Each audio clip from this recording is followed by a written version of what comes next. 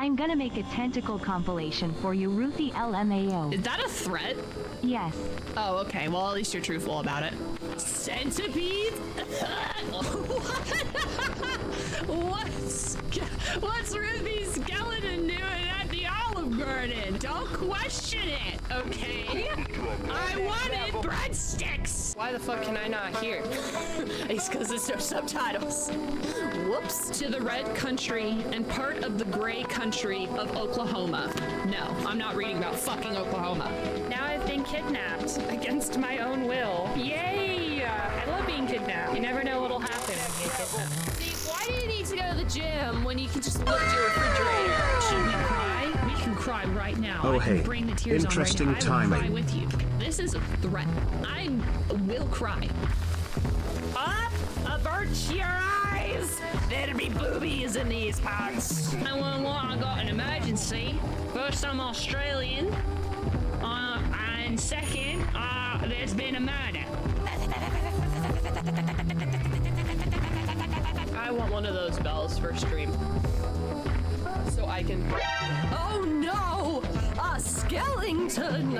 Ah! I just peed out cheese. That's gross. And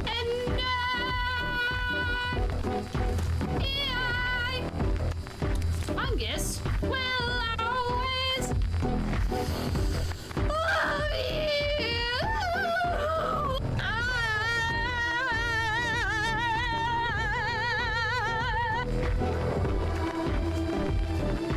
What are we looking at? The music is telling me something, but I don't know what it is. Do a boatload of cocaine and try to single drop. I'm gonna be honest. I don't know how to do step one. I do not know how to access cocaine. I feel like going out of my way to access cocaine might be a bad idea too. And expensive. Legally speaking, it's not a war crime unless we're at war. In other words, it's just a crime. So for those who do not know, we're playing Mafia, which means we're going to be a criminal. Not that we haven't been criminals before, but actually criminals. Our job description is crime. Remove workwear before entering. Only enter the factory completely naked. Ah! No! No! It's so sad!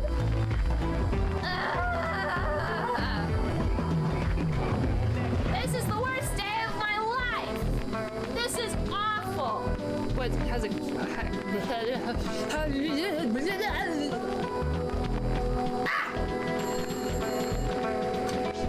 Hello? Well, that was very rude.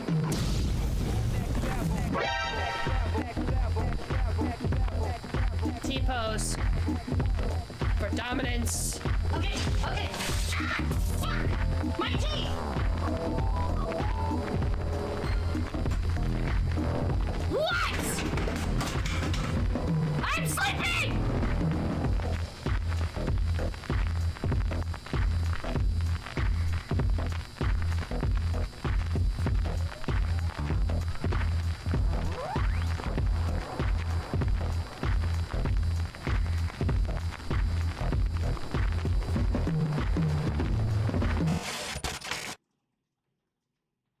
It just started raining.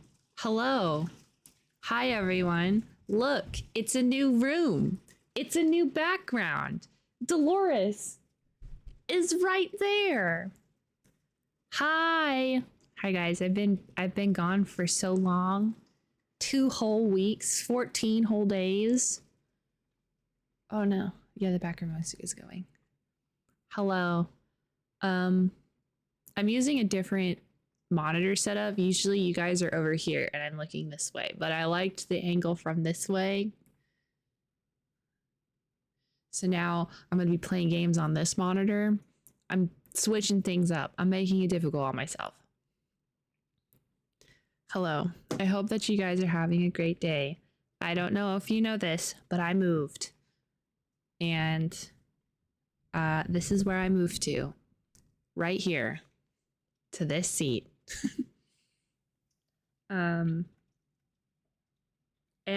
I'd say the move went pretty well. Day is better now. Hey, I'm glad. I think the move went pretty good.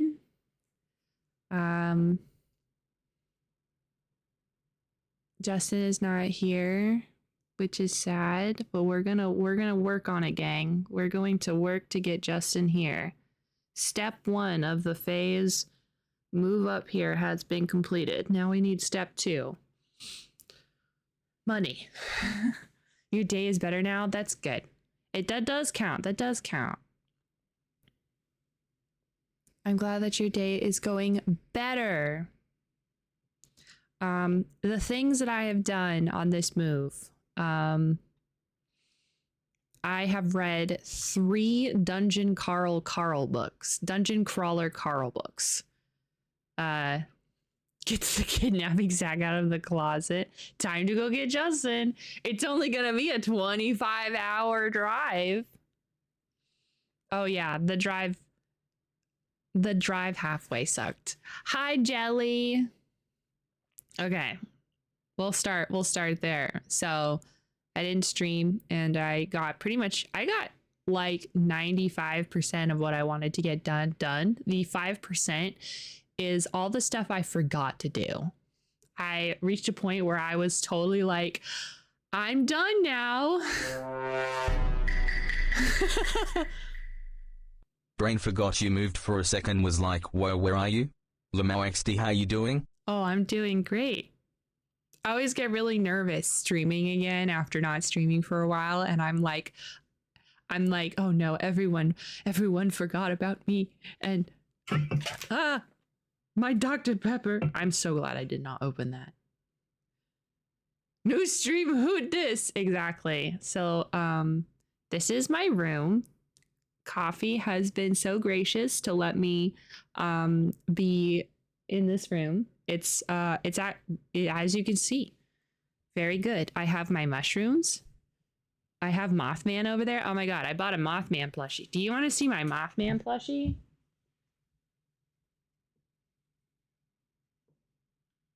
Look at this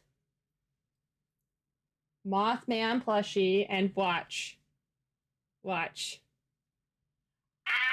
Isn't that so cute? It has magnets in the wings. And he has little feet.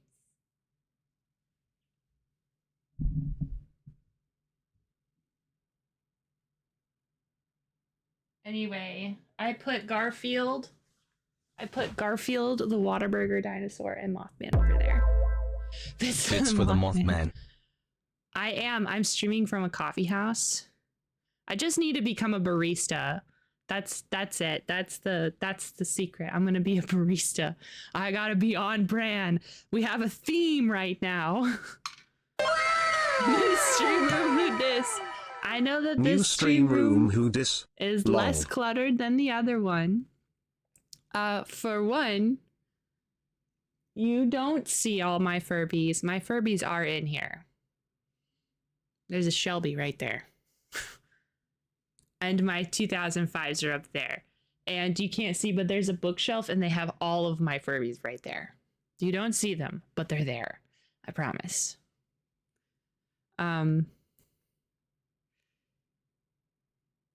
Yeah. So, I read 3 books while I was gone. None of them were the books I said I was going to. And I know I told Jelly, after this second Dungeon Crawler Carl book, I'll do the second Expanse book. I read the 3rd book instead. I forgot.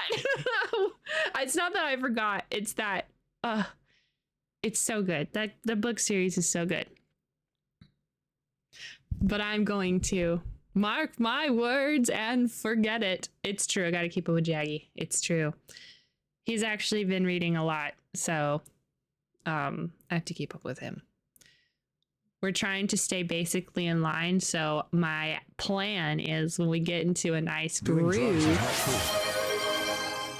Hey, thank you for the sub and the hype train, lab engineer. Congratulations. By the way, I did 2 new emotes for you guys. The wave hype train. the wave and the brand new fire emote. The new fire emote, that's temporary. Well, I'm probably still going to keep the static one, but I have an animation in mind.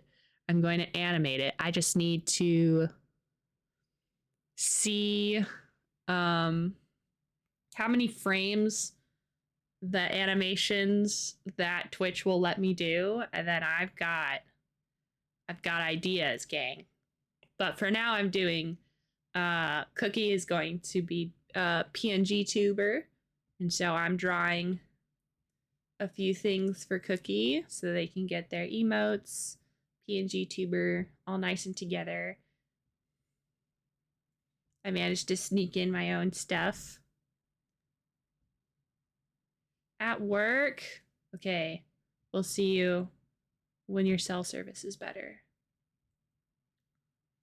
Yeah, so I read Dungeon Carl Carl, which I think single-handedly yanked me out of my reading slump.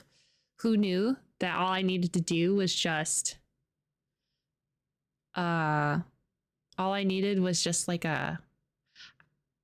I'm gonna call it like popcorn fiction, like popcorn action. It feels like an action movie at all times. It's really fun.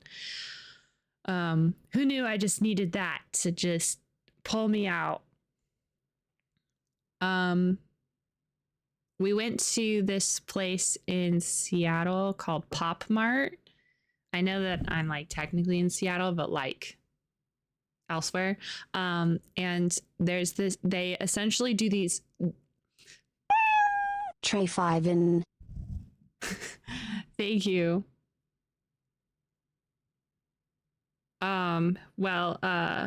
They do these really cool art things. So this is the art. You can't see the art very well, but this is the art. This one's name is Poppy, and they have the best figurines for them. I'm not much of a figurines person. This is more of Justin's thing, but I really liked the one that I pulled. She's a fairy, and she's got tree tattoos on her ankle, and I was like, yeah, same. The only other like small figurine things that I don't think I'm into. I am into it. Oh my gosh. Thank you for the level 2 hype train. Wow. The only other ones I am into are these mushroom ones. These mushroom ones are really cool.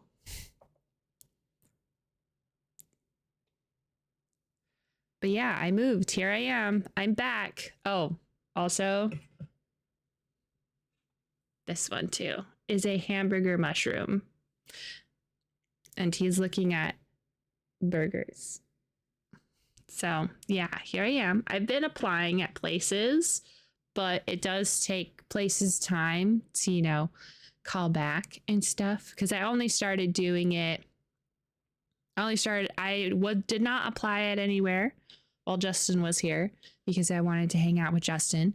Justin had to stay an extra day here because the mountains had severe avalanche warnings, which is insane. And then and then when he left, I've just been throwing resumes into the air. Hire me.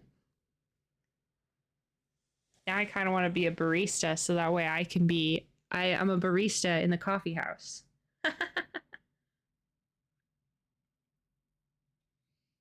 But yeah, everything went well. We did good. Nothing bad happened. And now I'm back and we're going to play games, perhaps. I was in a monumental reading slump that started when we were doing Wheel of Time. Oh God.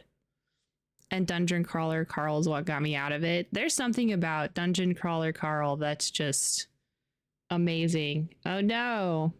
Is my audio bad, guys?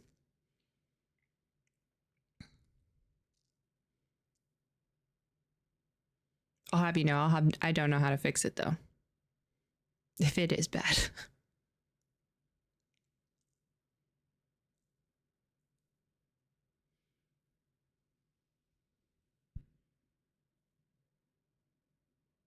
Pineapple. Pineapple pen. Pen. You got a pen. You got an apple. Pineapple pen. Seems good. Okay, good. All right. So it just might be that. Okay. Got it. Okay. Whew. You have several memories of Seattle. I'm making memories in Seattle. And then we'll have memories to compare with. We went to. Okay. So we went to this place where they filmed the Twin Peaks Sheriff Station area, but that had turned into like a race car track, which is very weird. But they kept they kept the sheriff, like the sheriff car from Twin Peaks was that. And so I took a picture of that, but that's not the only thing I'm going to tell you about. Right next to it was like this abandoned mill or factory of some kind. And it looked exactly like the abandoned mill factory area in Deadly Premonition. It was really weird. That I was not expecting Deadly Premonition to show its head in the environment I was in. It was so strange. You worked with a guy who played a nothing character in that show. Ah, that's so cool. Even being an extra in something like famous and stuff, I think is really cool. Like, I think people should brag about it. Like, so what if you weren't the main character? The fact that you're in something in memoriam forever. That guy is going to be forever in Twin Peaks for the rest of time. That's crazy.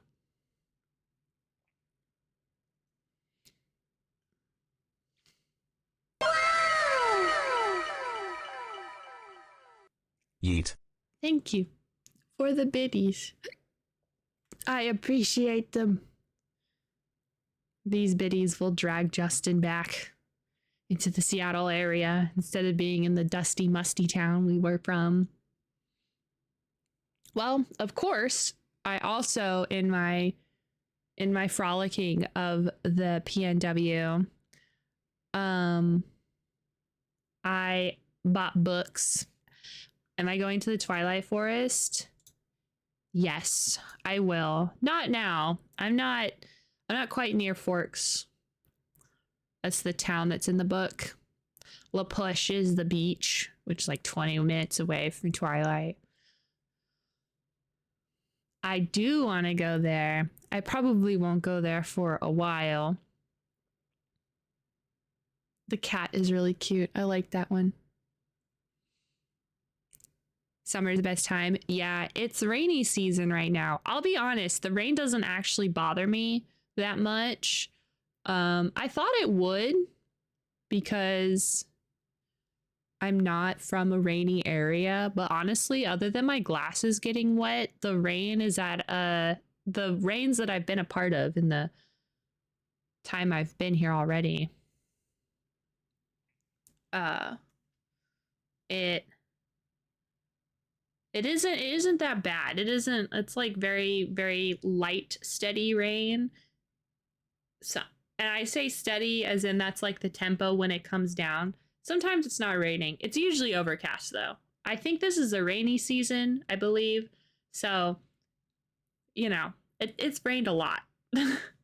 It's rained a lot since I've been here, and I've only been here for a little bit. Yeah, it's a drizzle, not a flood. I think the reason why I always kind of... Hi, Spork. I hope you're having a good day.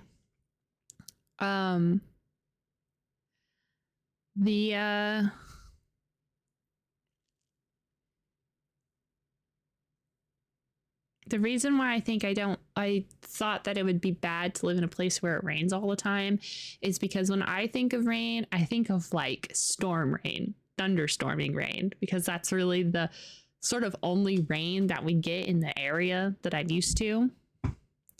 And so you're getting drenched sometimes with super cold rain, when here it's kind of just more like sprinkling constantly, but not forever. Like today was pretty nice. It's okay. A sleepy day. I just want to hug bed all day. Yeah, it's like cozy rain. Exactly. I understand that, Spork. I've been kind of going. I've been drawing a lot and writing a lot and forever. And then today I just was like, oh man, I don't want to do anything. So I drew a little bit and then in coffee, and I listened to like a whole album of something. I don't remember. It was an instrumental band. And then I was like, you know what? It's okay to take one day off. So I laid down and wait for stream, occasionally being like, I should, yes, that one. Godspeed you, Black Emperor. And so I was over here like, which album? The one we listened to. Oh no, my alarm is go. What? Is there an Amber Alert? Oh, there's an Amber Alert. I don't know why I'm reading this like I'm going to be in the area. But hey, just in case.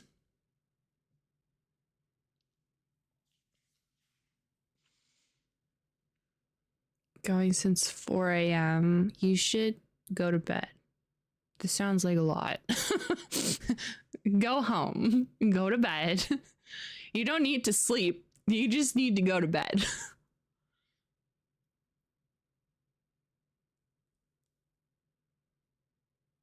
I will say, it is weird to have an earlier sleep schedule than I'm used to. I've been waking up at like 9 every day. Which I know, compared to Spork over here, getting up at 4 a.m., 9 o'clock is really early for me, because I went from 9 a.m., I went from 5 p.m. to 9 a.m., working 9 to 5, but it's my sleep schedule. So, it's very weird, but also it's a lot later for people than usual. It's 5:30 right now. Oh, I need to set the time. Oh, maybe hold on, let's see. I don't know what there's a command for the time. Do I know what it is? No. I do not. It pops up occasionally. Maybe it's not a cooldown, or maybe not. Maybe it's not a command. It'll pop up whenever. We'll see what time. But it's 5:30 right now, and usually it would be 7:30. It's so weird.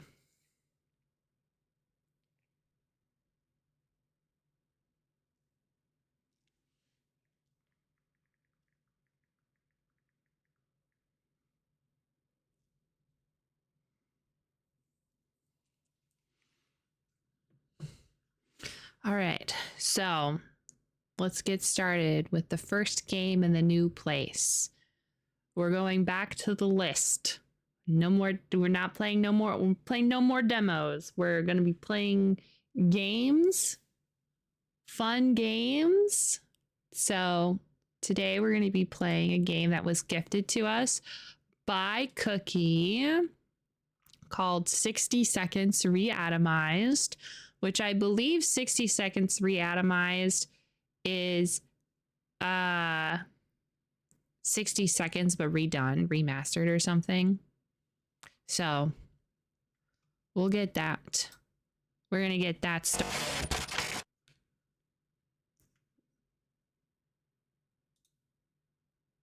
Uh-oh. Hold on. It's on the wrong... There we go.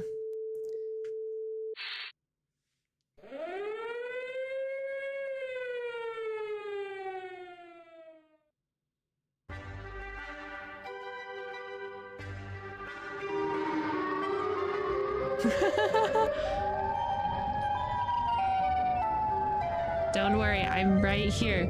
We're just starting the game. It's fine. Don't panic. It's gonna be okay. What did I do?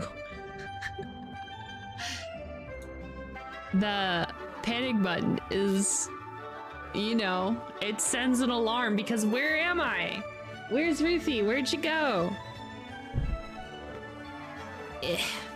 Also got a new computer chair and the arms go up and down. Insane. All right, so I know a little bit about 60 seconds. I'm new here. It is my first day.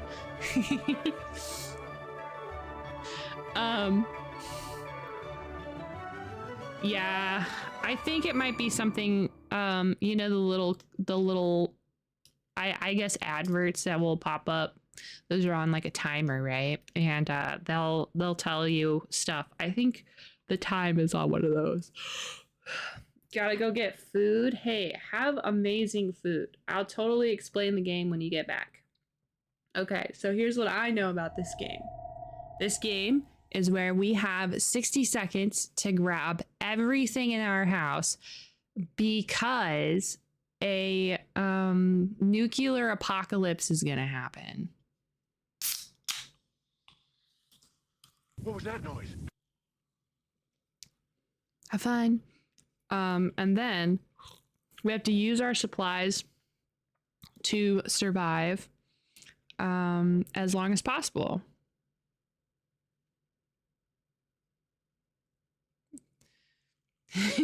Oh yeah.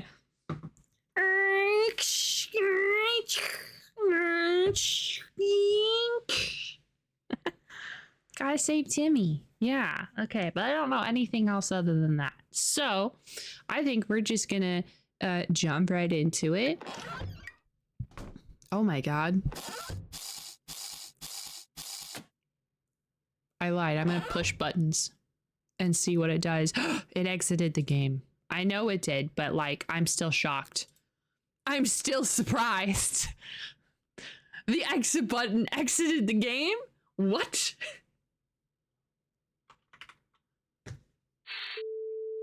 Oops.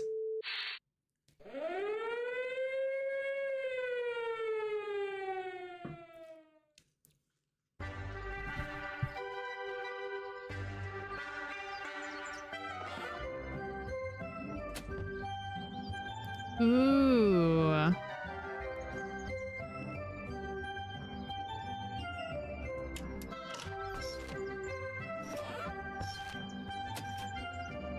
Ah, okay. I like that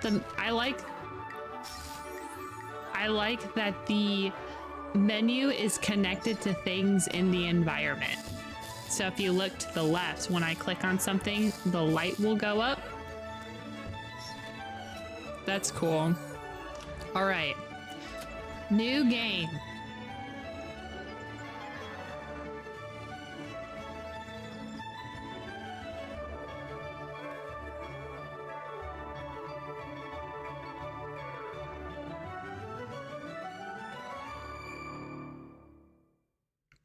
The tutorial, 100% approved by the establishment. You're shocked that the electrical fuse box exited the game?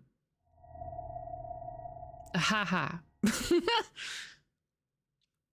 Perfect your post-apocalyptic skills and unlock fancy rewards. All right, so I think we'll just do... We'll do a drill. We'll do the tutorial because Thank you. I am always a fan of doing the tutorial in games because I'm a silly, goofy guy. I don't know how to play games. Oh, also my giant water bottle is over here.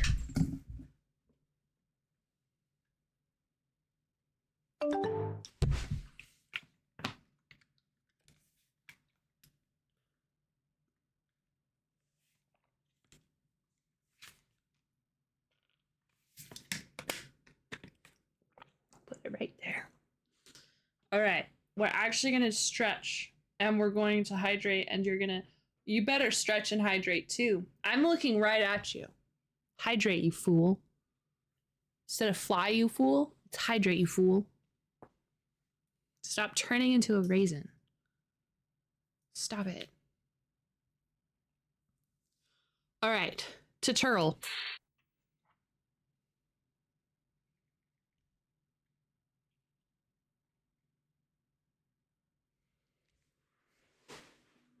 All right.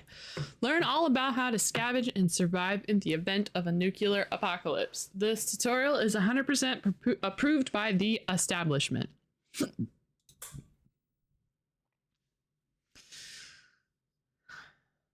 Radio. Keep up the world even after it ends. Welcome to your atomic scavenge drill. Pay attention, and you just might make it. Hold the grab control to skip my words, but every time you do, the reds will drop an extra nuke. No time to waste. Get moving and head to the marked point in front of you. Ah. Good job. There might be hope for you yet. Just keep those legs moving. One more time. You know the drill. Living room. Go. Oops. Not bad, but you better be in good shape. There's more where that came from. Fun time's over. It's a matter of life or death now. Find Timmy. Where's Timmy? Timmy! My boy! That's not a boy. Ah! My boy!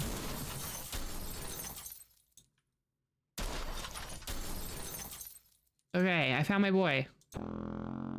Family comes first. Grab Timmy. He'll be the first to visit your cozy shelter. Slap him into my pockets.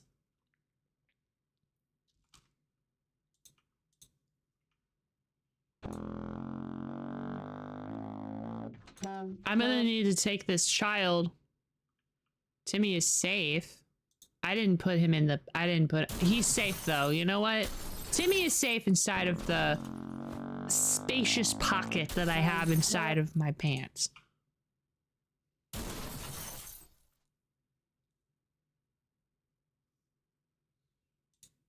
Water bottle. Find the highlighted water bottle? Why can't I just have a water bottle? This is at a very awkward angle. Oh man, I hope I can just take the guitar. I should do a run where I just take the dumbest, goofiest things. The highlighted water bottle. Where's the highlighted water bottle? Oh my god. That's enough water for now, but you've got yourself a problem, Buster. You can only carry so much, and every item weighs at least one slot. You need to drop whatever you can carry at the hatch before you pick up more. Yeah, I have a prison pocket. Just a whole ass prison chilling in my jeans. When near the hatch, drop all the items. Great. Child. Bingo, you got yourself a small stockpile of food, water, and even little Timmy. No one knows how long they're going to be staying down there, so you'll need to find a radio. Ka-chow. That's it. Nothing's more useful than news from the radioactive outside. Sometimes you have a few extra seconds before the siren starts to start scouting your surroundings, but after it goes up, you need to start packing. Our incredible advanced warnings gives you 60 seconds, hey, they said the thing, to scavenge for what you need and get yourself to safety. Let's give it a try. Collect at least 5 more items, family members, in the next 60 seconds. All right. Let me go, General. Come on, let me do it.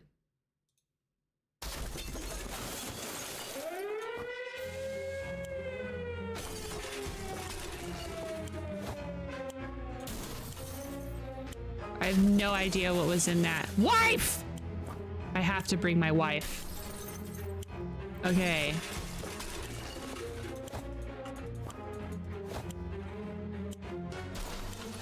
I love books. Oh.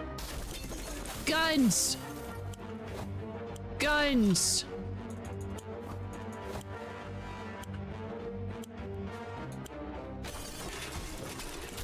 Entertainment is very important, and if you don't have entertainment in your apocalypse plans, you're a silly, goofy Gus.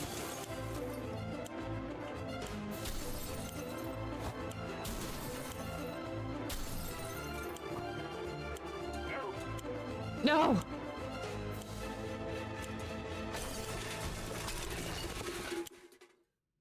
That's very stressful. Now you need to know how to get...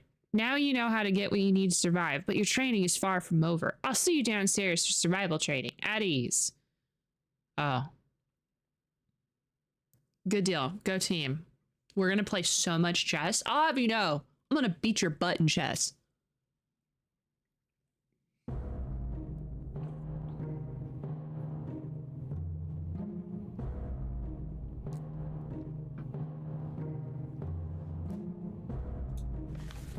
Day 1. You made it to the shelter. Congratulations. But the drill's not over yet. You'll end up here with whatever and whoever you brought with you. Nothing else. You'll need to make the most of it. The next few days, will teach you how to survive down here while the world outside burns. Explore and interact with your surroundings. You can always find out useful things about your shelter and its inhabitants when your survival journal is not open yet or hidden. First things first, we must ration food and water. If you don't wine and dine yourself and the folks you've brought with you, you can bet your bottom dollar none of you will ever see the light of day again. As long as you've got food and water available, ration out to a given person by selecting a picture of a can or a bottle of water under their portrait, or instantly ration out by clicking the character's image. Of course, you might want to save your supplies for later, but a normal person can only survive 4 days without water. As to food, the longer you deny your people rations, the weaker they will get and eventually get sick. Even if you manage to cure them, it'll take you quite a few cans and a lot of time to replenish their strength. Times for ration supplies. You get nothing. First day, nothing. We had McDonald's before we stepped down here. You are full. Nothing. Since this is your first day down here, you'll need to get used to surroundings. Believe me, ventilation home can drive anyone nuts if you don't occupy yourself with something to do. That's what I said. Get some decent rest and we'll carry on tonight. Tomorrow, nighty-night.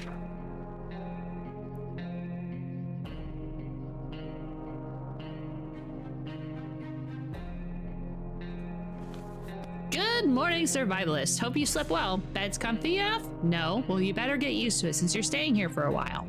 We'll start today's activities with rationing since you'll need to do it every day, but after that we will move on to something else. Got your attention? Good. Now listen. There is a risk you will run out of supplies eventually. Everything can be useful, but food and water are critical to your survival. If they're gone, you'll be gone sooner than you can say corn dog. So, sometimes you need to send people to the surface to bring in some more supplies. You do this by preparing an expedition a day before it actually departs. Be careful though, tired survivors can never be a part of an expedition. Today we will skip preparations and jump directly into sending someone brave outside. The morning has been calm enough for Ted and he's doing well. Mary Jane doesn't have any cause for trouble today and no trouble dared to cross her path. If there was anything to report about Dolores, this is where it'd be written. Despite the dire circumstances and all the trouble we're going through, Timmy is brave. That's because Dolores is amazing. Abdul! Okay, I'll answer your questions one at a time. How am I? I'm doing wonderful. I had a bed rot day today, but the overall vibe, I'm actually doing a lot better than the place I was living at. The town is what was so bad. I am actually very sad that I don't have my cats or Justin here, but like overall the vibe is more positive. The move was very good. This is the room that Coffee is being so gracious and letting me stay in like a good noodle. We are in the coffee house. The cats are not with me. They're gonna be with Justin. because I moved up here. I'm gonna get a job and then send money back because the minimum wage is a lot higher here. So instead of it being $9 an hour, it will be closer to $18 to $20 an hour here. So thumbs up, super cool. I just gotta get a job, and I have been sending out lots of applications. I think I've sent out at least a minimum of 10 already. So thing is I've only been sending out applications for like a week, and I've only done a few a day. So it's not like I'm hoping one will just call me next week and be like, you have job, come in.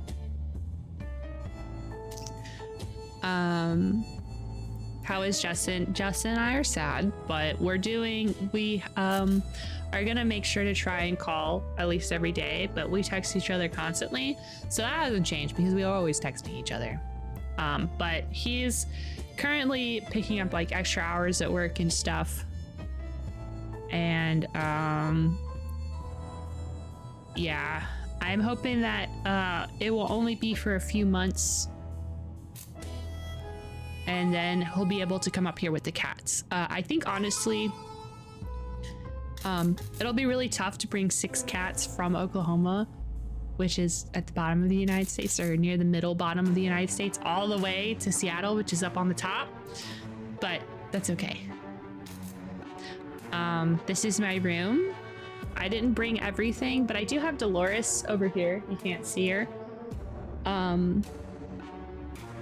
I've read 3 books because me and Justin are reading a series together, and overall it's been very good. And like always, I'm super nervous to come back to streaming after not streaming for a while, but we're back at it. Me trying to fund Justin the Gato's move with my commissions. Yeah, so I'll probably be pushing. I'm not gonna be annoying about it, I promise, but I am probably going to be like, hey guys, I draw. Here's how much I draw things for. But I'm not trying to like super duper rush. I'm just trying to take things. I'm gonna be annoying about it. GG company logos. I'm not like the most experienced, but I have done them before.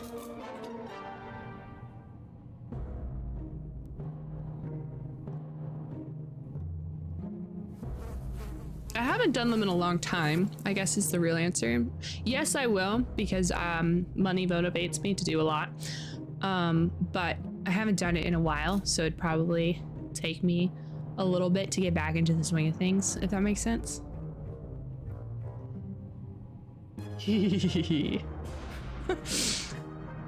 Oh my gosh.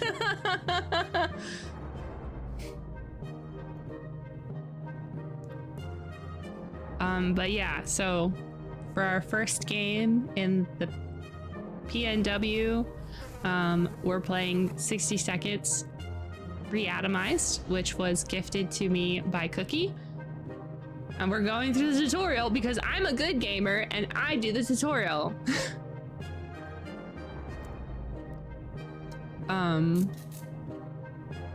Yeah. Time to ration supplies. So hear me out. If I could give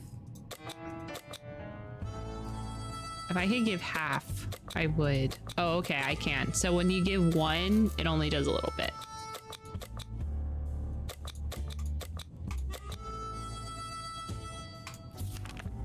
Sending people out in the wasteland is no walk in the park. Do it too early or without a gas mask, then you can bet it's a suicide mission. Send healthy and well-fed people. Sick, hurt, or crazed people are more likely to perish out there. You can send 1 person at a time. Let's give it a try. This time you'll need to send someone out, but if you ever want to skip a trip to the surface, don't select anyone. Who should go outside? Timmy!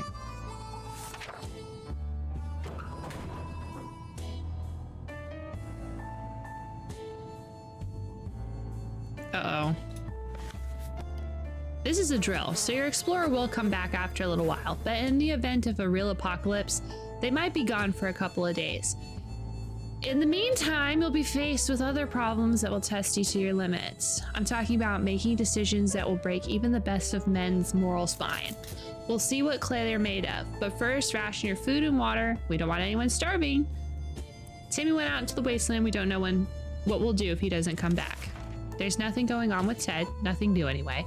Mary Jane says she's fine, doesn't need anything. Life is hard for us all right now, but Dolores is in a good mood. We'll hope it stays that way. I'm an army man, so I don't know a thing about imagination, but you can probably use yours right now. Picture this scenario. You come across your kid's hamster who's in a bizarre way found its way to the shelter. Kids are obviously gonna love it, and so will you. There's nothing better than food that comes to you on its own. Now it's up to you. Do you cook him? Okay, gang. Okay, gang.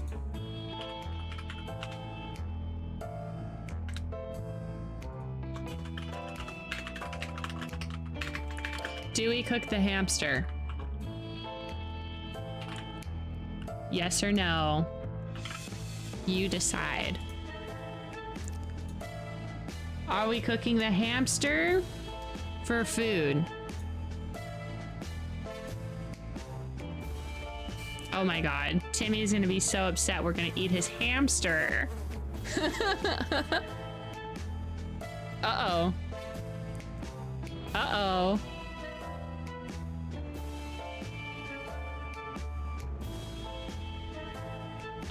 It's alive, and I would say we're not desperate at the moment. This is also just like a drill, quote unquote, or a tutorial. So nothing too long lasting, but this is a tutorial, this is a drill for us to make decisions.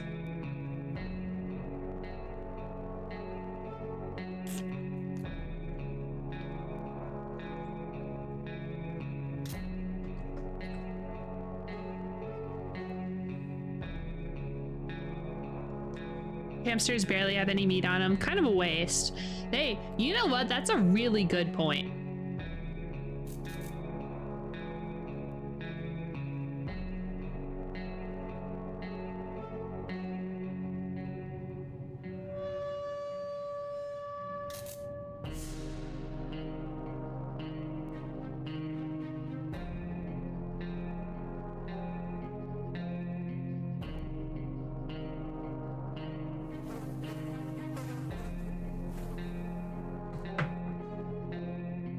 Now, if it was a guinea pig, oh, okay. Good appetizer, but not a great meal. I know that if you guys keep it split down the middle, I'm probably gonna go no. I am usually the deciding vote because you guys are just so good at being a Thanos.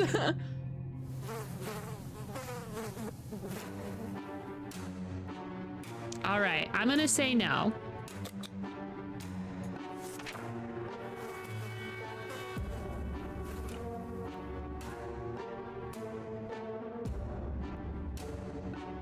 All right, good choice. The furry little guy can stay and fatten up. It'll make a bigger meal in a few days. And maybe your only source of food if you run out of cans. Ted is fine. There's nothing bothering Mary Jane. Dolores is fine and well, as much as anyone can be fine and well in this tiny shelter.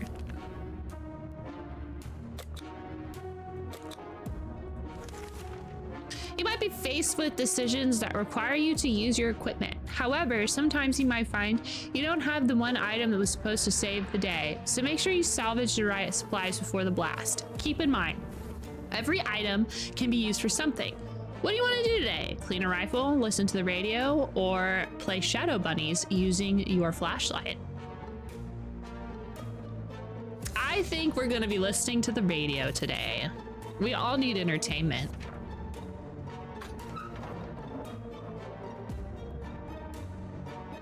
Hi. Oh no, he hurt his leg. The radio is critical to establishing communications with the US Army, as well for listening out for any trouble that might be headed your way. If you get lucky, maybe you'll catch some music too. Good news, everyone, the expedition is back. Sometimes they'll return with extra supplies. Sometimes they won't. Other times they'll come back with a nasty injury or even radiation sickness. Believe me, you don't want to get that. I hear glowing in the dark isn't as fun as it sounds. This time your explorer was hurt, but they'll recover after the proper use of a first aid kit. You can use one during rationing. Timmy got hurt. Timmy should eat something. The morning has been calm enough for Ted and he's doing well. It's always better when things are calm. Luckily, nothing new happened to Mary Jane. Dolores is fine and well.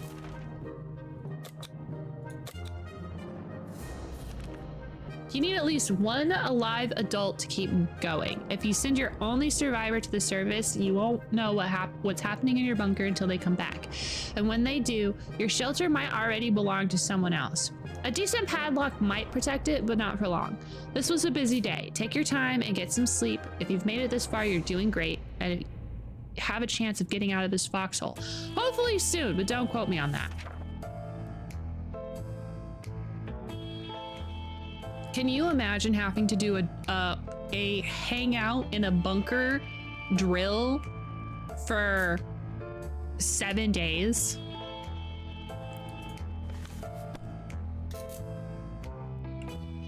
We've only just sent someone outside, but let's give it another go today, shall we? The first time, you were only asked to pick one brave volunteer to save the day. This time, you'll also get a chance to put your explorer with some gear. Feed your troops, and I'll see you at the shelter entrance. Timmy should eat something. He is healed up. Ted is not complaining, but today, at least not very much. That's me. I'm a complainer. Mary Jane says she's fine and doesn't need anything.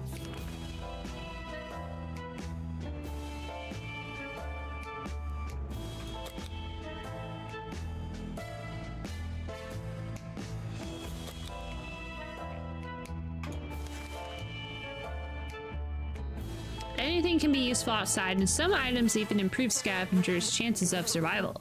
Notice you have a suitcase. That's very handy. With a suitcase, your explorer can carry more. Go ahead, pick something. Let's pick Ted.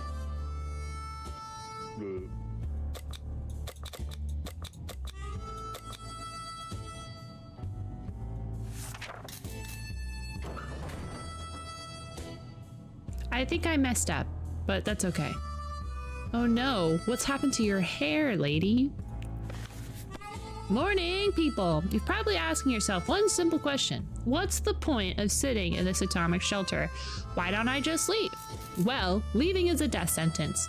If the radioactive sickness doesn't kill you, then the giant scorpions will. The giant scorpions? Is that a reference to Fallout? Oh, oops, my bad. Okay, well, this is why we're doing the tutorial, so I can learn. Hanging out with the homies is really be kind of neat. I don't know. I am kind of you know, if I get hungry, I'd probably be a little not great to hang out with. Honestly, if this shelter had a comfy bed, I probably wouldn't leave it. Your one chance is our boys arriving to rescue you, so every good citizen needs to do one thing. Seek contact with the US military and await a rescue. Ted left for the surface.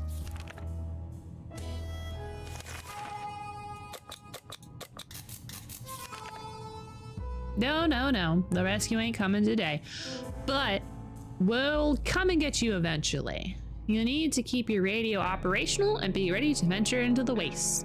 However, you also need to be careful. It might not be only our soldiers out there. There could be bandits, or worse, commies. I forget, this is the 1950s. Just imagine what will happen if the Reds discover you.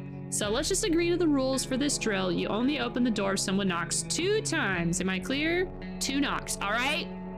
That's the secret code. You have to knock twice.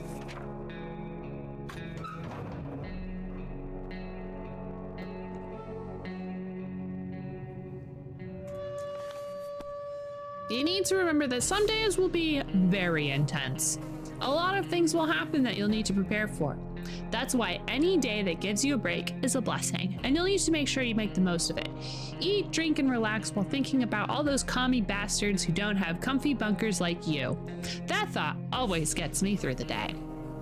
Okay. Ted has safely returned from his voyage. Our expedition went directly to visit the primary school. Motherfucker. Not for education, of course. Oh no. We were desperate for supplies, and the school was our best chance at getting them.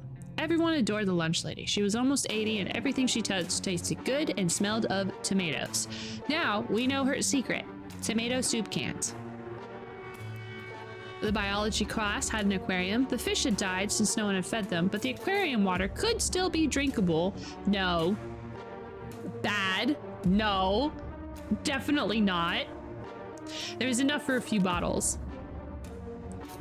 The PE teacher was a World War II vet. He kept some of his war trophies and memorabilia in his office at school. This includes grenades at school, a bazooka, and a fully functional gas mask. The geography classroom was poorly equipped. The only useful item we could make of use was a map of our town. Still better than nothing.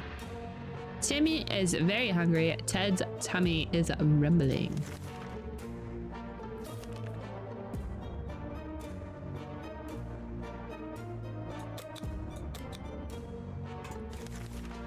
As long as you keep your shelter stocked and remain cautious, you should be okay. However, every choice you make may come to bite you in the ass, even after a few days or weeks. Consider your options carefully. This is a drill, but if the nukes start dropping, it'll be a different story.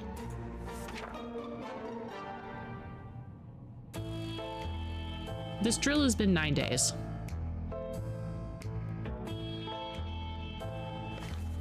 If I were you, I'd check the door. Our extraction team might be coming for you any day now, but be careful. This is a post-apocalyptic scenario, and you never know what's coming.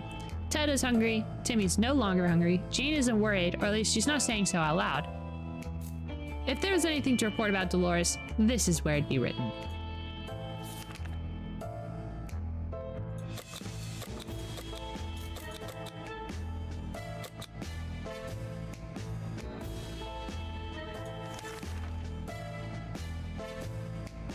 Someone's at the door. You can hear several knocks. If you listen closely, you can make out sequences of 3 knocks. That's not 2! Get out of here!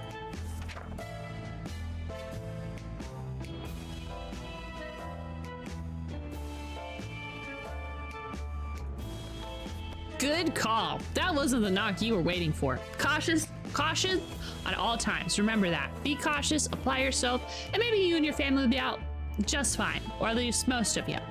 Ted's stomach is rumbling. Ted needs water. All right, everybody's good.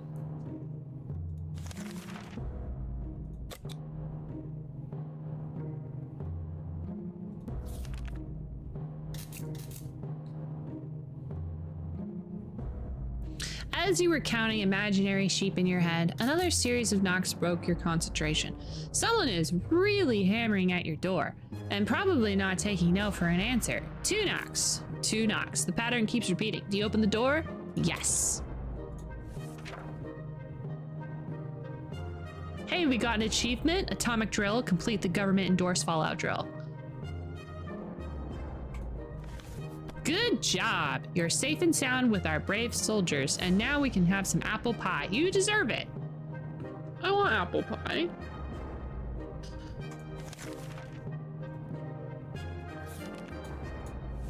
All right, gang.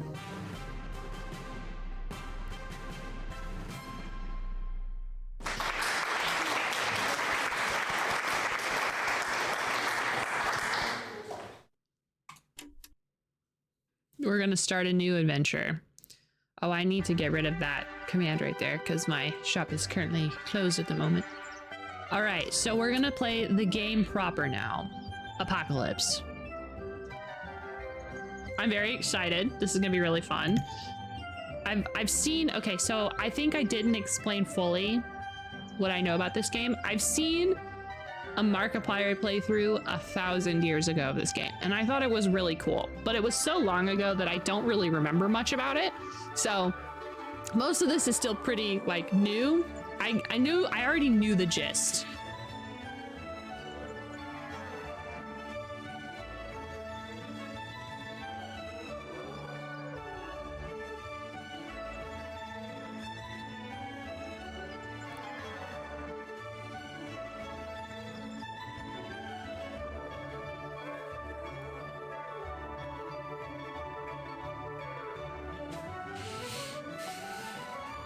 Now we could do like the easiest like difficulty and then go from there to like just get used to it.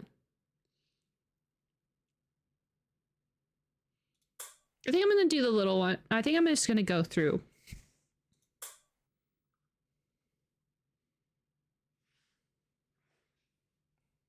We're gonna do the easiest and then we're gonna go up from there.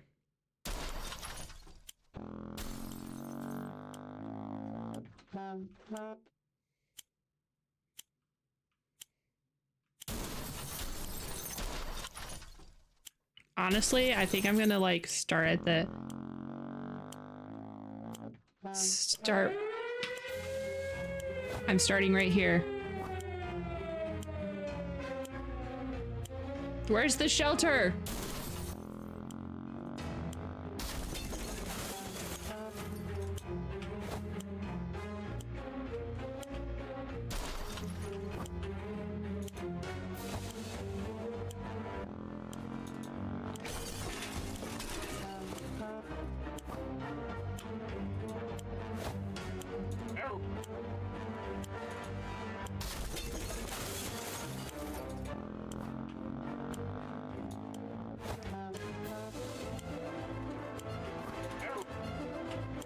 Oh god, I gotta go get my wife.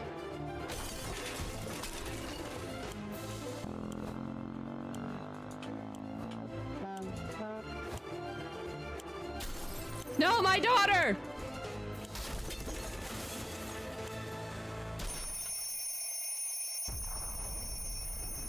Oops, I died.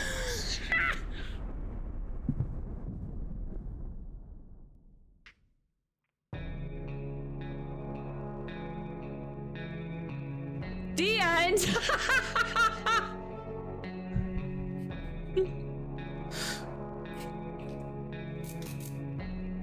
Well, I guess it's just the wife and the child.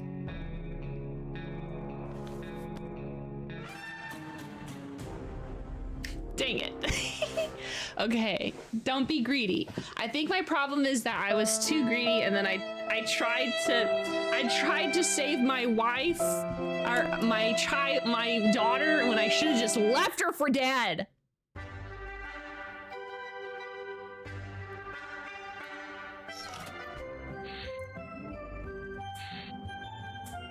Okay, we're gonna try that again, obviously.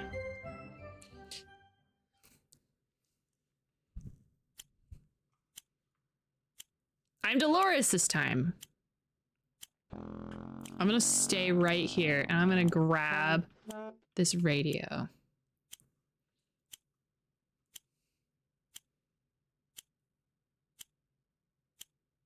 There's a lot of waiting.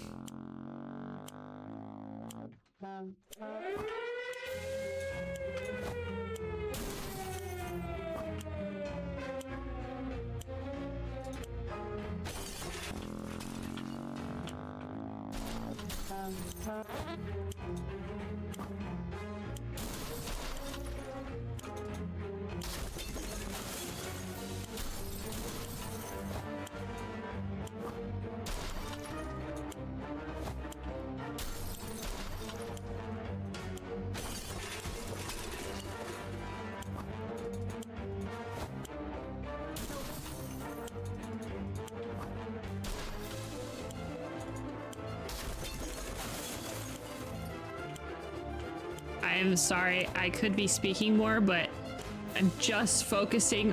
Oh man, I need a gun. I need the gun. Soup. Ah! We have no weapons. Great. Awesome. We're doing, it's okay, it's okay.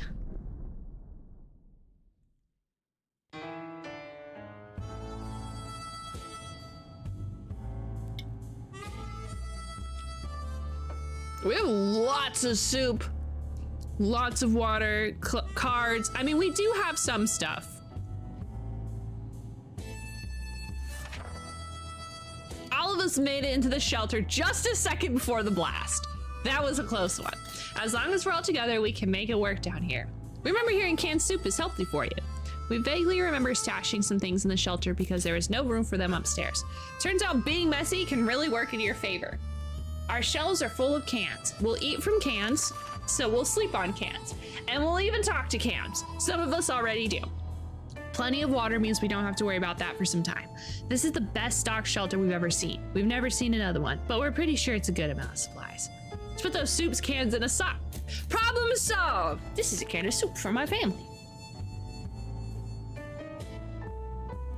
Okay, so I think no one gets food on the first day because we are rationing.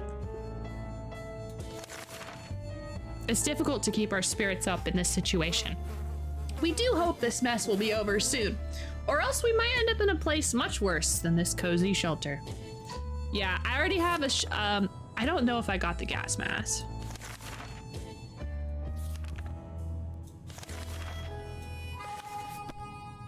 I don't think I did. That's okay. I don't think we're sending anyone outside. We don't need anything right now. We have the radio, a Boy Scout guide, gun, med kit. I think that's like pesticide. Being stuck in such a tiny shelter would make anyone a little apathetic. We need to stay calm and await rescue. Surely they're coming for us, right? Dolores is fine. Ted is good. Mary Jane was all right, and Timmy is great.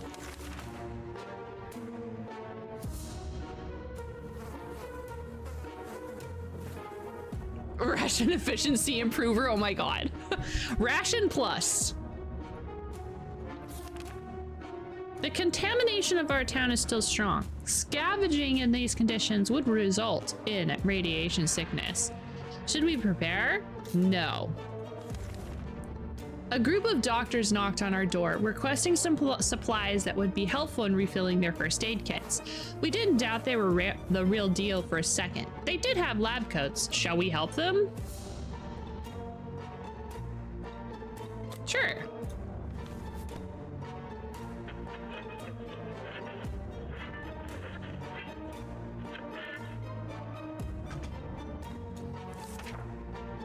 A bottle of relatively clean water is the closest we'll ever get to hydrogen peroxide.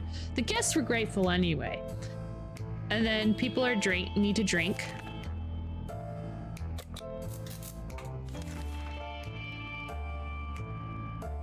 Our neighborhood is still highly radioactive, so we're not going out there then. Give a man a soup. Is that Timmy on the left? Yes. He looks like he rents his brain cells from orange cats. I think he's just a humanoid orange cat. Give a man soup, he'll eat a egg. Give a man some poison, he'll eat the rest of his life. Oh my god. Can you avoid coffee prepares for you? We stumbled upon a weird signal when changing radio frequencies. We're pretty sure that layers of terrible static and scream, we could hear a voice speaking in foreign language. Oh dear, what if it's the Soviets? We should listen to it. We're gonna listen to the radio.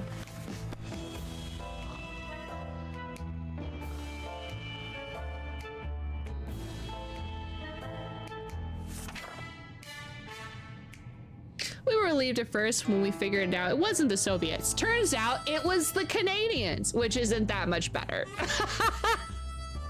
Either way, they're foreigners, and we didn't understand what they were saying. Not a word. How disappointing.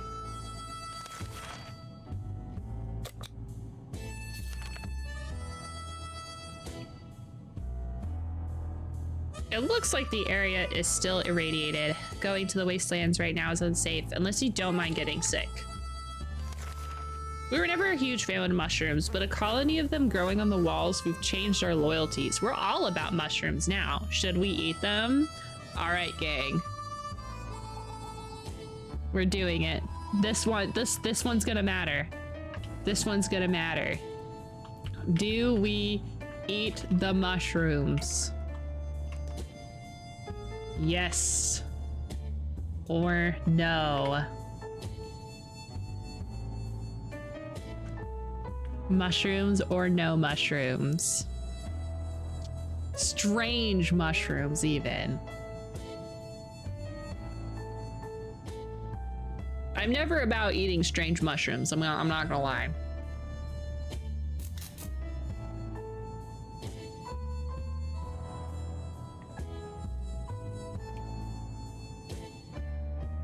Let them grow for now.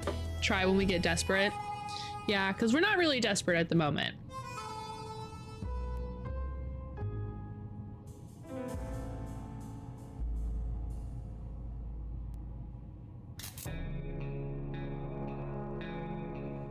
Uh-oh. Uh-oh, someone wants us to eat mushrooms. Hello, Lou, how are you doing?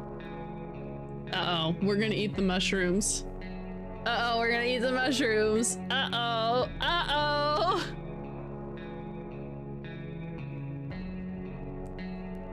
I haven't seen you in a while. It is because I moved. I took 2 weeks off of stream to go ahead and, you know, move out of state. I moved from Oklahoma to Washington, and that took a second. And now I'm back. We're gonna eat the mushrooms.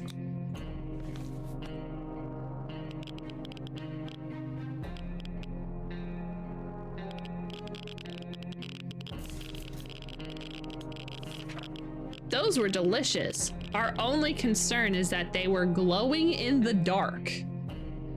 Okay, and now we are two, for that matter. Packing must have been hell. Well, luckily I didn't need to pack my whole life. I'm currently staying with a buddy, and I only brought enough for like my room.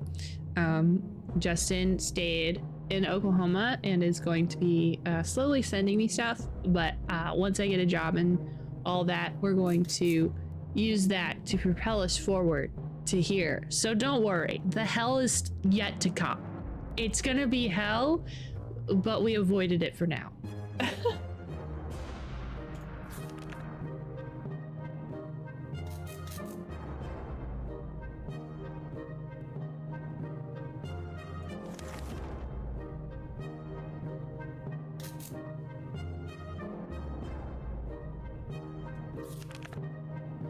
We're either going crazy or this entire shelter is crawling with little insects, or worse. It's worse. There's spiders, but not some miniature ones, but huge, furry, and very creepy beasts. We've got to do something about them. We can use the Boy Scout book. Eat the spiders! Exactly. We should eat the spiders. I'm gonna use the Boy Scout book.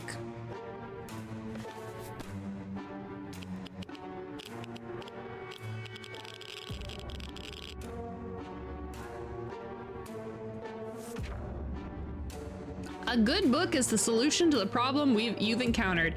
This includes marauding spiders. A few precise hits, and suddenly every spider is aware of what the word decimation means. We also found a misplaced soup can while hunting these pesky spiders. I'm just going to say that I totally believe that we just put all those spiders in a soup can. We're having spider soup.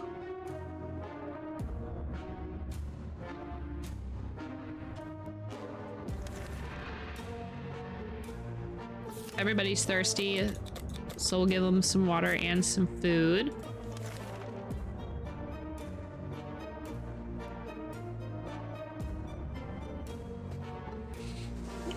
FBI, open up! Hi, Vapor! Black widows, more like snack widows. Exactly. I hope you're having a good day. Look, it's the new place. Look. This is a bed right here. I sleep in this bed.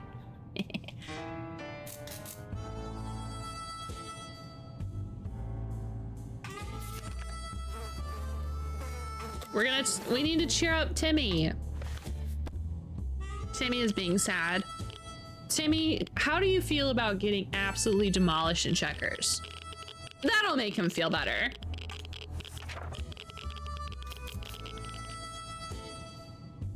Even a word or two may be enough to brighten someone's mood. Timmy seems better now.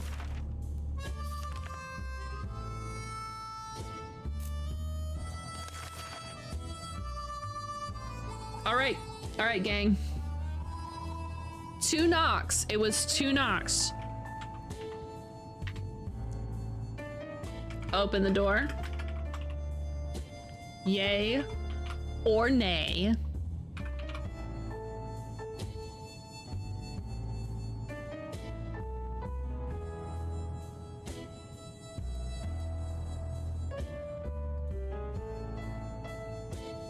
It does seem a bit soon.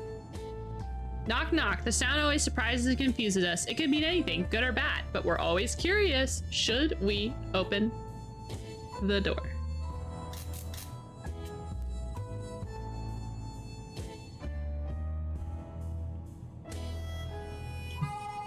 I'm so jealous of the nature you have.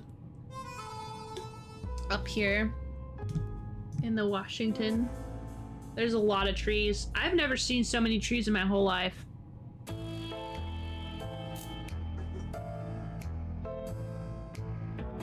And also the trees are covered in moss.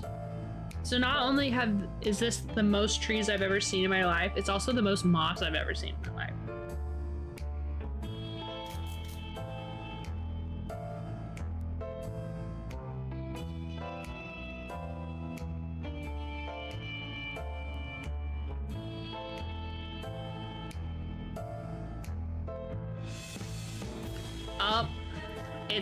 I'm gonna say no. I think I'll default no. If the yays don't ever get it, I'll try to default. I'm probably gonna default no. Get out of here.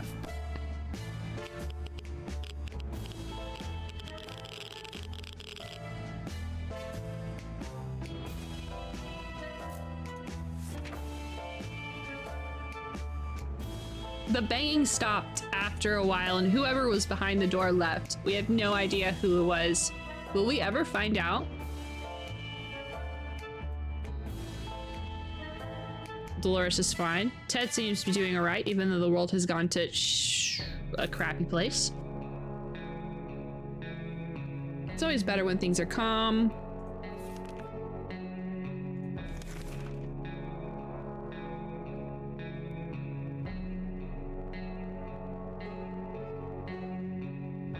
All right, should we send someone out? It's been more than a week. Surely nuclear fallout goes much sooner than a week.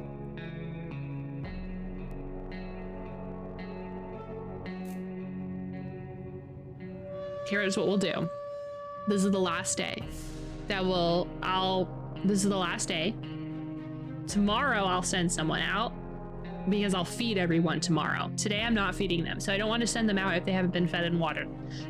They're very plant-like like that.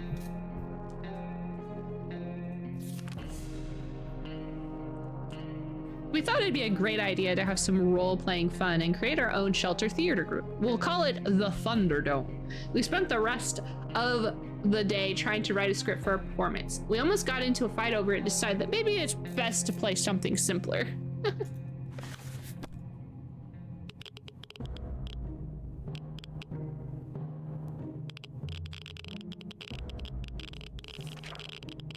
We decided to act out scenes from our favorite movies to amuse ourselves, at least for a moment. For some reason, every time we picked a new scene, we always end up with the one from a Humphrey Bogart film. Dolores will not last long without water. So everybody's thirsty. I think I'm gonna send Ted. See, this is a good example. This is a good learning experience, everybody. If the apocalypse happens, you got to make sure you have not just food and not just water, even though those are very important. You got to have entertainment.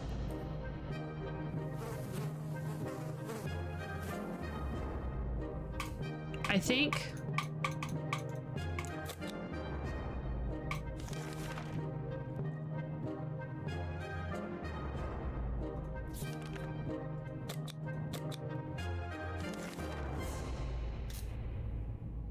I actually don't want to use the axe. Okay, so the bedroom and the boredom and silence are overwhelming. Too bad we don't have a TV to keep us occupied, but maybe we can take advantage of some of our supplies and pretend they're props on a movie set. I'm not gonna do that because I need to take the axe with us.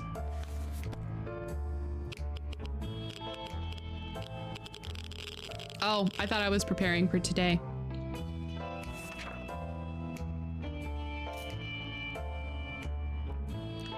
Ted and Mary Jane seem let down, but we have more important things to be playing in the theater right now.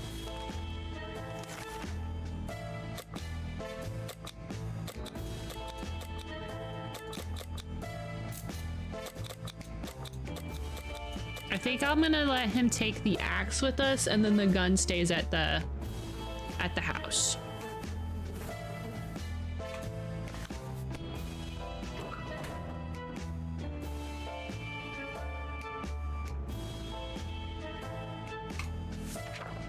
Ted left for the surface. We hope he'll be back soon. Everybody's calm.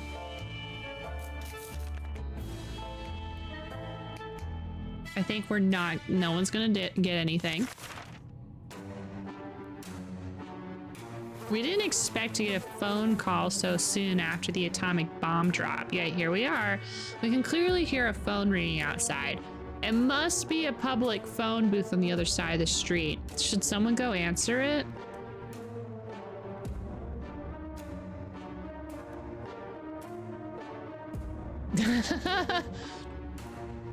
I always thought that a really fun premise for a story that I would like to sit down and write is the apocalypse has happened, everything is fine. They're on like a homestead with like a commune of people, right? So it's like they've got food, they've got water, they've got animals, they've got all of the stuff.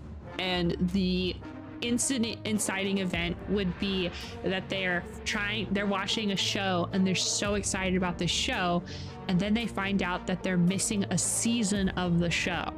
And so they need to go out from the homestead to go find the season of the show. I thought that would be a really fun, goofy freaking story.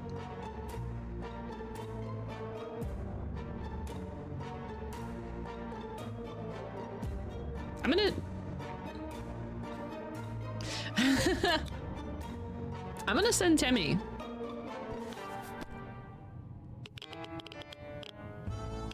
I'd read that. I'll write something. When we answered the phone, we could clearly hear a gasp of relief from the caller. They introduced themselves as survivors from the nearby town of Hill Valley. We started exchanging information when the call was cut short. Something must have gone wrong on their side. We hope they'll go back to us. Everybody's thirsty.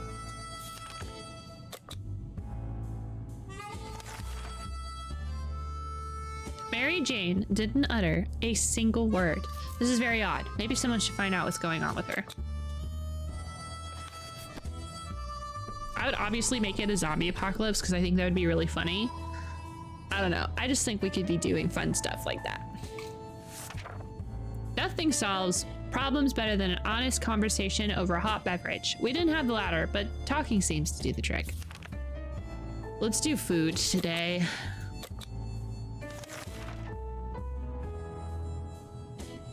Our town used to be a very quaint and friendly place before the blast. One of the townsfolk we often recall is the old man Jim who would sometimes limp through our streets. Turns out he's alive and well and still homeless. Some things never change. He clearly misses us as much as we miss him. He's been banging on our shelter door for the past hours asking if we want to buy a rock. Do we want to buy a rock?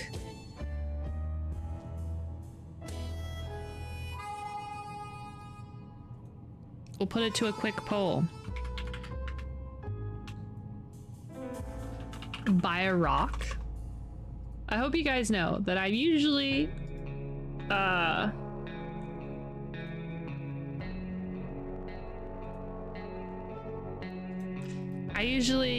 I'm giving you these questions that I'm like, I don't know. This is no time to be buying crack. It is always time to be buying cocaine. Cocaine is very important.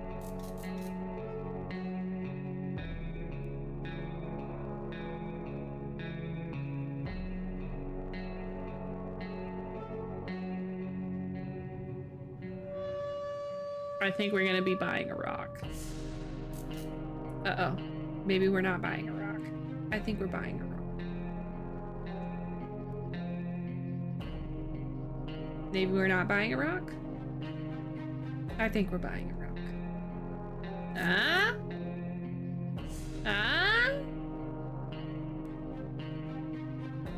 We are all very enthusiastic about this rock. Oh my gosh, that was so close. I guess we're buying a rock, everybody.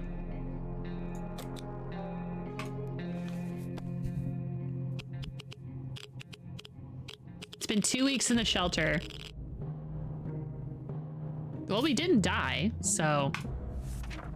Old Man Jim was always lovely and friendly to everyone, so of course we opened the door and fulfilled his request. He winked at us and told us the first rock is for free, which we were happy to hear. A nice rock is a good to have, but we don't think it'll be able to trade for one of our supplies for it, even if it brings the luck he claims.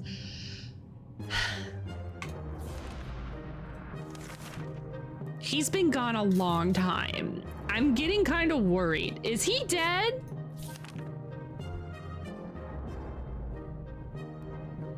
Hear that? It sounds like a herd of animals are stampeding just above our heads across what used to be our beautiful lawn. They're not getting away with that. It might be a perfect opportunity to get some fresh food. Who should go hunting? This is why we have the gun. Nah, he left you for another family. Now he's your axe help. Oh my god. That one was pretty good. That one was pretty good. I'm gonna make Mary Jane go out and hunt.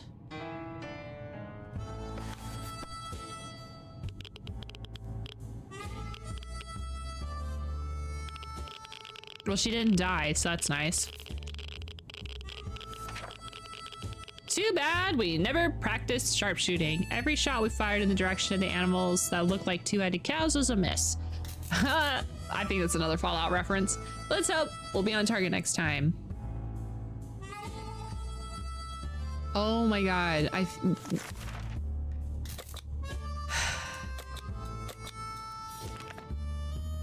as long as we have food and water, we can stay locked in. We have to leave eventually. It'd be good to head straight to safety, but instead of getting ourselves into more trouble, if that's even possible in this situation, our hope is that our brave soldiers will come and rescue us and take us to some well-hidden, well-stocked government shelter.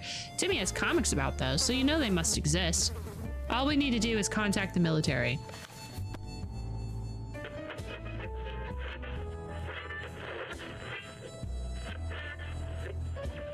Oh my god, I think Ted is dead. We made it! The military is out there and coming for us. All we need to do is wait patiently. The soldier with the boring voice was very specific about this. Help is on the way. We just need to wait for further instructions and keep our radio in working order. This man is dead. Yesterday during charades, we learned that Mary Jane doesn't know how to spell anti-disestablishmentarianism and has left Dolores sorely disappointed. She insists on a home, or rather shelter schooling Mary Jane a little bit. Why not? It'll literally pass the time. Is that Ted? He's alive! Oh my god! I thought he died! Dolores does not mess around. What started out as a spelling exercise has quickly found its way to math revision, followed by a short physics course, and ending on tinkering with random objects in the shelter. Mary Jane looks exhausted, but we can't deny the state of our shelter has improved today. Ted has safely returned from his voyage. We're hoping that this successful would be— oh no. The last expedition got us thinking, maybe we should just drive away from this nightmare somehow. Of course, most of the automobiles available are completely burnt. But if we found a solid base and started scavenging around, maybe we could build a vehicle of our own. We better keep an eye out for those things on future adventures.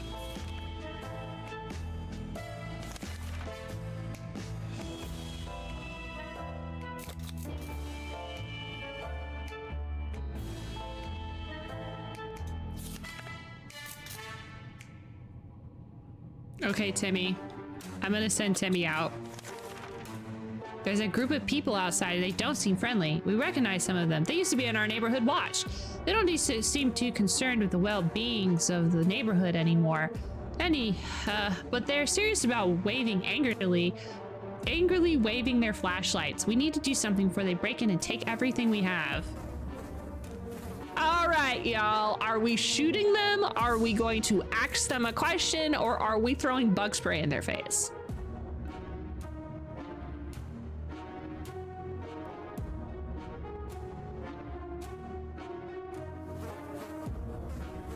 We could shoot them. Ethan! Hi, Jelly! Welcome back from the grocery store. The neighborhood has been shot! New place, new me, I know. New stream, who dis? I moved. You saw my TikTok? Okay. How's the change? It's great. I really like this area a lot. Now I just need to work to make sure that I can bring Justin and the cats up here as soon as possible. It'll probably take a few months. I say a couple, but it's probably gonna be a few. Yay! Very exciting stuff. And now we're playing our first game in the new space, and I'm having a fun time with it. I kind of knew I wouldn't really like this game, you know, but there's still something nice knowing that, you know, the game, I still like the game, if you know what I mean. I'm gonna make some notes of things I need to remember to do after stream.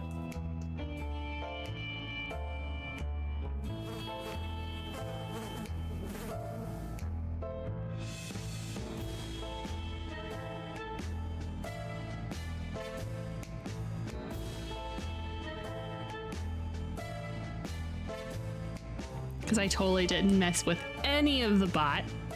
So oops. But how are you doing, Ethan? I hope you're having a good day.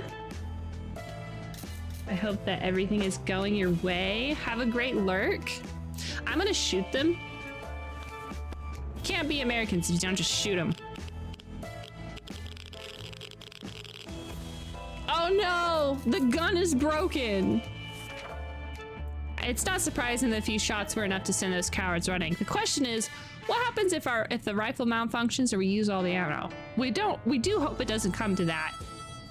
Otherwise, we might need to defend ourselves using knives and forks. Oh, damn it, we spoke too soon. Who'd think the gun is broken? What do we do now? When Mary is tired, she becomes cranky. Uh-oh.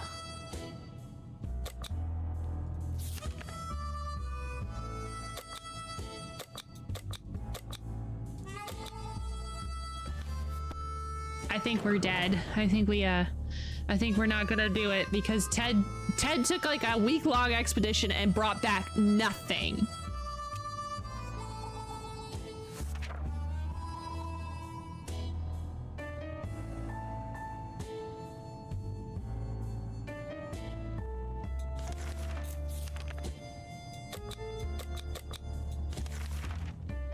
Looks like that rock we got from the old man for a while really does bring some luck. Jim visited today, but instead of water, he was carrying a big bottle of fresh water. We don't know where he got it, but we're so pleased they shared. Ah! Is that so? Jim brought water?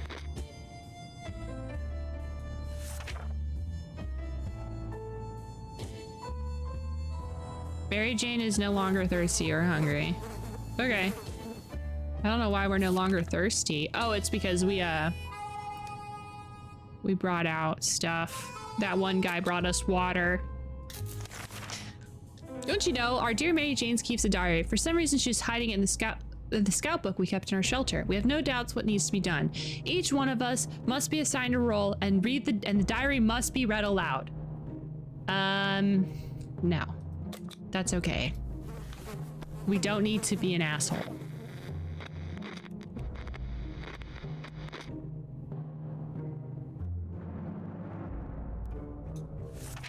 Mary Jane thanks us for respecting her privacy. She then ripped out and tore all those pages, set them on fire, stomped on them, and fed them to a mutated rat outside. A bit excessive, but we all feel better now that that's been dealt with. We still wonder what she wrote about us, though. Uh-oh. Everybody's thirsty. You would expect a nuclear explosion would be enough to quench any petty arguments. When the future is not looking too pretty and all you see is naked walls, not much is necessary for an explosion.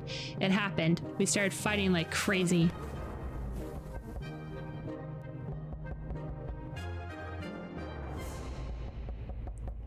I think we're gonna let whoever it is in. I could barely sleep after all that arguing, let alone... let's hope this doesn't happen again.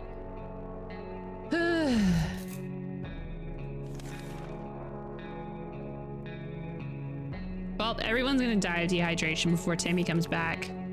We were visited by a young woman today. She's on a mission to rescue her twin brother who went missing after he challenged a local bandit leader for a duel. She says they've been observing us for a while and that they were hoping to visit us eventually. But then her brother went missing. She asks if we can help reunite. You know what? Let's just feed everybody food.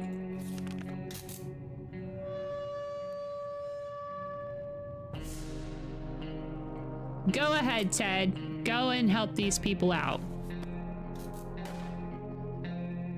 I think Ted just got shot. The woman quickly called a group of friends and we were set out for what turned to be a successful mission. Finding the lost twin brother wasn't a problem. He was hanging on top of some antenna next to the fence trying to escape. In his duel, when the bandit leader, he lost a hand. Oh, in the duel with the bandit leader, he lost a hand. But the group quickly attended to his injuries and he'll be fine. The sibling thanked us 1,000 times and said they could definitely contest again.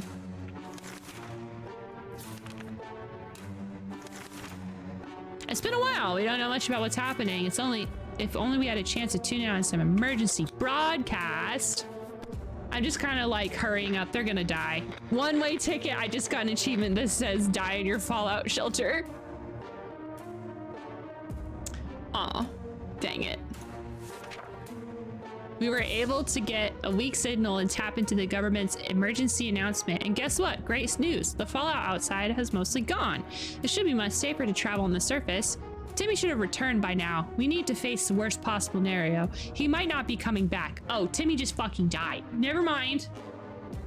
If only we had a few drops of water that we could have avoided last night.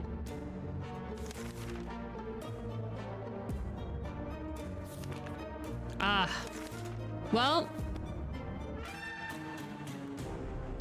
that one was pretty good. We did great. We did much better than death. We didn't need Timmy. Well, you know. Okay, so we're gonna be smarter. We're gonna focus. We're gonna focus. Honestly, I like being Dolores. I'm Dolores. Essentially, I'm the mannequin.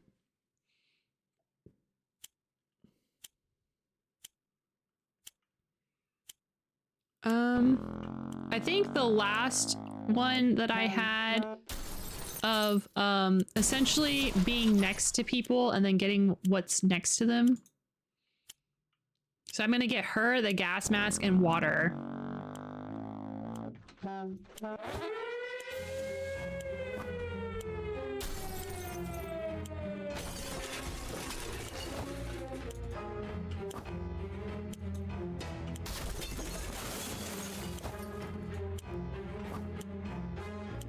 Oh. Okay. Lock. Book. Gun.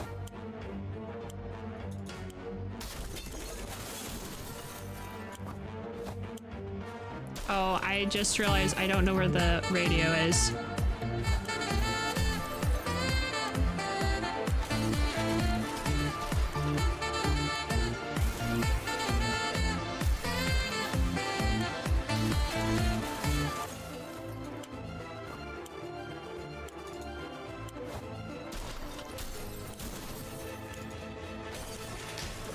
All right, let's see what I got.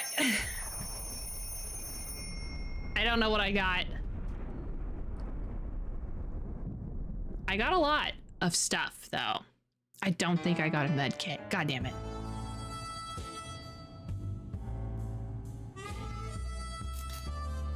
We did not get a lot of food. We don't have a lot of food. Okay, so all of us made it into the shelter just a second before the blast. That was a close one. As long as we're here together, we'll make it work. Remember, hearing canned soup is healthy. Blah, blah, blah, blah. Plus a map, plus a radio, plus bug spray.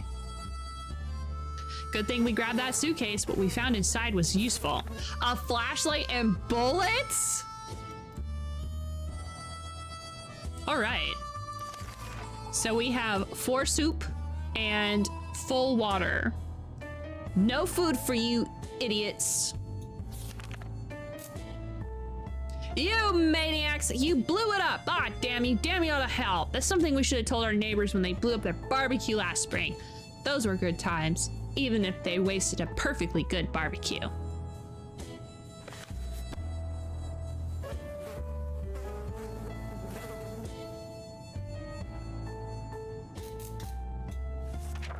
Fond memories are one thing, but we need to be ready for the harsh reality that awaits us. Everybody is doing good. No food or water for y'all.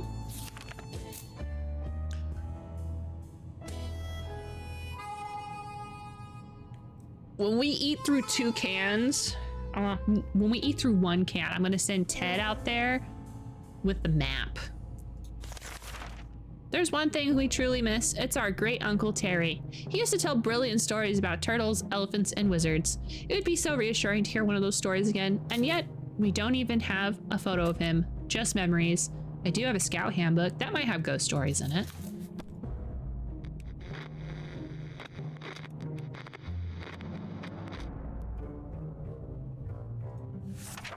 We did. The photo we were looking for was stuck between the pages of the Scout Handbook. What a lucky coincidence. It's a bit blurry, but it's still a wonderful surprise. If it's one thing we need, it's water for Dolores. Everybody needs to drink water.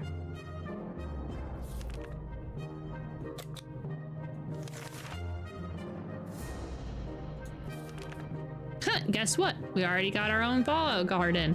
We've gotten a bunch of mushrooms growing on the walls.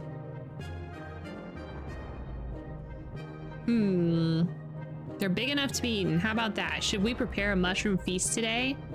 Yes. Just eat the mushrooms.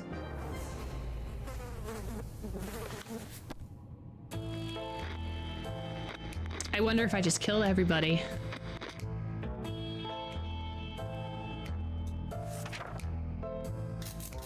Well, nobody died.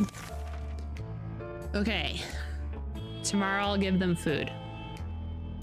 Essentially, when they get hungry, that's when I'll feed them. Timmy and Mary Jane are in need of some physical exercise. Letting them run outside the wasteland seems a bit dangerous, but what if they play tag inside the shelter? It's not like we have any expensive vases or antique dishes down here. Should we let the kids play? No.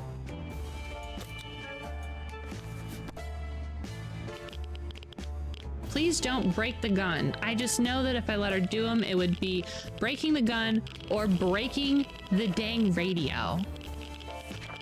There's simply not enough space around here for activities. We can barely stretch without putting elbows in each other's eyes. The kids aren't exactly happy about it, but it's about time they got used to the situation, understood the rules of the shelter. No running. Fun is against rules. Exactly. Fun is the reason why we're in this shelter.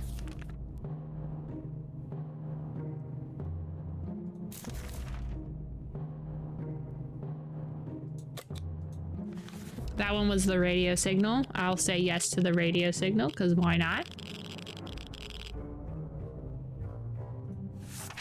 We were relieved when we decided it was not the Soviets, it was the Canadians.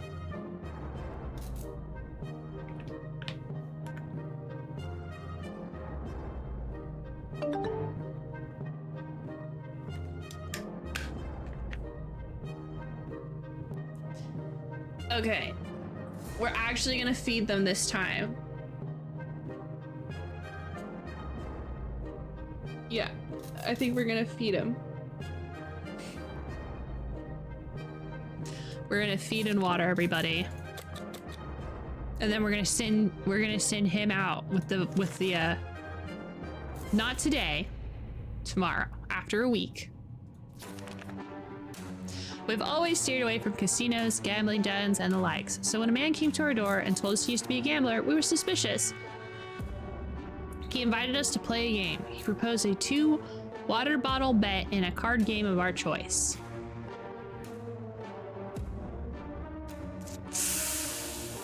Ooh, gambling. Okay. This one's definitely a poll. Should we gamble? Let's go gambling! Aw, oh, dang it.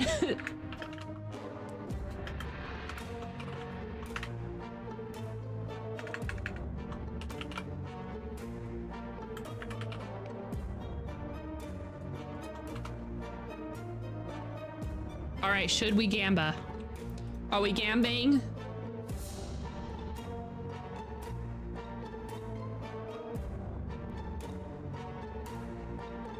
This is 2 water bottles if we lose, by the way. Very gamble. Much gamba. All right, we're gonna, oh, someone doesn't want to gamba. Oh no. Oh no, the nays are gonna have it. Oh. Man, you guys are very passionate about gambling or not gambling. Oh my gosh, you guys are very passionate about it. Oh, the nays? The nays are gonna have it. Are we not gambling? Are we not we're tied again? We're tied up? We're gambling? We're gambling? Dang, you guys went really hard on the gambling. Let's go gambling!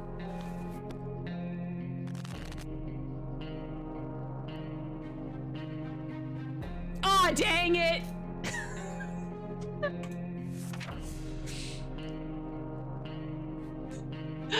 Damn it, that man must have cheated! We lost before we could argue about it. The man left with our supplies. Well, you can't win if you don't try, right? This does mean that Ted needs to go.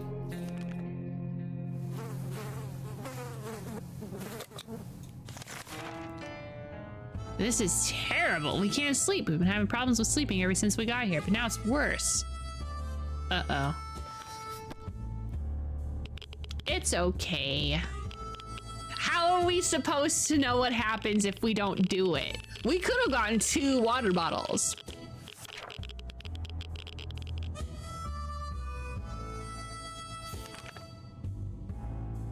And his name is John C. Dang it. None of us can do an adventure because all of them are stinking tired.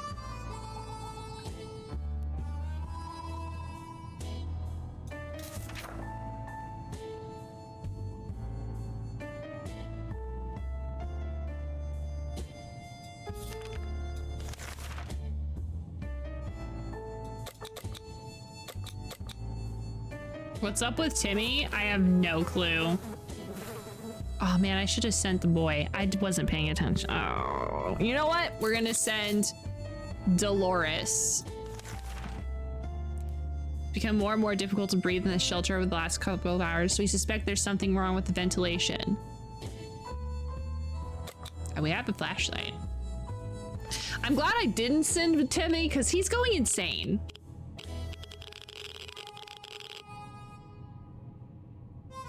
I don't know why he's digging his finger into the eye of his teddy bear.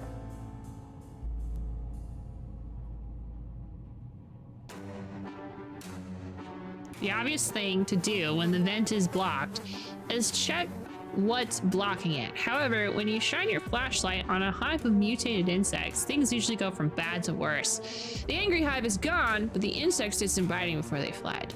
When Mary Jane is tired, she becomes cranky.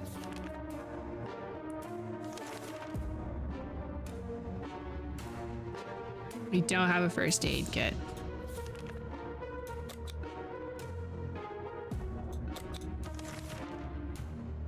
Actually, I think I'm gonna take Ted. Ted's gonna go. Oh shit, oh shit, oh shit, oh shit. Oh my god. Okay, take a gas mask. Take the map and take that one. We can only send one person at a time.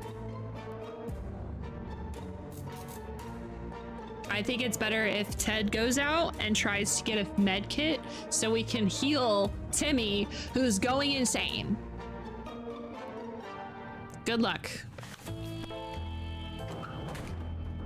Okay, so in our next playthrough, because I feel like we're probably gonna die, it's imperative we get the suitcase so that way expeditions, we can have more things on an expedition.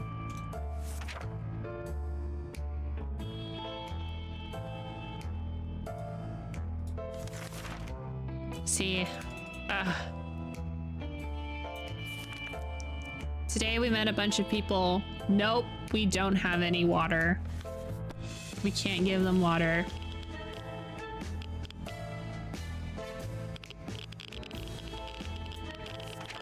What is this, a scam? They're not even real doctors. No way we're giving these crooks anything. Timmy is not recovered. His mental competence. We hope we can, we wish we could help him. I wish we could help him, but we don't have anything. Radio! Jet set radio!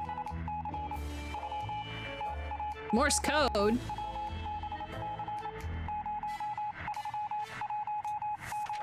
We made contact. The military is out there and they're coming for us. All we need to do is wait.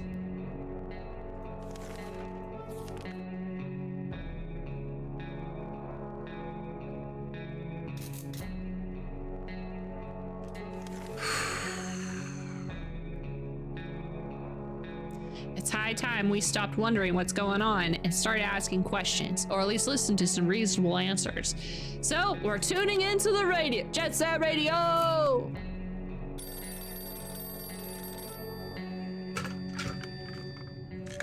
Hello? Your order is ready. That's right. I brought my phone.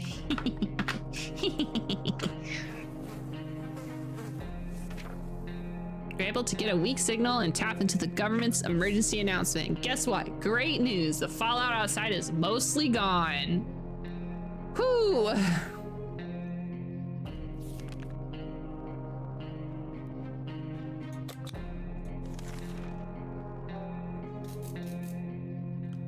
All right, Mary Jane, go outside and see who has the phone.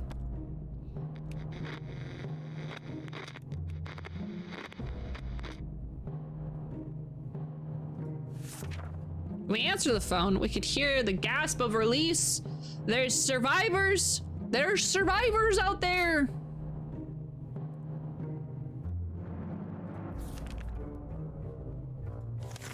I think Timmy's gonna die. So we're gonna give the water to Dolores. We're not alone. There's a huge, hairy bunny beast that seems to be hiding in one of the pipes. It's been poking its head out, eyeing our measly food stash. We can't let it in. We can't let it be in here when we sleep. We're gonna shoot it.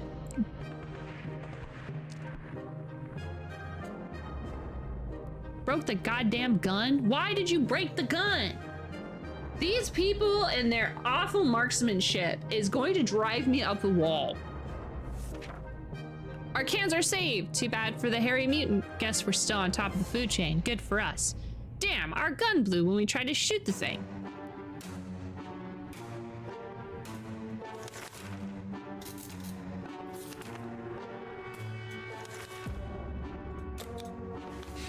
All right. Oh my God. We gave you so much.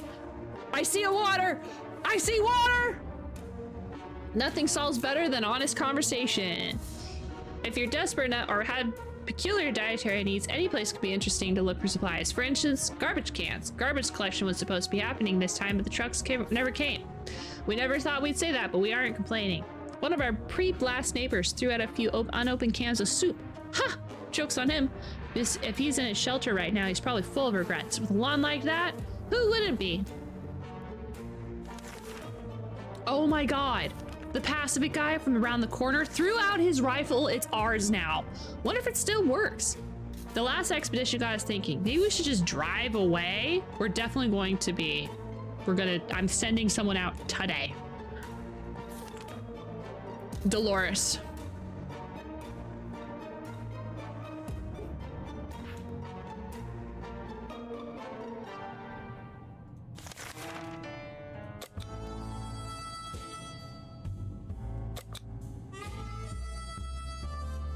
This guy, I think, is gonna die, so I'm not actually gonna give him anything.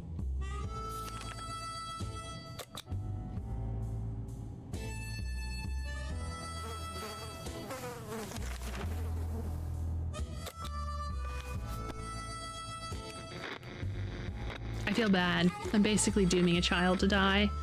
Up. Rest in peace. Nothing, nothing, and nothing. We could hear nothing but that annoying static. Better luck next time. Timmy really outdid himself today. In a frenzy, he tore all of the pages from his beloved Scout's handbook and then transformed them into a dozen paper planes.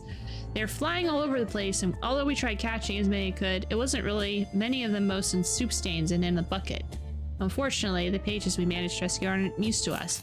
Table of contents in a chapter listing 100 ways to properly take care of Scout's uniform. Lack of water drove Timmy insane. He opened the shelter door and ran away without looking back. Good riddance. Get out of here, Timmy.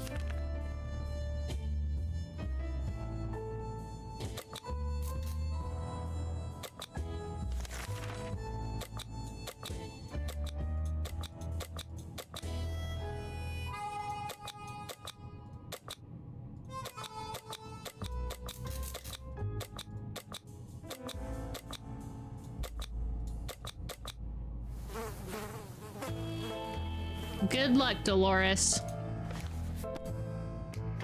Let's hope Dolores brings something back soon.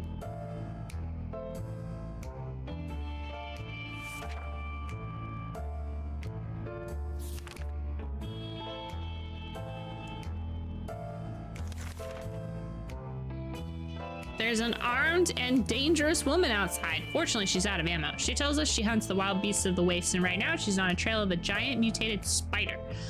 We're pretty sure she's lost her mind, but what are you gonna do about that spider, lady? Put it on a leash? She promises that if we help her, she will return the favor another day.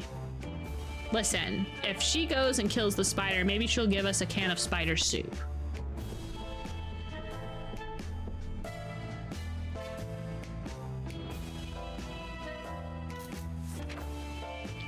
We agreed, mostly because we're curious what she's planning to do with that spider once she catches it. She doesn't want to say. Maybe one day we'll find out.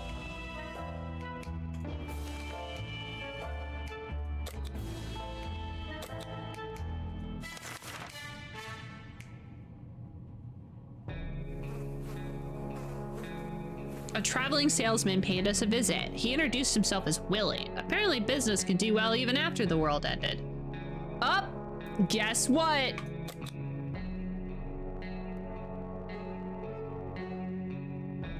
We're gonna get a water. Just one though. And I think we're pretty good on soup for now.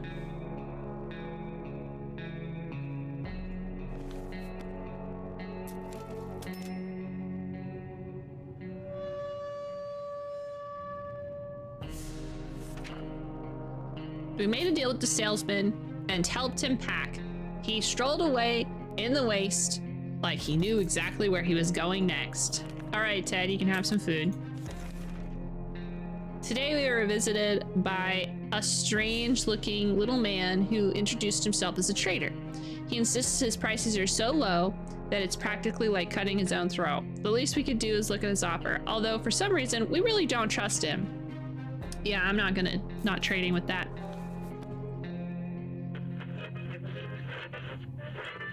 I'm not gonna trade with him. Fuck that guy. He looks insane. Look at him. Despite the desperate attempts to sell us all kinds of things, useless or not, we turned down man's offer. It's probably for the better. He did not look quite trustworthy. He looked quite untrustworthy.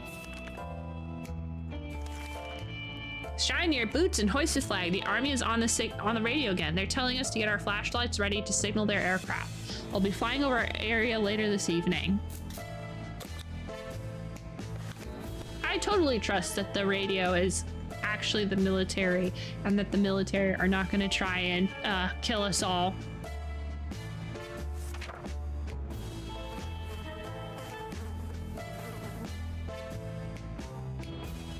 Everything was going as planned, but then the flashlight stopped working.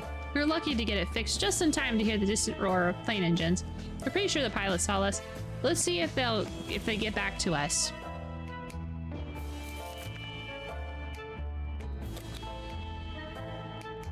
I really, really hope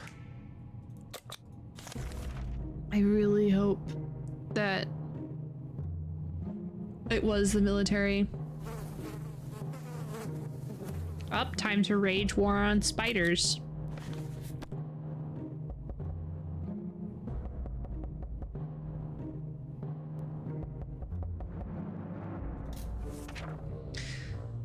When it's us or them, there shouldn't be any reservation when it comes to choosing your arsenal. We knew these spiders stood no chance against well-aimed bug sprays, so we used it. When it was over, the few remaining spiders fled. We started cleaning and noticed an unexpected prize, a soup can we didn't notice before. It was well hidden in the shadows and under a few layers of dead spiders. Now we have more soup. A young man knocked on our door asking for help. He said he's been watching us for a while and he believes we are good and decent people. Although we hoped we could meet under different circumstances, he could really use our help. The mission is his twin sister who went missing trying to infiltrate a nearby bandit camp. Oh, right. This is the other twin. This is the guy to the girl twin. We're gonna go help him. She's probably gonna die. Dolores? Dolores? Dolores! The young man was assisted by a group of other survivors, all armed but rather friendly. We found the girl, threw her a weapon, and fought off the bandits guarding the exit. Siblings were happy to be reunited, but also very confused. Turns out the bandit leader is actually their father. Crazy small world we live in. Anyway, they were really thankful and promised to contact us again soon. We're glad to see Dolores came back. It was quite a long walk from our house to the docks. We knew that a promising warehouse in the area. It survived the blast, but the sea wave drowned half of it. We were hoping it wasn't the better half. We had ammo and checkers. That's it. Oh god. We window shopped nearby parking lots for a vehicle that wasn't completely burnt out. Unfortunately, we found nothing of value. Maybe future expeditions will be more lucky.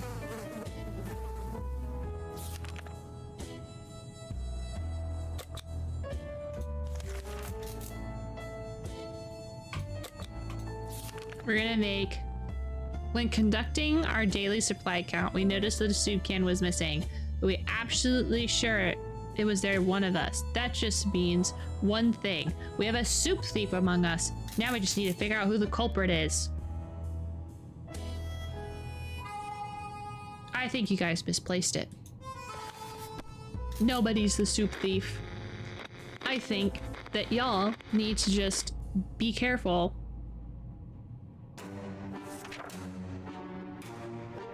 Whatever happened to our precious soup, we'll let it go. One can isn't worth the drama and arguments that will ensue. We really don't have enough evidence to figure out who did it. Maybe we just made a mistake when counting. We'll never know for sure, but if someone did steal it, they'll be taking their secret to the grave.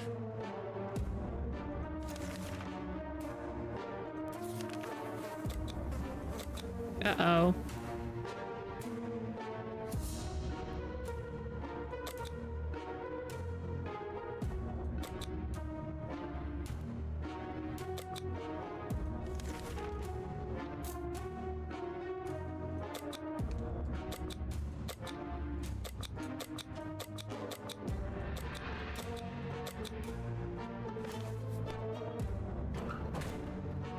I don't think the gang is gonna survive unless we get some water.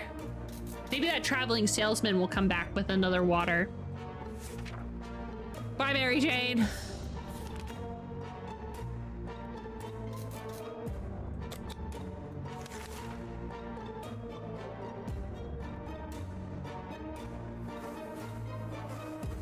A sleazy-looking trader carrying an equally scruffy bag on his shoulder paid us a visit. He offered us a simple one-time deal. Just for 1 can of soup, we get the bag and all of its contents. We can't see what's inside, and the trader kept giving us angry glances every time we took a step towards the bag. Should we make a deal? I don't have soup.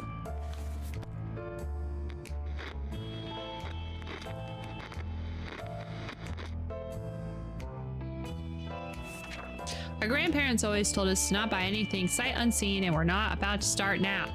Gone are the days of yard sales. We can manage with whatever junk is in that, without whatever junk is in that mysterious bag.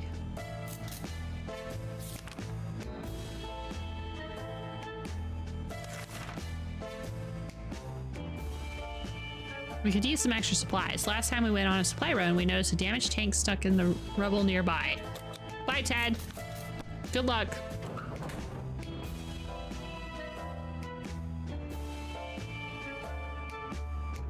I think Ted died.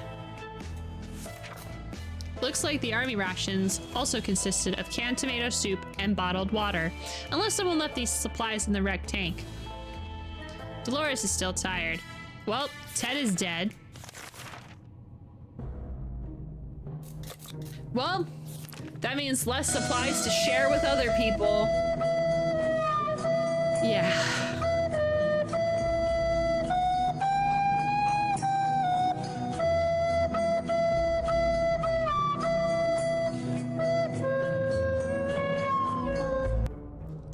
Ted. He was a guy. Anyway, we decided to peek around outside for a minute to see if the store around the corner was still standing. We were about to step out. We heard a growl and a pair of ferocious eyes a few feet away.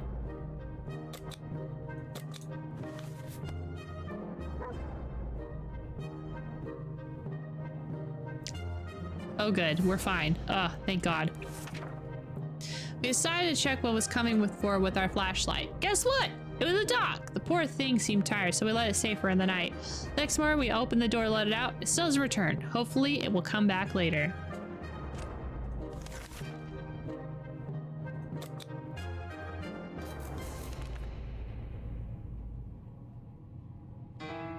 We heard a knock on the door this morning. We held our breath in fear, but we heard children's voices coming from outside. We decided to open up. It turned out the voices belonged to a pair of Girl Scouts. They used to sell cookies, but they've branched out, and now they offer other items too. Smart girls. We have a harmonica. Maybe we should get a harmonica.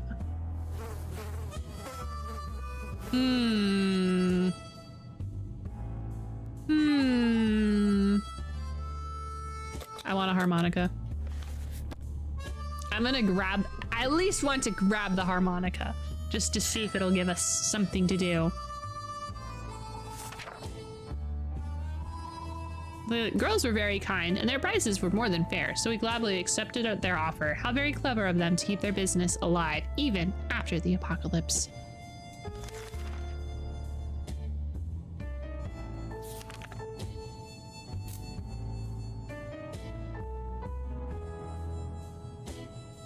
The wasteland is full of surprises, like this man on the other side of our door, knocking and claiming that he's willing to offer a lot for decent ammunition.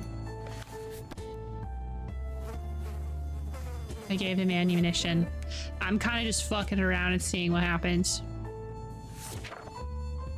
Hey, he was happy to get our ammunition. In return, he offered us rations. Oof. At least we have water. It's really weird when you get the feeling something's watching you. Our shelter is tiny, but this has been bugging us for a while. We checked all the closets and no one's hiding there. There's something alive down here besides us. Maybe a rodent? Let's shoot a gun.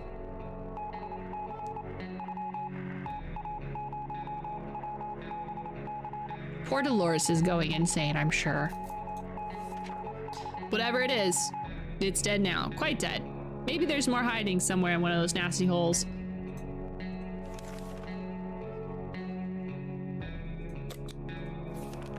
Another message from the army is broadcasting right now.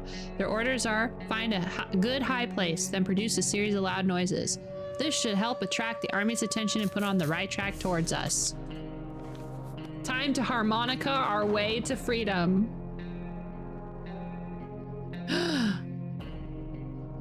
way, Mary Jane. We climbed a small hill at the end of our street and form a stunning rendition of the star-spangled banner on our trusty harmonica. Let's hope this demonstration of patriotism will steer the soldiers our way. So far, the only audience we got were a couple of surprise mutant cockroaches, which ran away as soon as we started playing. Nothing made us happier than the sight of Jane when she returned from the surface. Oh no, she didn't bring back the suitcase. Or, I mean, the gas man's broken. When scavenging for supplies, one should check every possible corner, even if it doesn't seem promising. With that in mind, we ventured into the ruins of a local bank, hoping to find something more than piles of useless pre-apocalyptic coins. It looks like the bank was robbed just before the blast. The vault was cracked with saws hidden in teddy bears. Who does that? Anyway, we can see why they wanted to rob it so badly. The paste was filled with tomato soup cans.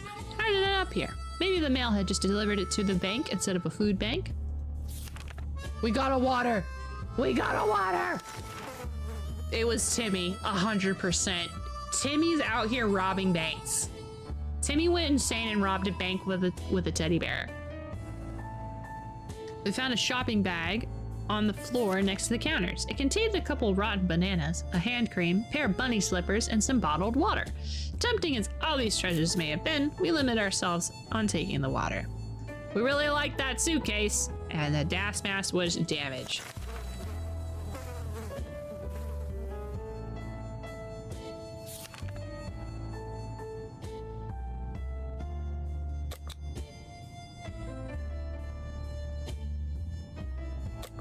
We should splurge on some food. Why not?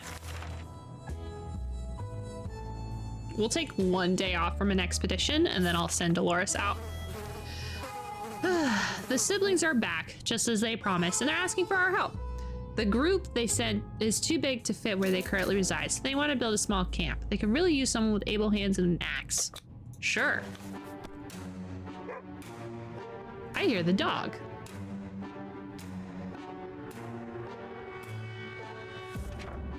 We got a few splinters, but the work is done. We even had some fun. It was almost like building that treehouse in our backyard all over again. The groups and their leaders appreciated our help and said they'd most definitely let us know when the whole thing is finished so we can come and visit them.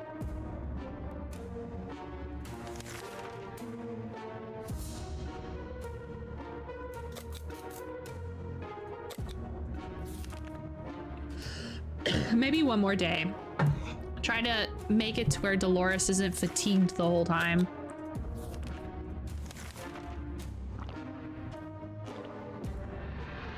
Our dog friend is back. We're giving him soup.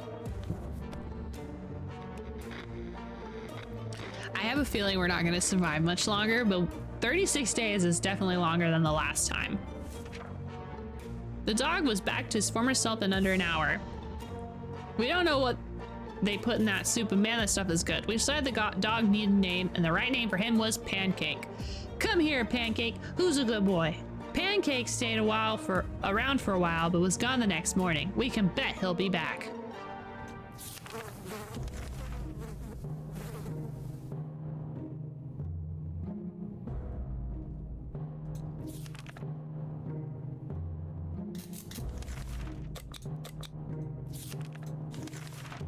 We're closed off in a tiny shelter and our supplies are very limited. If we want to survive, it's time for desperate measures. We know there's a group of elderly hiding in the ruins of a local retirement home. They must have supplies. In our opinion, we need them more. Okay, y'all. Okay, y'all. I got a poll for you. Rob the elderly. Yay. Or nay.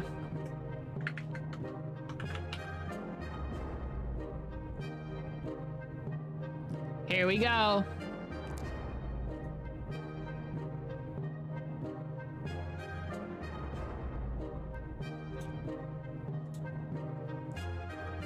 It looks like so far we're not robbing the elderly.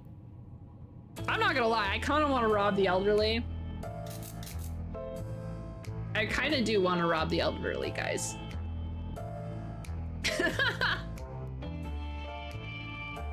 I think we might be robbing the elderly. You guys are very passionate about robbing old people. Almost at 100. Jesus. 100 votes to rob old people in the apocalypse. I'm not gonna lie. I bet you the old people have like a gun or something. This is gonna be a bad thing, but I kind of want to rob them. The greater good. All right. Time to rob the elderly. The dark side, show your evil self, is the achievement we just got. Oh my god! Look at all that water. If only Ted was with us. We had to do this for the family. It had to be done. We really don't want to mention it again. How about we talk about something else? Soup, perhaps?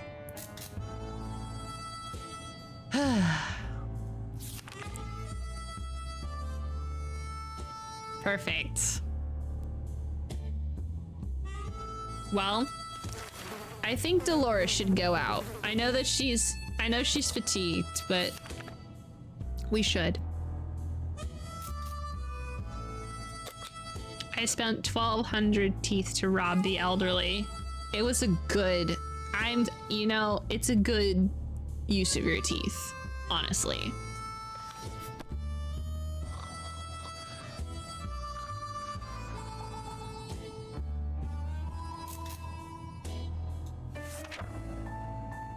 As Dolores does not mess around. What started out as a spelling exercise has quickly found its way to math revision, followed by short physics.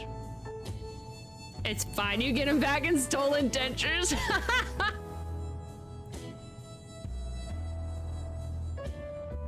Oh, so she tinkered with the gas mask and fixed it.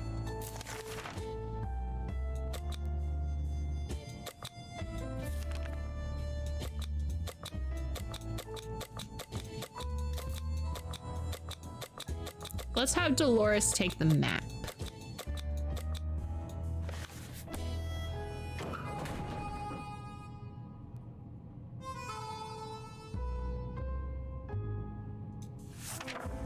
Dolores is on her way. Let's hope she makes it back safe and sound.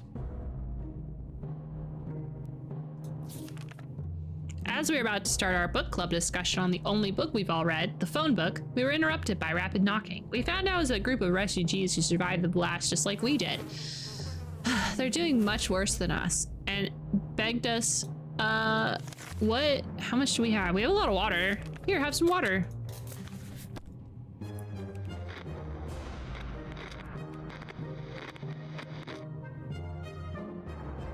I like that the bloody handprint is the mark of us assassinating a bunch of old people. Our visitors had problems finding enough words to express their gratitude. Many tears were shed, smiles and hugs exchanged, and they wished us all the best. It's a great feeling to help someone out.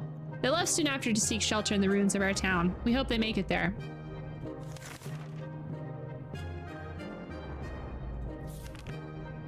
It's been a while since we showered. The smell in this tiny shelter is far from roses. We had a thought of washing ourselves. Too bad we can't grab any soap. Here. Gas mask. I don't know what that means. But I'm gonna put on the gas mask if it means that it'll smell a little better. What doesn't kill you makes us stronger. If we could survive just a little bit longer, dirty ears shouldn't be much of a problem, just to be sure. Dibs on the gas mask.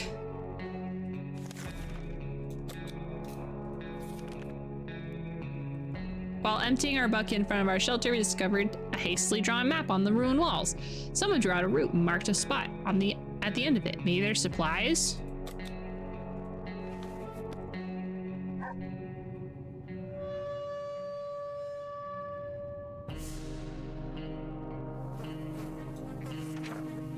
This treasure hunt actually turned out to be fun, despite taking a place in a radioactive dump that is our town. More importantly, it was successful, and we found a small package. Whatever it is will prove to be useful. It's the bug spray. Perfect. When we heard barking, we were all at the door at a moment's notice. This time we were right. It was Pancake. He has come back, but wasn't willing to enter. Instead, he seems very anxious to lead us somewhere. Should we grab any gear before we head out? Yeah. Let's bring our gun.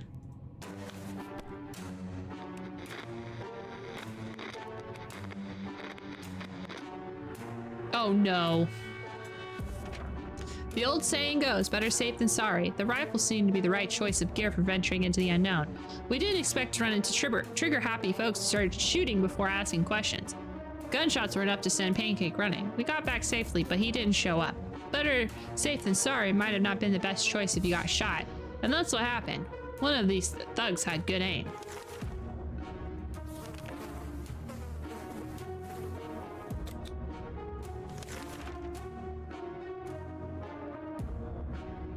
One of the cupboards in the shelter was a bit shaky, so we pulled it out to give it a new home. In the process, we discovered a secret door. A flashlight would be really great for this secret door.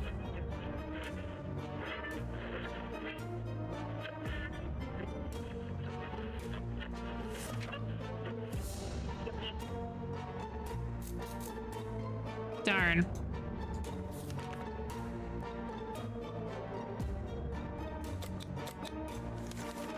There was another military announcement on the radio.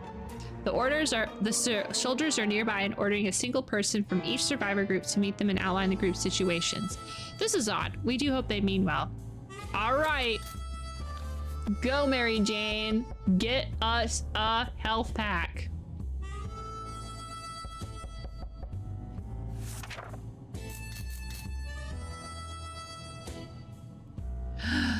We made it to the meeting. The serious-looking soldier asked us a few questions, made some notes, and told us they'd get back to us. We can only hope we made a good impression. Too bad our Sunday best didn't make it through the explosion.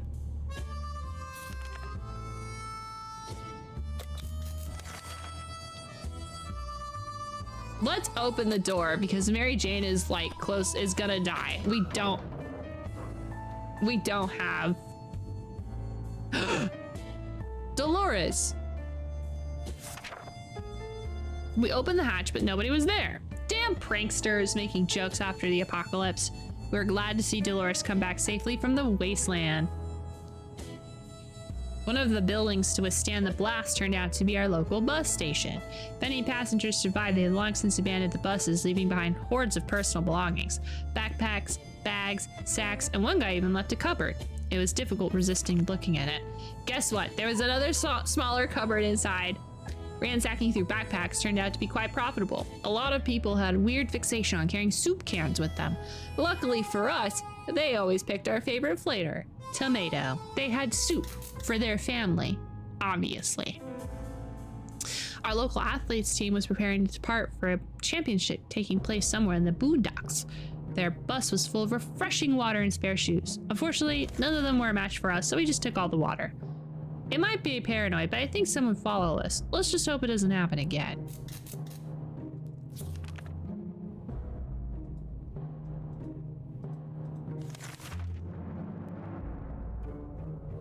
I have no idea how to make them not fatigued.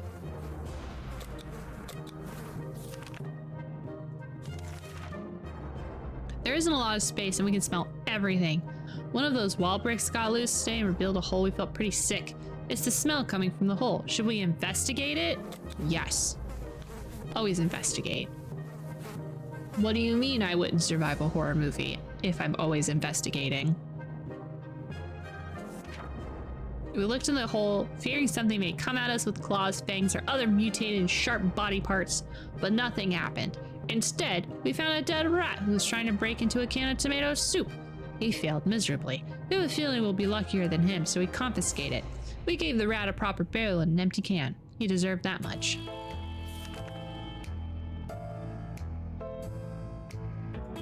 It's the stolen soup. I told y'all. That was the stolen soup. Yup.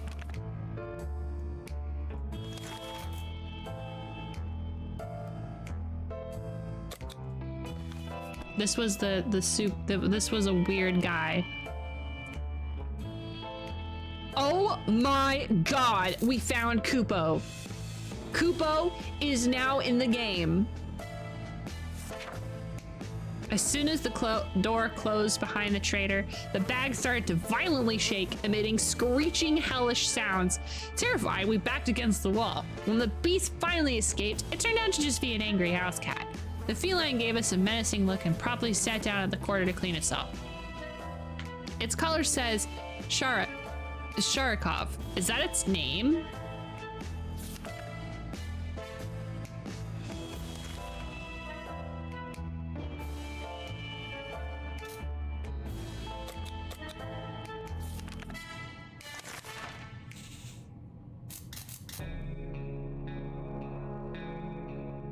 Enjoying the little things in life is important.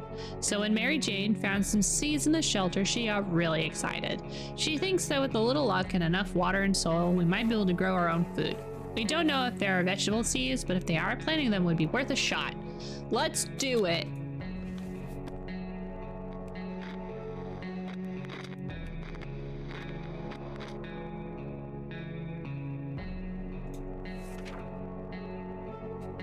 Here goes nothing. Soil, seed, water. We'll see what happens in a few days. Let's just hope their seeds don't turn into some useless flower.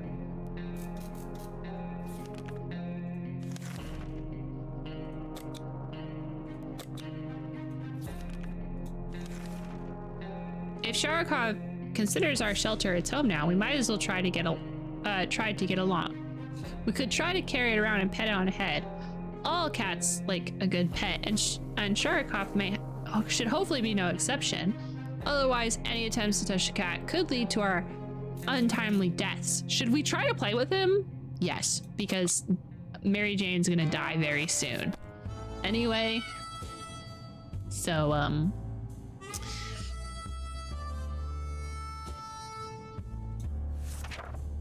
we actually rubbed its head before it ran away in panic. It was nice and soft. They say petting a fluffy animal is good for you, and sure enough, we feel slightly better. The cat escaped our warm, friendly embrace and jumped to the other side of the shelter, knocking a water bottle off the shelf. It shattered and left a dirty puddle as if to remind us of the questionable choices that led us here.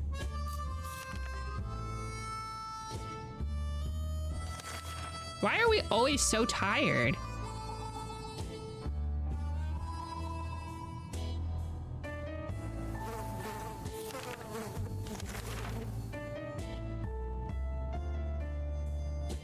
The situation is simple. We're bored. It's too quiet, and we're desperately craving entertainment. The solution also seems simple. Someone can give our own harmonica a spin, but who's the best suited? Mary Jane.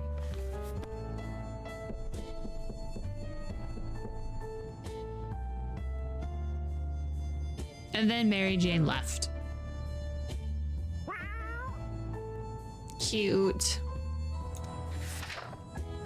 Mary Jane volunteered eagerly. It's obvious that she really misses her tuba. She could spend a few hours trying to remember all the songs she used to play and writing down the notes. In the end, she was too tired to actually try playing the songs she wrote down and just fell asleep.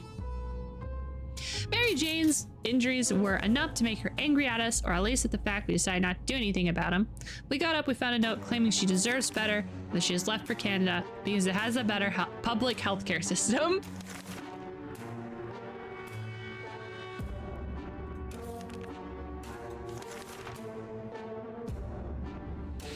All right, Dolores, last lady standing. Let's go ahead and open the door. The end. Oh, what happened? Oh, shit. We opened the door expecting friendly faces. Instead, we were beaten, tied up, and forced to watch a bunch of raiders plunder our home. If there ever was a time when we thought our shelter's home, it was right then. These thugs didn't seem to care to us whether we lived or died. We didn't see a bright future for us. Darn. Dang, we got to day 52 though.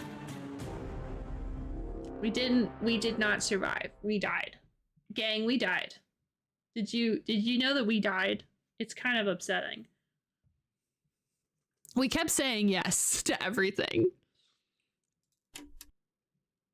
Should have said no. That's okay. We now have more knowledge.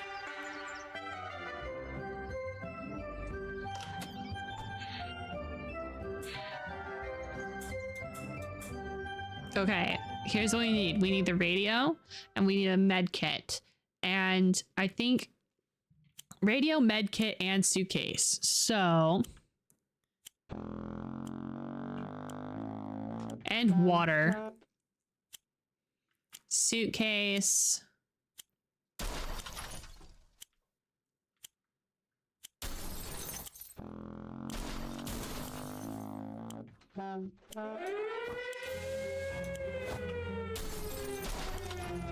Timmy. Oh God.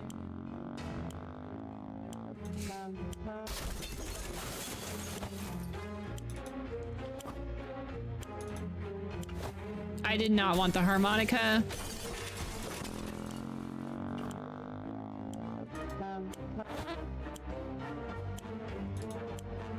I didn't find any of the things that I wanted.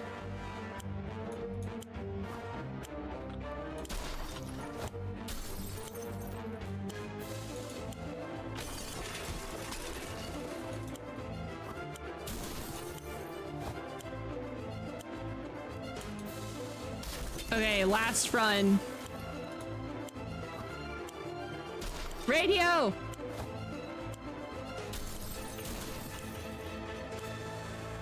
Ah! Jesus! I'm that close. I don't think I got a single soup can. I have zero food. I have no food. Oh no! Oh no! One food. All of us made it to the shelter just a second before the blast. That was a close one. As long as we're all together, we can make it work. Oh, we got a med kit and a gun. We don't have that much food. No one's complaining yet. Even canned food might become an extravagant dish. There's barely enough water for everything, so we'll have to ration it.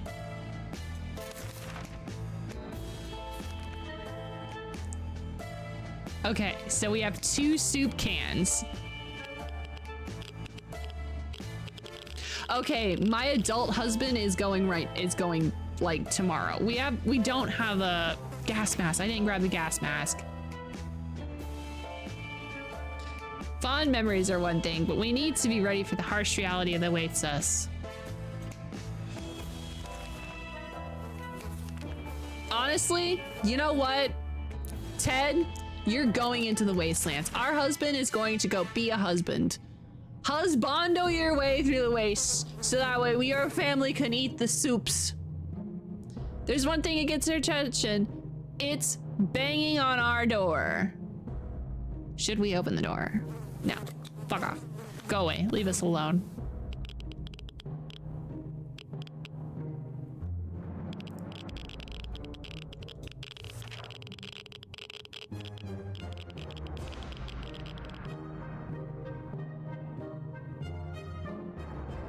All right. Everyone's thirsty.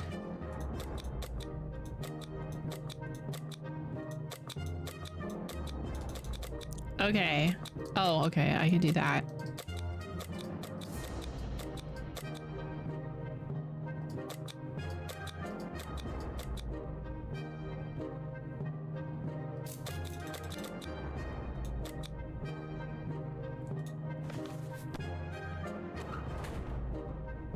He's gonna get sick, but I think that'll be fine. We need food. We need to be getting supplies out immediately.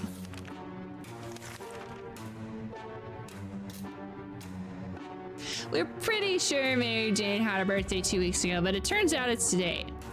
Should we get her something a young lady trapped in this shelter might enjoy? She might enjoy gambling. Let's go gambling. They take up a lot of slots for carrying stuff. I know. Mary Jane loves cards. We thought she might get herself busy with solitaire, but she started doing card readings. Divination or not, if we don't figure out why the world has gone to hell, maybe she will.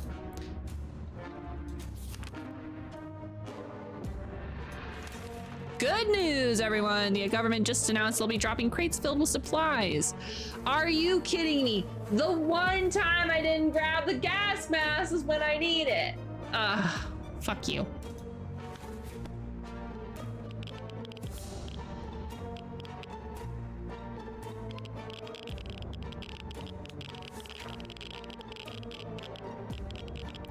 It was dangerous to go out there without any protection, so I decided to stay indoors and listen to the radio.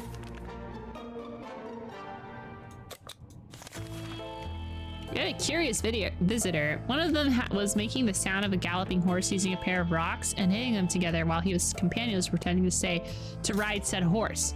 They claimed to be on a magical... Oh my god, it's freaking Monty Python. No. You know what? Go away. Get out of here, King Arthur.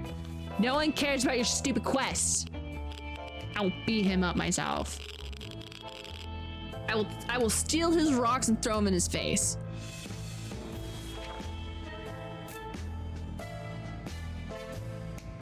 Although we tried to decline politely, the guests were clearly offended. They galloped away waving their wooden swords and screaming something about cutting down shrubberies. Absolutely crazy. Every new smell attracts our noses. There isn't... Oh, the last time there was a rat who had stole some food.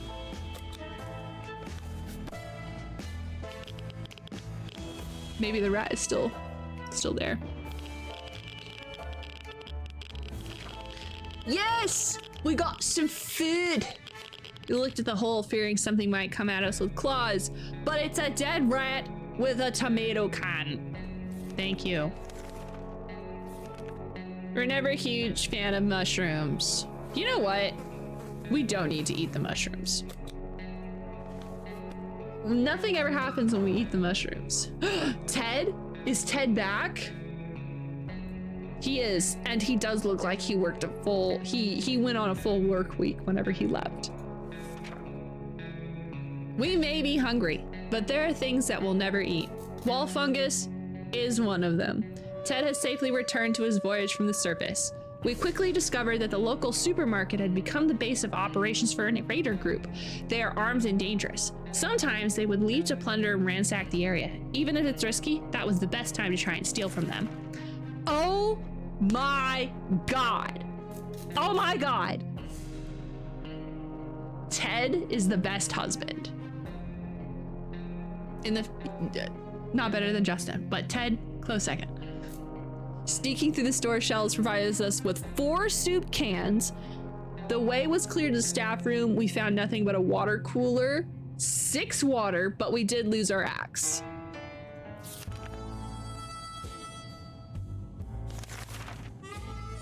Goodness.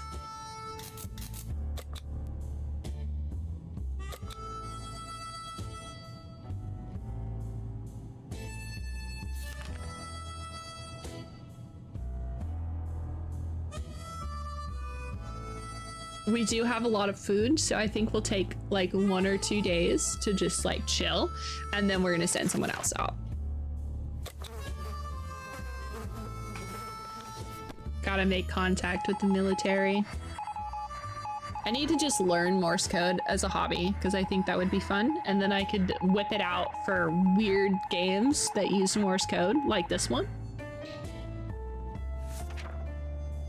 We knew it! The government is coming to save us. They didn't give exact dates in their radio transmission, but they're sure they won't keep us waiting long. Just be in touch for a couple of days.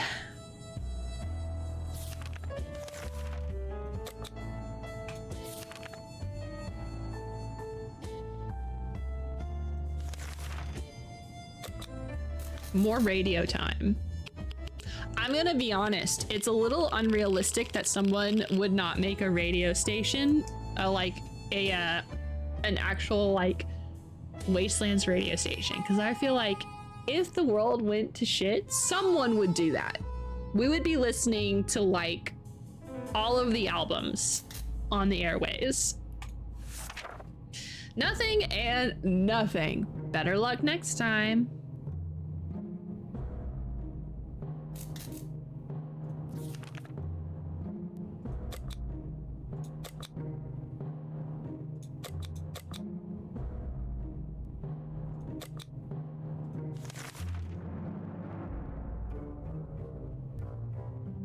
Let's send Mary Jane. Dolores is depressed, so we have to go talk to her. Day 12. You know what? I feel like we had some good luck. I feel like maybe we could perhaps survive.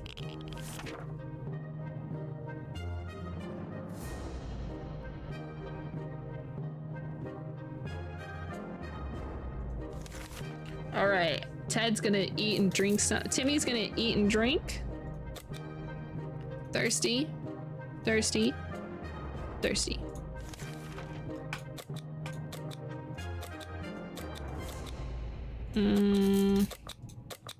Take the map. Take the Boy Scout one. Why not? Take the gun.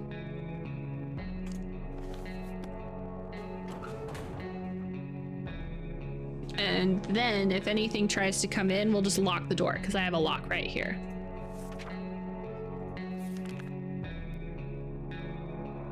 Everybody's looking good. I should have just waited for Ted to be okay, actually. That's okay. Our supplies are scarce and our morale is low. You can almost smell the desperation. We're pretty sure there's a small group of survivors. Hey, let's go rob the elderly again.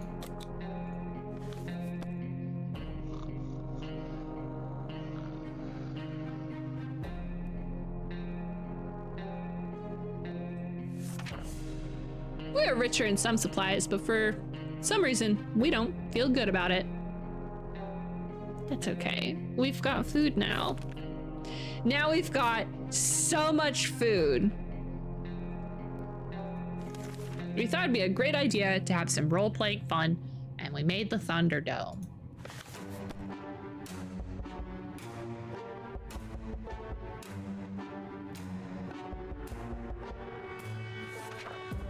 We played I Spy. It was pretty fun for the first 3 minutes. After that, everyone got bored of the letter W.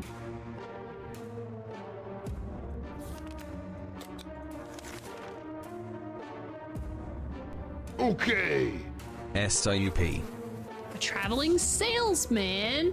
We don't need no more soup, and we don't need no more water. We want to trade you nothing, traveling trader. We're gonna play checkers instead.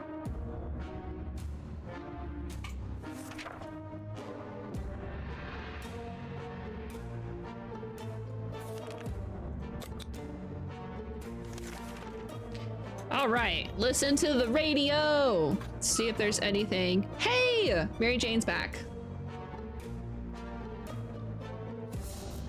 And she broke the dang suitcase. We were able to get a weak signal and tap into the emergency announcement. And guess what? Guess what? Great news. The fallout is mostly gone. We don't care about the fallout. We're gonna send people out anyway. All right, Mary Jane has returned. The silent wasteland had at least one resident who managed quite well. It was a proud-looking monkey. We have no idea where it came from. The zoo, maybe? It seemed very friendly. After giving a few pats on the back and playing fetch, it started following us. While we explored one of the streets, our monkey companion ran away, only to come back moments later carrying a can of food. It couldn't open itself, but it was happy to share it with us. At some point during our expedition, the monkey started making weird sounds and digging in front of us with a stick. A quick investigation revealed a few bottles of water. No one had tried to open them, and the same could not be said about the bottles of booze lying next to them.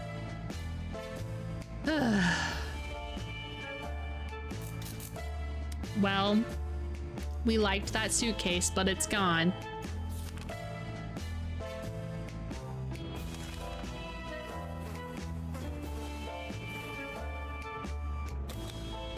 We have so much food and so much water.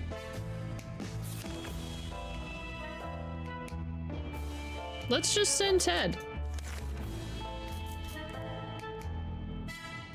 Let's give Mary Jane the harmonica.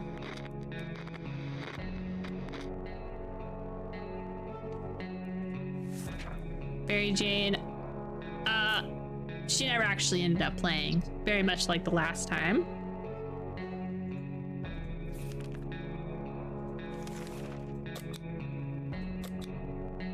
I think everyone's just thirsty.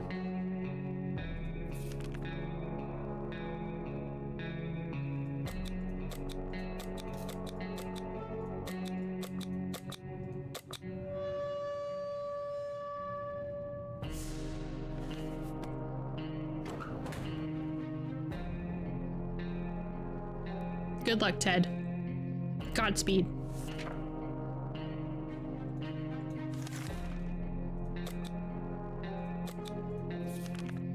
The army is on the radio again. They said they'll be scouting and need clear signs of survivors that are still alive. All right. Mark our spot.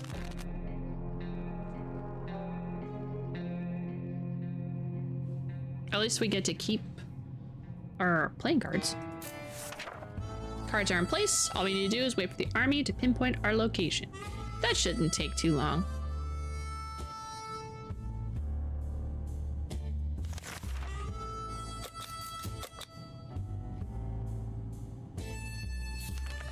We didn't think we would get a chance to increase our food supply by simply playing a guard game, but that's what we were offered by a man who knocked on our door. 2 cans of food. We win, we get his 2 cans. We lose, we give him our 2 cans. No. We're not Gamba. We're not gonna Gamba at all. We have so many food. Gambling is a terrible habit. What kind of example is that to set to the kids? We need supplies, but we're not getting them like that. We'd sooner rob someone. I mean, we did rob the elderly. We sent that man away. Good riddance.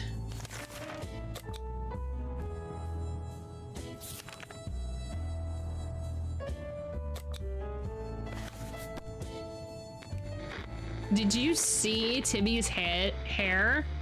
Look at Timmy's hair. He's got a nice circular fro going on.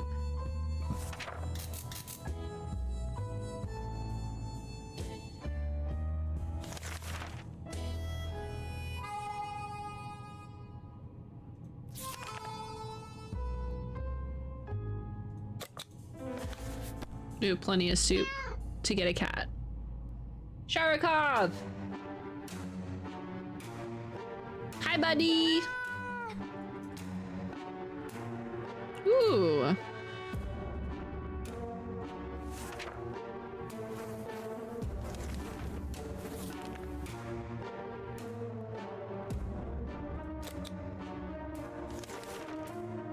Barely breathe in this damn shelter for the last couple of hours. Oh, the last time there was something in the ventilation system, there was a bunch of insects. So let's do this.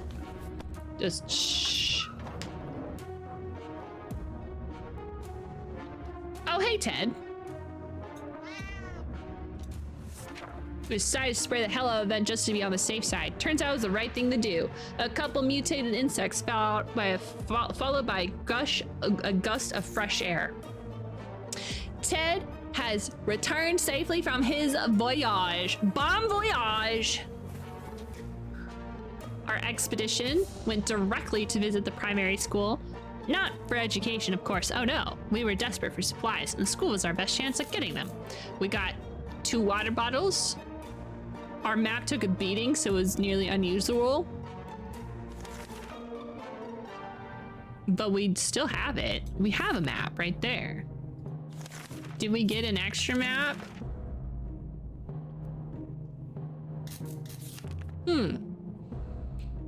We think someone followed us.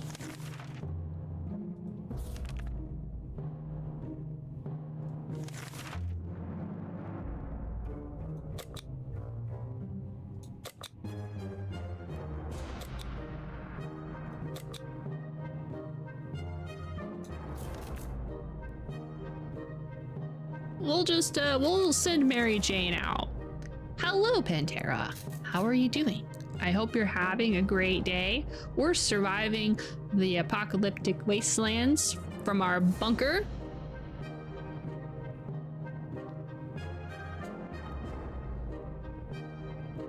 Let us read the scout book. Truman, how's it going? 22. Oh my gosh, Carla. Hello, everyone. Oh, right. This is the first stream in the new room. We'll take... Hold on. Ta-da! Look at the new room. Dolores is right there. Wow. Breaks are for slackers. I agree. Are you talking about from stream? Never take a break from stream again? Why didn't Dolores get lost in the trip? Well, you see, Dolores did get lost, but Dolores always has a very interesting quirk of coming back exactly where she needs to be, obviously. Hey, how was D&D, y'all?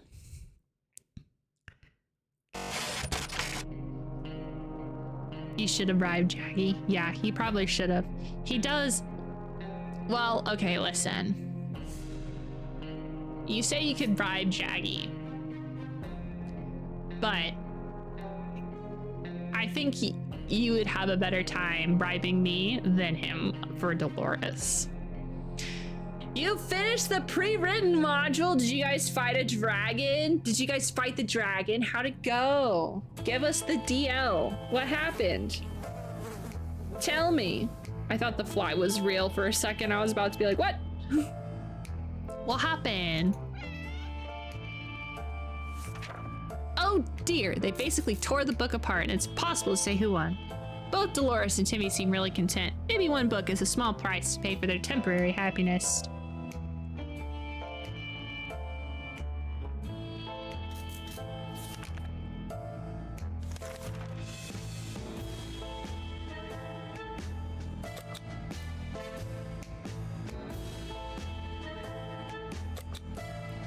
We killed it in 2 rounds. It was all alone because we killed all its minions. We didn't even get a chance to use its lightning breath. Oh my god, you guys literally went in and decimated a dragon. Love that with subtitles. Oh, thanks. I remember running into it via TikTok. There was a creator that was like, you know, showing off new trips, like tips and tricks, dang it. And one of the things they'd shown was subtitles, and I immediately was like, grabby hands, gimme. Every time I do that, it's bad. Anyway, grabby hands. And obviously it's not perfect, but hey, that's fine. It also means that you don't have to use the closed captioning that Twitch provides. I think it's probably an extension or it's always there. I don't know. I like being in control of my own closed captioning so I can control where it is on the stream. So I have that nice, really nice right there. I could have put it right below me, but I think it would have been tough to read. But I like it where it's at. D&D was good. Oh no, I missed it. D&D was good. Truman and one of our other guys can do ridiculous Nova damage. I'm glad that Truman got to do ridiculous damage as a player instead of just as a DM. D&D was good. We finished the pre-written portion. They fought the dragon, beat it easily, and explored the rest of the observatory and found magic items and left. So are you guys going to continue this? Is this going to be a campaign that you guys do? Oh my gosh, Hype Train. Thank you so much, guys. Oh my gosh. I'm a little up, so I have to go. I'll be back. And so I'll be there in a second.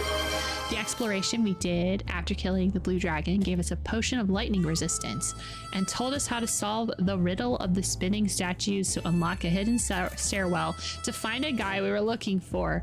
Oh my god.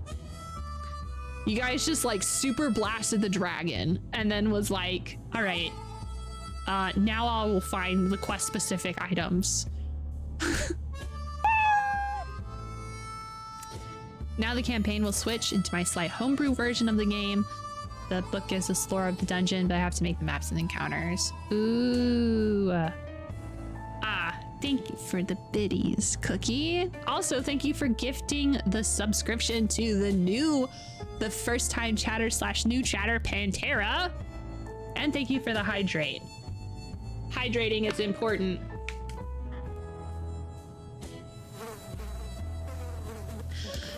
Second hype train. Yeah, this is the second of the stream. I feel so welcome back. I'd buy that for $1. Have another dollar. Hey, thanks. I will take this other doll. I would take this dollar. I have a little over a week before the boat comes back to pick us off the island. So we're gonna try to find the tomb of this ancient red dragon in the volcano. We already killed the blue dragon. We might as well kill the red one too. After that, we'll probably have the option to go elsewhere or do something cool on the island, depending on what Kurla makes up with that magical brain. Kurla out here going to have to think creative thoughts for y'all. I think, okay, so hey Kurla, feel free to steal his idea, but like it would be really funny if Kurla made you kill all of the dragons and then kabow, y'all summon Tiamat on accident. Tiamat's the one with the 5 heads, right? The bad one. That would be so fun. Anyway, Kurla, feel free to take that if you want.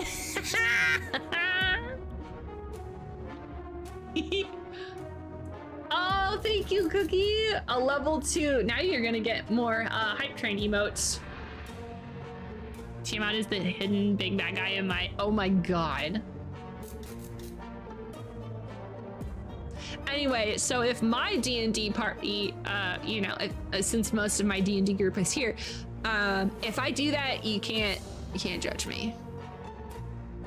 I'm so excited for you. I'm so excited to be out of Curse of Strahd. I love Curse of Strahd, and we're doing it great. But I just keep going. I can't wait until I can make him fight a dragon.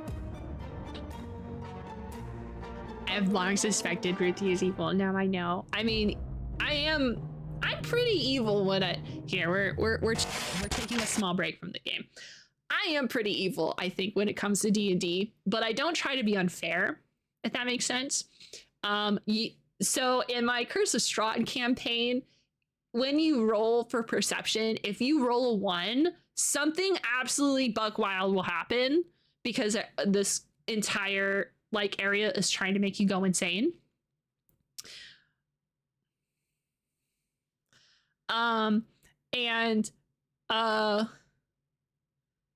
And something also happens when you roll a natural 20 as well. So rolling a natural 1 or a natural 20 is bad in my campaign. For a natural 20, you see too much. You see into the stars, into the forbidden. And that one's more of a mixed bag. And then the natural 1 is usually really bad. I have a thing. I have like a little thing. Each character is different levels, varying levels of insane, and they can. So like, and other people, you know, some people are varying levels insane. Some people are varying levels of touched by this eldritch horror thing that's going on. So, you know, if you roll more 1s in the campaign, more bad things will happen. We have gone backwards. Johnny has figured out. Do I have a secret stat tracker for this? No. Why would I admit to such things? I'm just saying that I had you guys roll something a long time ago that wasn't tied to anything. And I didn't tell you what it was for. So, you know, you could totally come up with ideas. Anyway, so that's my sort of evil. Of course, the best evil, the top tier, absolutely supreme sandwich evil is when we get out of Curse of Strahd and someone rolls a natural 20, nothing's gonna fucking happen. It's gonna be a normal natural 20. And when someone rolls a 1, it'll be a normal 1. And so they will be traumatized. This is how you inflict real trauma.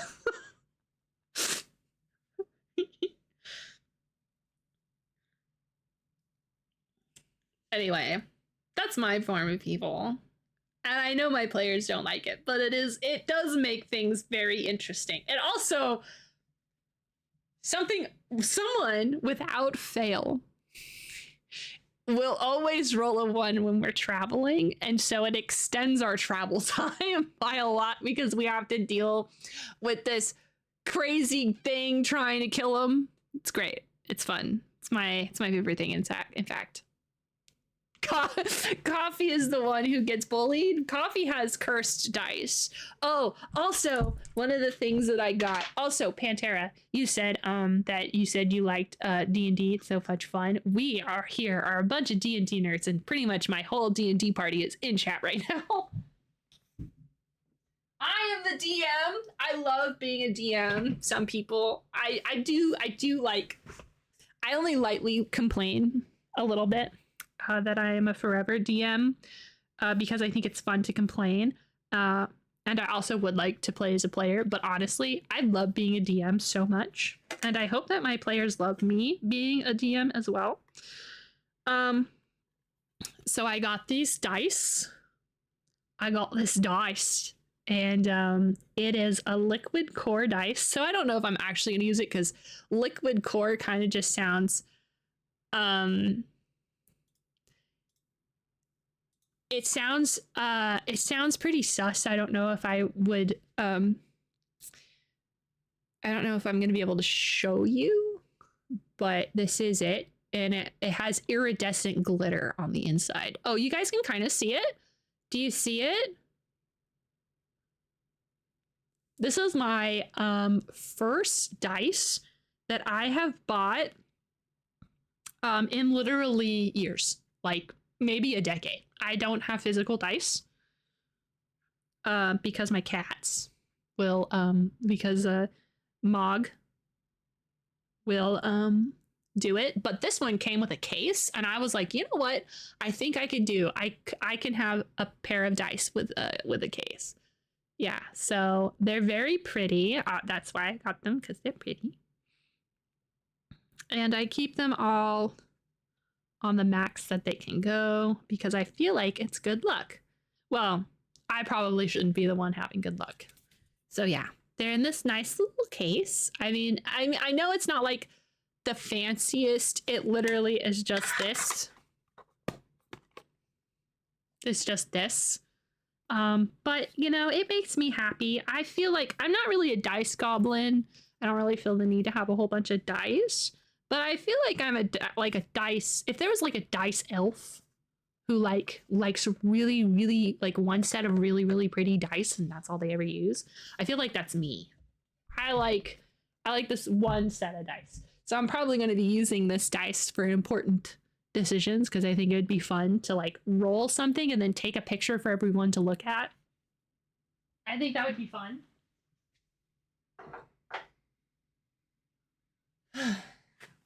Yeah, I like those. That was at a local game shop, and I was like, yeah, I'll buy these dice.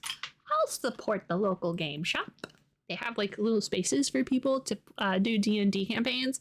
I think that's so important to have public places people can have place to play D&D. Versus a guy in my campaign who has the most cursed dice in the best possible way 23 times in a row, I swear. Oh my god, that's Jelly. Oh my gosh, Jelly's freaking... Oh my god. Jelly has the, like, most insane luck against undead. Jelly has paladin dice. This guy will just roll a d20 and then just... absolutely die, and it's usually against a high-powered enemy or undead, and it's so fun. He's over here Saiyan blasting bad guys with his sword.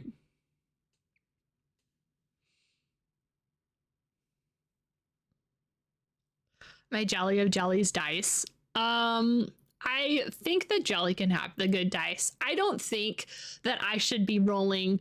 I think it was 2 natural 20s against, like, in a row against an enemy. Absolutely just zapping it out of existence. Yeah, Jelly's combat looks really good.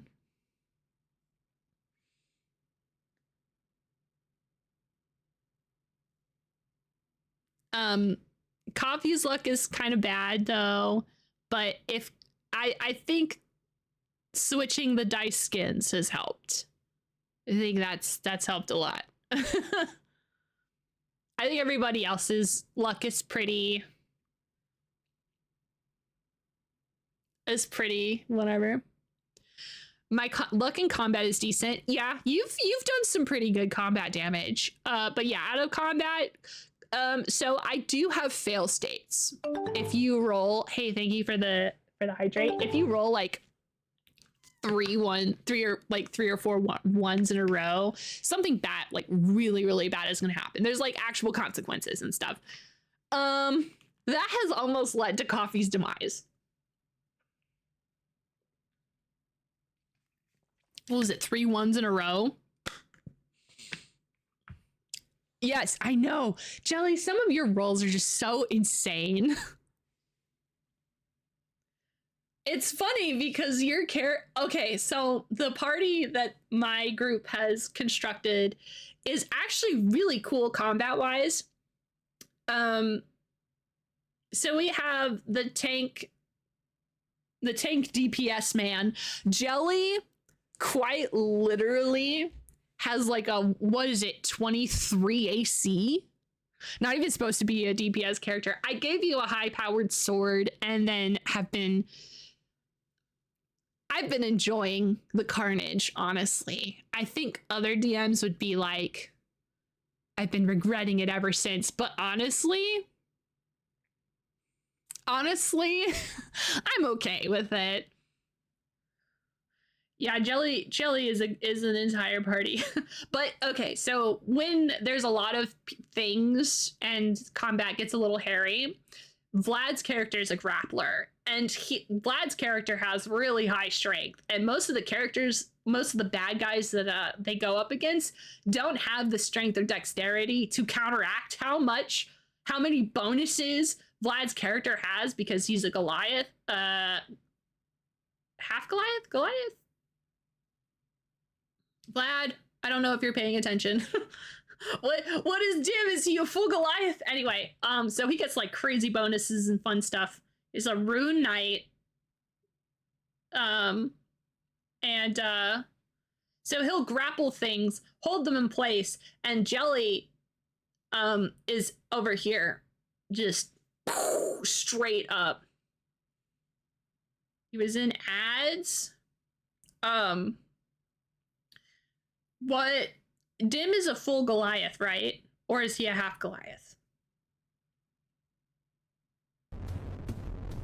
Oh my god! Screenshot it! Nice! I wish I had a 69 badge. The 69 badge would literally just be the word nice.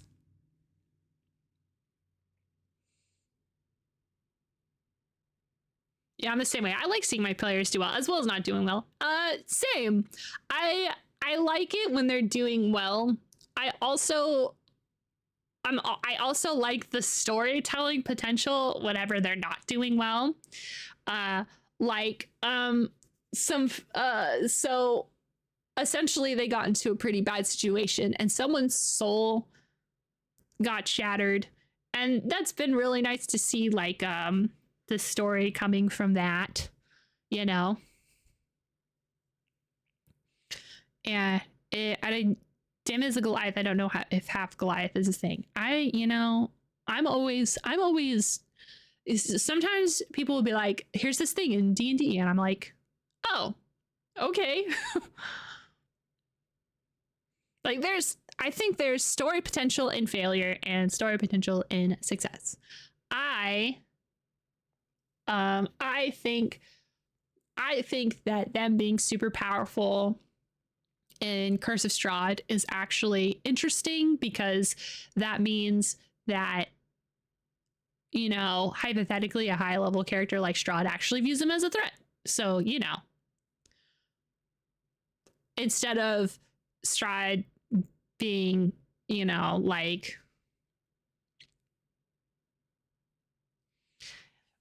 for a long time he was pretty apathetic, and then they got really powerful, and so now he's like, ee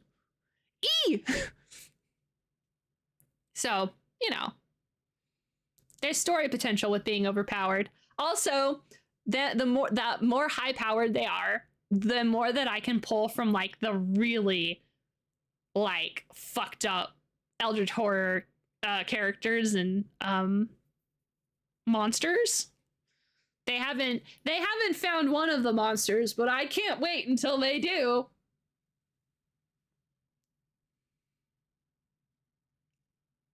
And you know.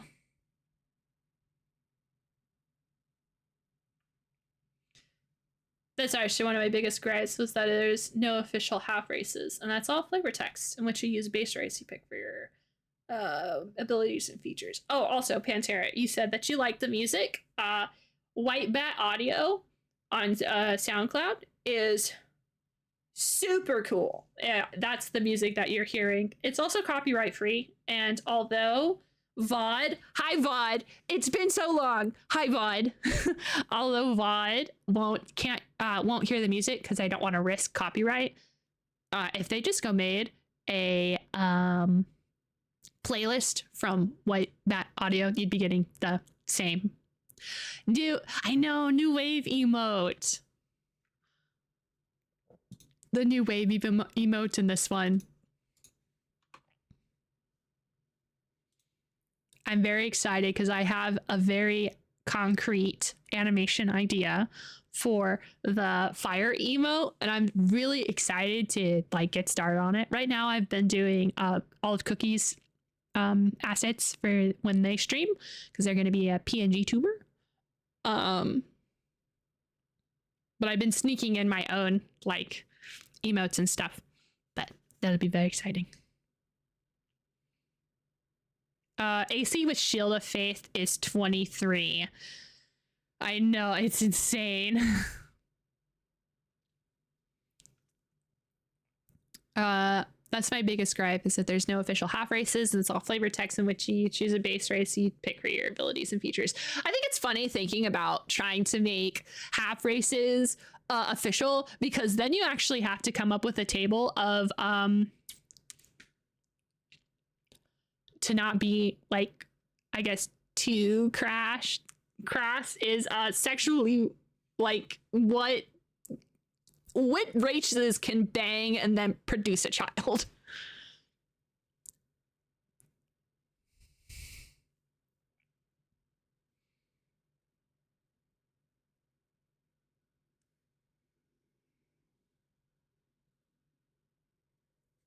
Literally dye my hair the same shade of orange to match the hair. Yeah. Are we gonna play 60 seconds? Yeah, we will. We're taking a small break. Yeah, whenever you get it all set up, you can share it in Discord. Just the smallest of breaks since everybody got out of D&D. So we gotta talk about D&D.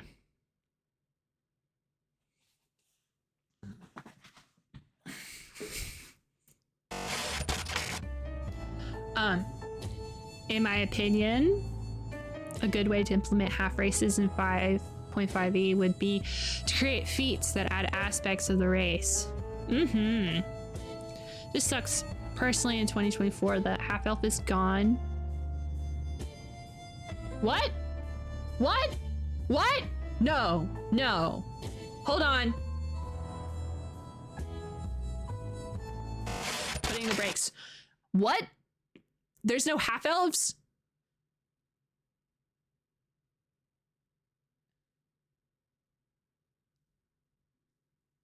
What? What? Stop. No. Okay, I can never go to 2024. We're staying in 2014. I have to have my half elves. I love my half elves. That's awful. How's the game? The game is really fun. I really like this game a lot. I already kind of knew that I was gonna like this game because I had seen gameplay.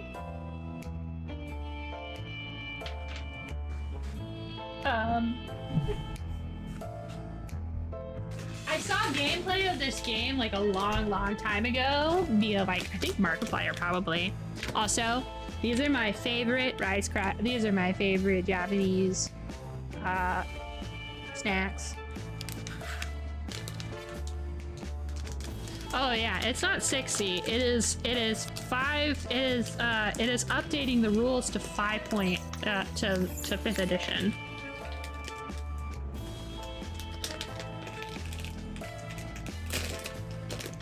Ugh, that's so dumb. Honestly, I would much rather that they invested thinking about more half races.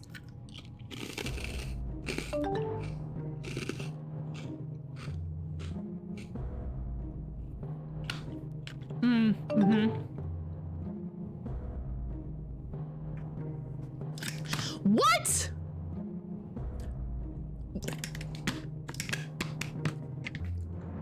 Half orc? Come on. Half orc is literally my one of my main character concepts.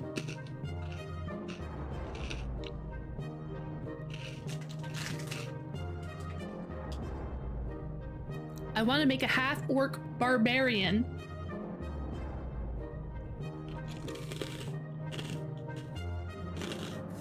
How rude.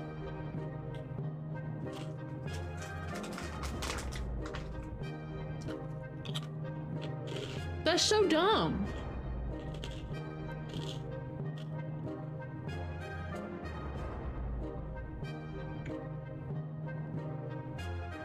Well,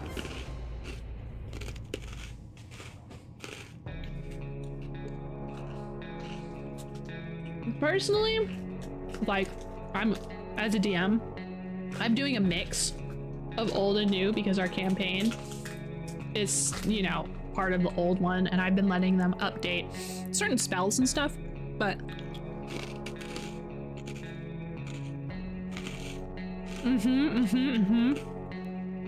that would be cool. You have? Yeah, only a couple of spells. Johnny's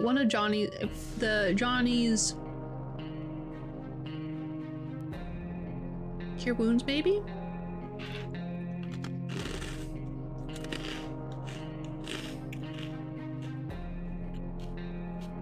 I don't remember off by the top of my head. We haven't played D&D in so long.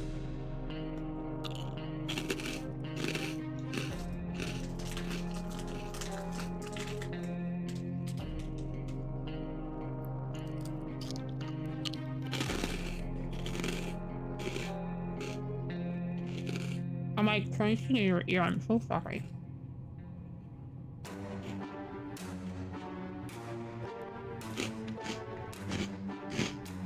Now I'm crunching in your ear on purpose.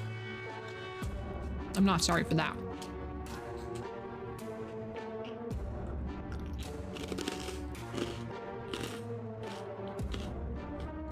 Okay. Anyway.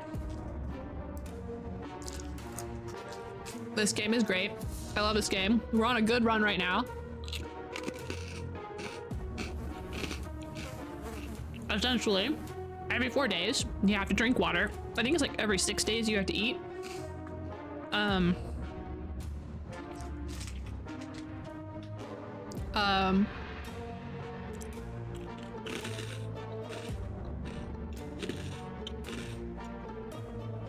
We send people outside. They come back tired, so they gotta eat more. And yeah, it's pretty good.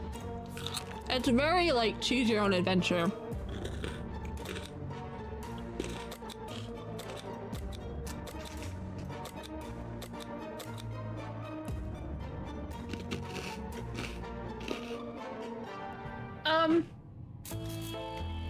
I don't mind if all of my players were like, hey, I want to switch to 24, like all of them, I'd probably be fine with it. The only reason why I haven't switched too much, and I don't want to switch too fast, is because I know the 2014 rules good enough.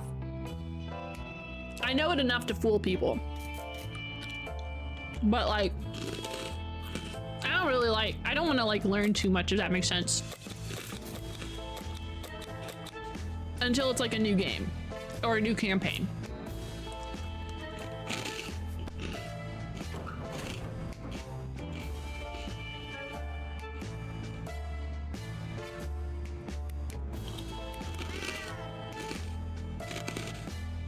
Look at Timmy's hair.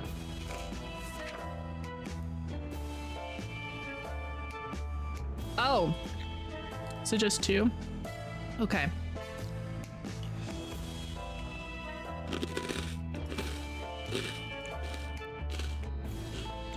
I'm pretty anti 5e 2024. I'm of the opinion if some of the 2024 rules smooth something over or make something a little easier or balance something, I'd probably be fine with it. Like, I think Johnny's some of the healing spells that Johnny has works better, but for the most part, I just don't really like learning new rule sets, and that includes learning the upgraded version of a rule set I already know.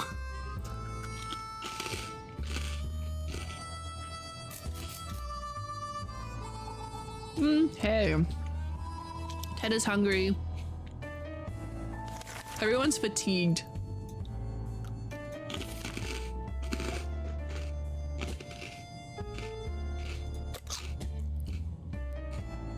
It is a funny accident. I swear I didn't do it. I swear.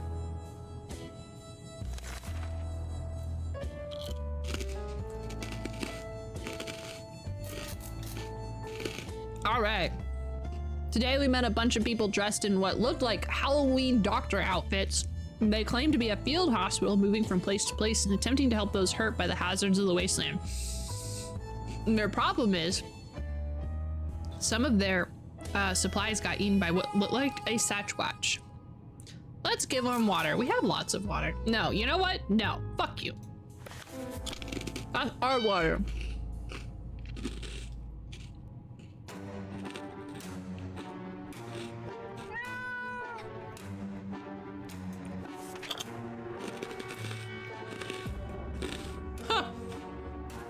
We don't think they're real doctors, but just in case they were, we got rid of them quickly before they could start charging us for a home visit.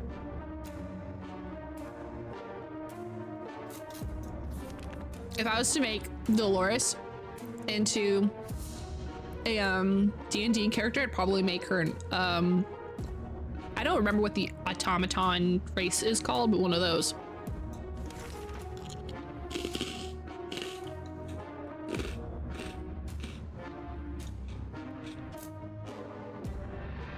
While trying to pet the little devil, I found a piece of paper on its collar with an address scribbled on it. Could its previous owner still be around and worried sick? Chances are slim, but maybe we should pay them a visit. Wow, let's go make sure that we didn't steal this cat. Warforged, yeah.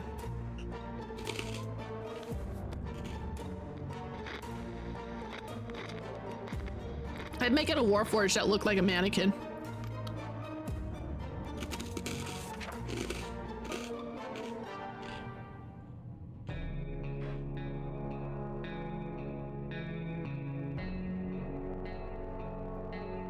Before we reached the end of the street, we were stopped by 2 men wearing dark coats and stylish hats. They rushed towards the cat to pick him up, saying they'd been looking for him. Supposedly, Sharakoff belongs to an old lady who's rather fond of it, misses the little guy dearly.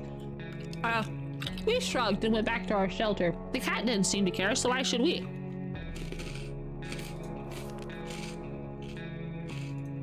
All right. Water. Water. Water.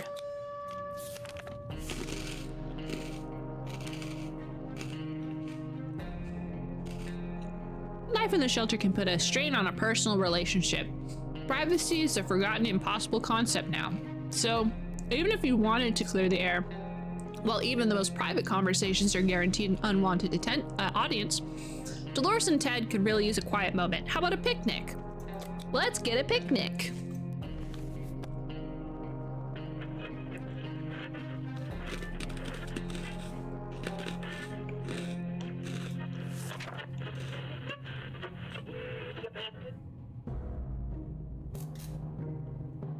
Nothing like a romantic outing to a ruined post-apocalyptic park, complete with giggling, whispering, and sweet nothings over a shared can of tomato soup. At least that's how Ted remembers it. Dolores is unwilling to comment, but they both feel better today, so clearly whatever happened has lifted their spirits. Time to eat.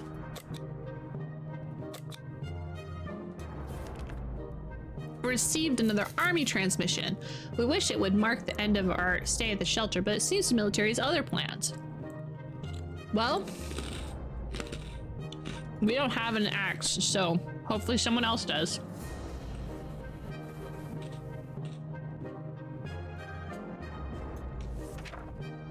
We're not lumberjacks and we're not chopping down that park. Maybe another time. That's true. Everyone's fatigued. Trader alert. Timmy's salvaged comic books are mostly harmless science fiction pulp. However, some of them don't feature the brave Astro Citizen program astronauts, but cosmonauts. That boy's eating up Soviet propaganda. What a disgrace. Should we banish Timmy to the wasteland for his traitor's ways and dispose of the blasphemous comics? No! You freaking weirdos. Oh my god, is Sherikov back? Oh my god, I love this cat.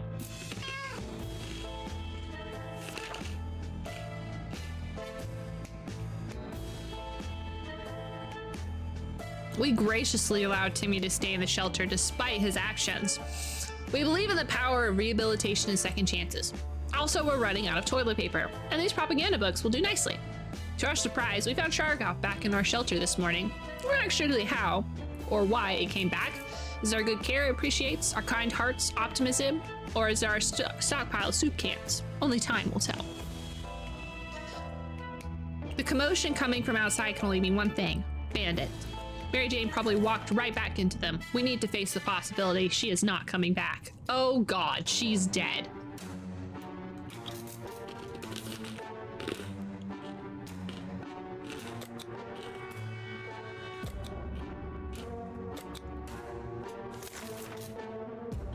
Well,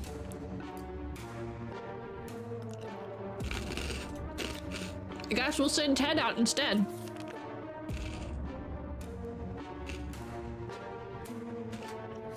Open in the name of freedom, came a shout from outside our door. We weren't sure who claimed to be representing freedom. We could hear it was a group of people probably armed. Anyone who introduces themselves like that is probably planning to kill someone in the name of freedom. Should we open it? Should we open the door?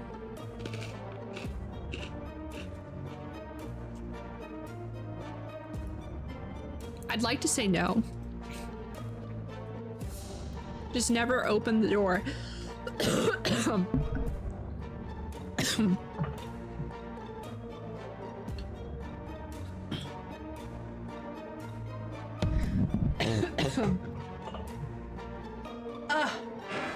I'm dying. I'm not gonna open the door. No! Go away!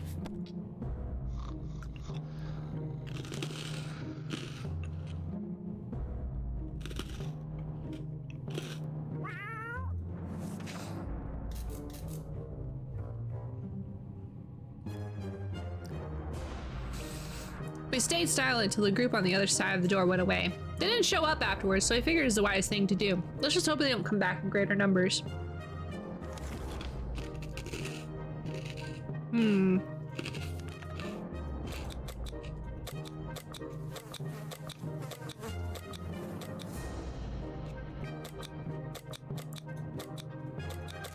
Let's make him take the flashlight. Or nothing.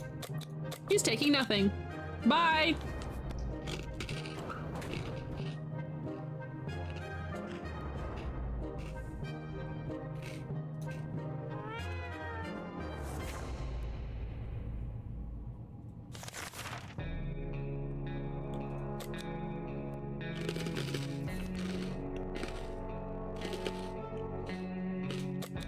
We're locking the door.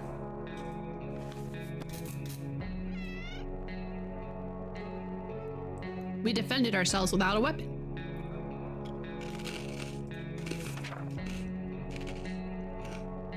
We didn't think that a small padlock would stop them, but it turned out to be enough to discourage the unknown attackers. It seems they gave this whole break-in a fair shot, but ultimately gave up and left. Too bad the padlock is in no shape to be used again. We need to think of other ways to fight off bandits and other soup-hungry barbarians. We were able to defend our home this time. What if they come back? Oh no.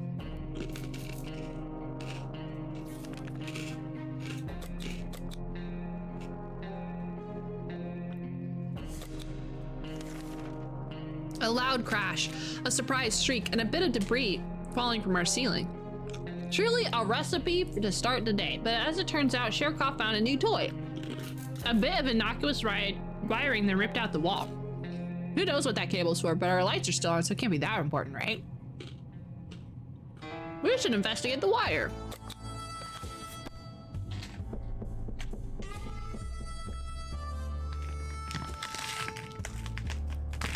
Okay, let's hope that that wasn't important. We grabbed the cable and followed it to a rusty old truck parked in our neighbor's driveway. Upon opening the door, we were confronted by two men wearing large headphones who looked extremely surprised to see us. They wiretapped our shelter while we were asleep, and they were listening to everything we said. We gave them hell and marched back to our bunker. The agents who were spying us at the door want to explain themselves. Should we hear them out? Okay, FBI, why were you listening in on me?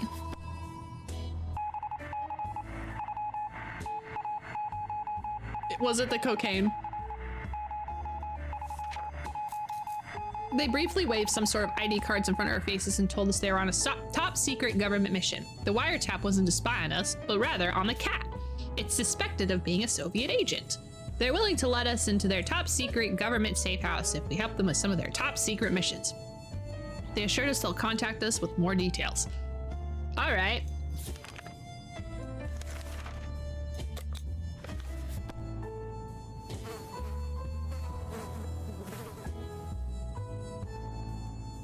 Oh no, the radio. Oh, damn it. Something. Oh, God. Something blew up inside the radio and the wretched thing caught fire. We were able to put it out, but it doesn't work anymore. Ted has been outside for far too long and he still hasn't returned. He's not coming back. Oh my goodness.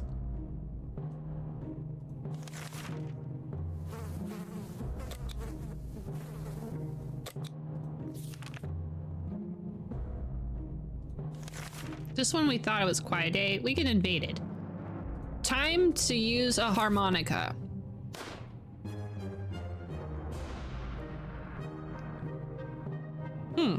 Did it work? They lowered their weapons down and cried a few tears, surprised by the beauty of our music. They will let us live today. That's great. I'm glad we're not dead.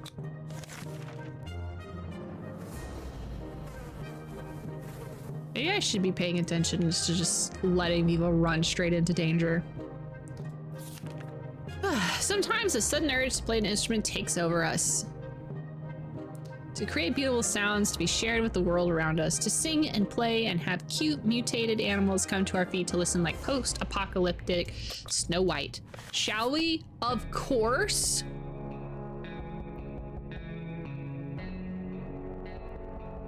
Now we have little buggies. Be careful what you wish for. After a few minutes of playing, a small group of mutated cockroaches jumped out of the cracks and started moving to the rhythm of the song. They ran around in circles and shook their little antennas. It'd be adorable if they weren't so disgusting. What are we gonna do with them now?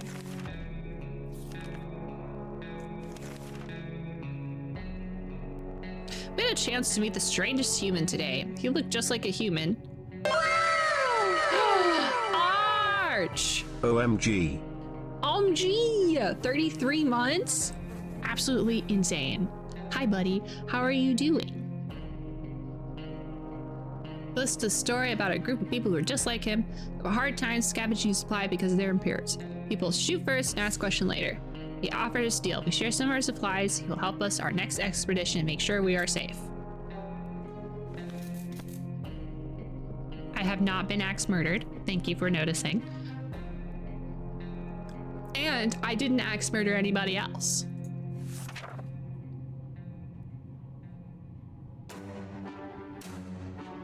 We were relieved when the man assured us that his condition is not contagious. We gladly took his offer. We're actually looking forward to our next expedition.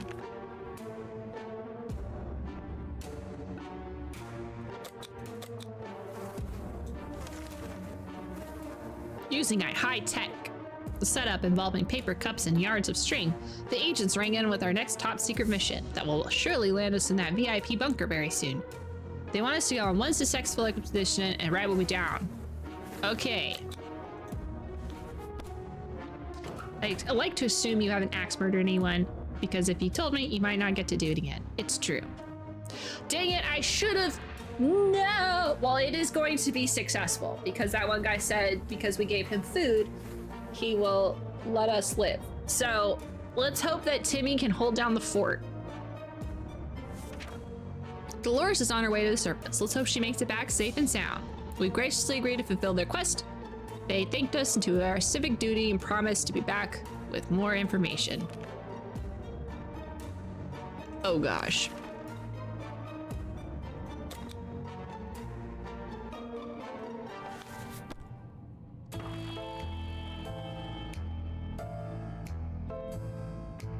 Oh my god, we survived.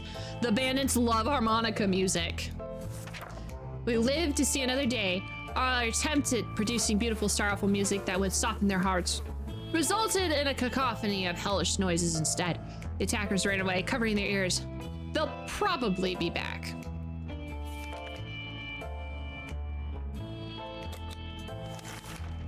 The funky roaches haven't really left us. To be fair, they aren't causing that much trouble. They've seemed to be relatively friendly and curious. Just this morning, we opened our eyes and we saw them standing in a perfect line right in front of us, as if they're waiting for something. I don't have a harmonica anymore, it broke. The bandits probably shot it. Shoo, vile creatures, we don't know what they want from us, but it's probably our precious soup. These insects can't be trusted. They dispersed a little bit, seems we're stuck with them for now.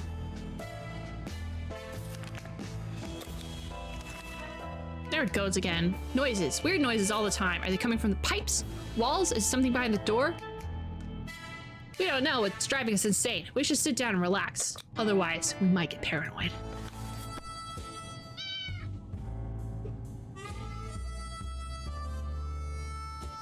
Hi, Mom! Having some fun made us forget about... What was it again? That recon mission was risky business. We had to visit neighborhoods that were dicey even the best of times. The area was full of mutated cats and dogs fighting each other in gangs, all of them armed to the teeth. We barely made it out alive. The agents seem to appreciate our efforts. Let's just hope these missions are actually worth it.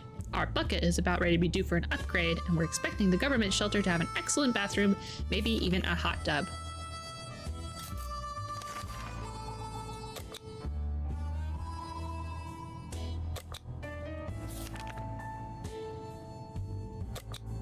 Timmy is gonna go out. The cat has been staring intently at our supplies all day. Its eyes are piercing. I practically feel the tension rising in our shelter, as well as the sense of danger. This must be how cats communicate that it's time to eat. Should we share some supplies? Yes.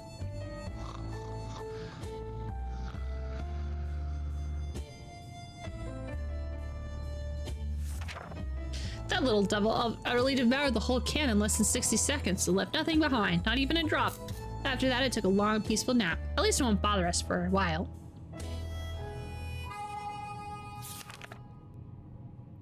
Okay, Timmy.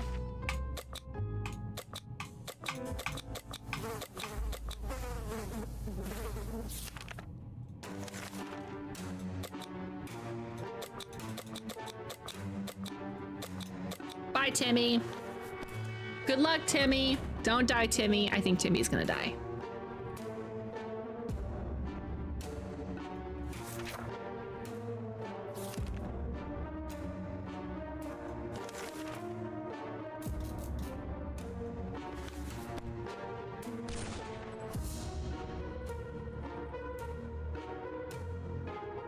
Dang it. It's tough because the bandits have come back. Dang it. We didn't get to day 50.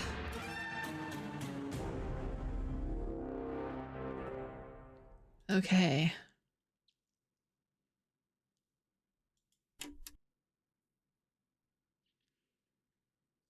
If freaking Mary Jane didn't die out in the freaking outsides.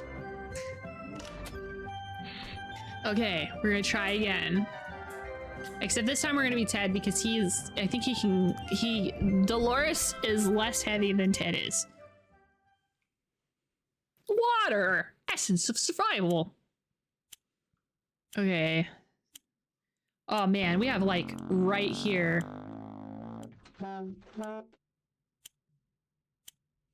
Okay, I see the radio from right here. Yeah, I think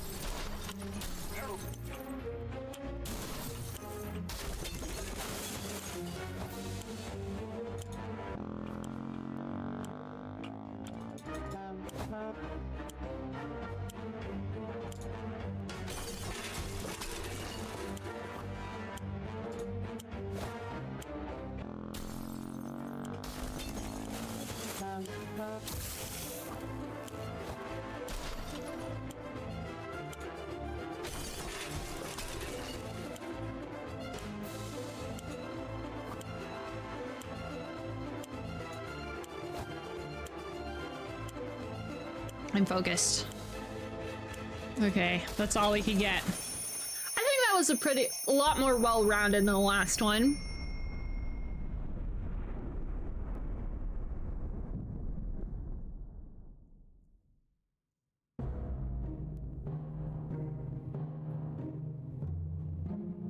At least I actually got food this time.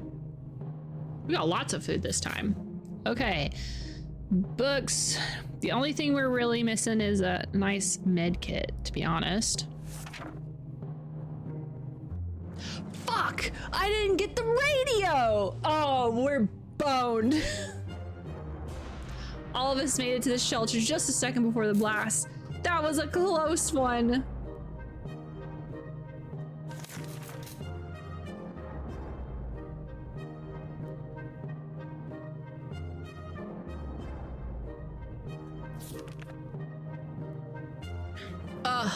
It's okay. You know what? We were too distracted by Queen on the radio, okay? We have to focus on survival. We can't be listening to Freddie Mercury, all right? We can't do it.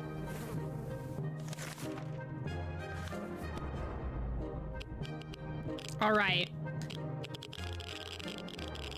Last time we just kind of immediately sent Ted out there, like at like day 3 or something, and that worked pretty well for us. We can make it work, even in Toronto. Question is, how do we find a boat to get there? We heard that that's the best way to get to Europe. Ted seems to be doing all right. Everybody's doing fine.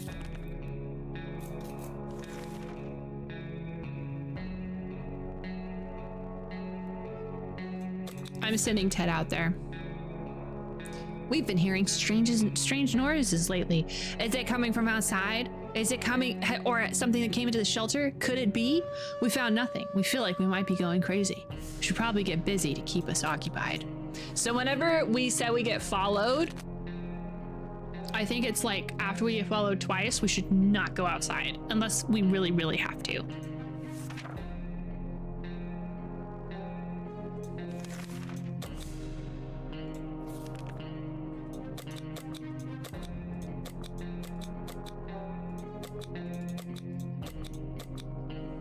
All right, so the suitcase lets us grab more things. Gas mask, axe, map. Good luck, Ted. He might come back sick. That's fine. As long as he brings stuff back with him.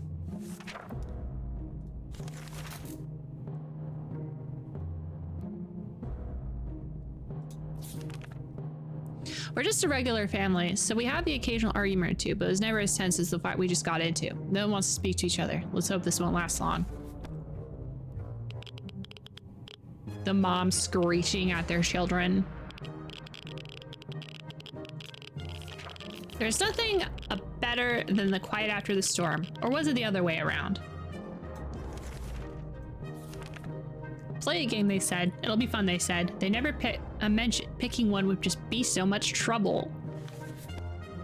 It's true.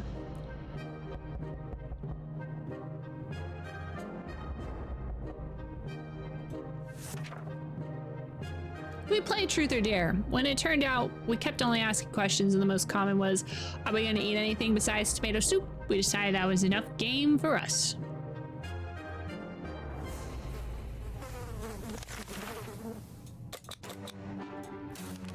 What's that sound? A galloping horse? Oh, go away, mighty python. Get out of here.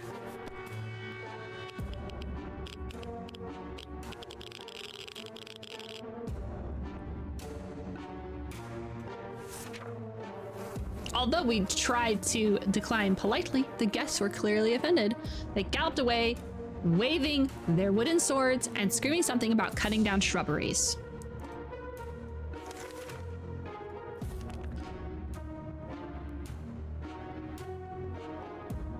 Whoever designed this fallout shelter was a genius, but we can't really tell if that green stuff dripping from the pipe is an included feature. We should probably try to do something with whatever we brought down here. Hello? Yeah. I think Ted died.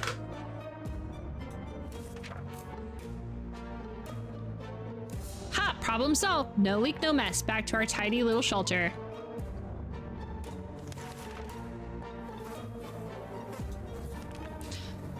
Who's gonna go outside? Scurry away, little Timmy. Let's see he's gonna answer the phone.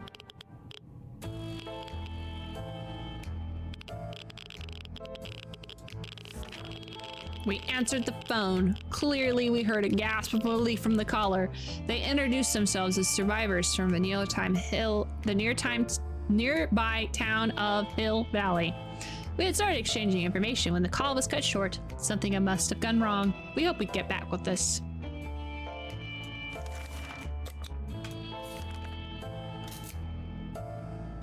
We felt like something was staring at us from the corner of the shelter. We think it was a rat. At least it looked like a rat on a very good diet. We decided we need to do something. To put it more bluntly, it was him or us.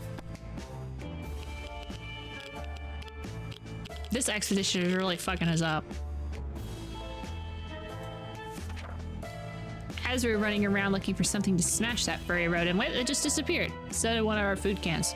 Question is how that devil fit it through one of the little holes.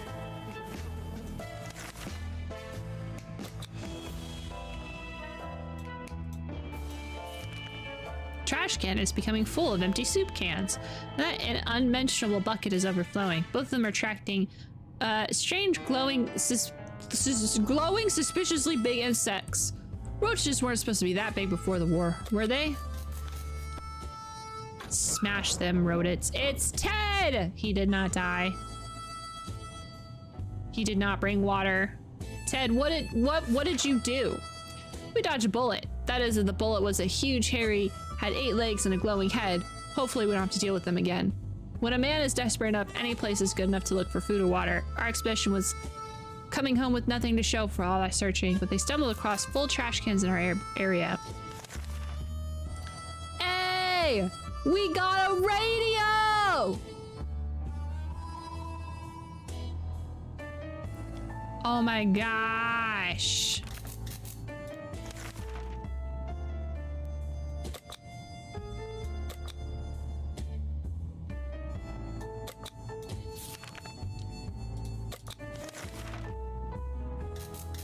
Ever since we jumped into our fallout shelter, we've been wondering about that other door in the shelter.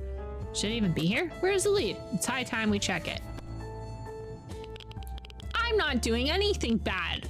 I'm being a good noodle. What are you talking about?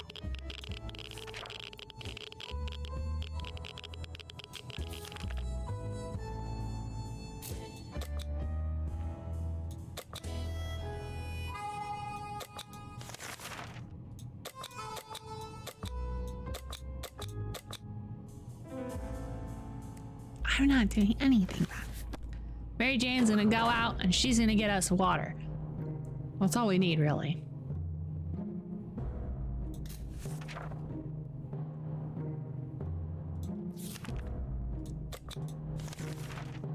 It's not easy to be calm in these circumstances. Hopefully we'll know our peace, or else we might need to act like wolves. Survival of the fittest and all. Wolves that only eat tomato soup.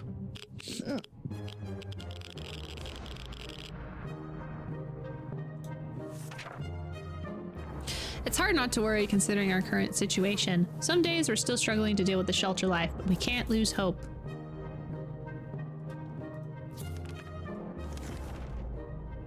A few more hours of coughing and we'll get used to it. Our ventilation fans have halted. No fresh air just seems to be circulating through the shelter. Let's smack whatever's up there.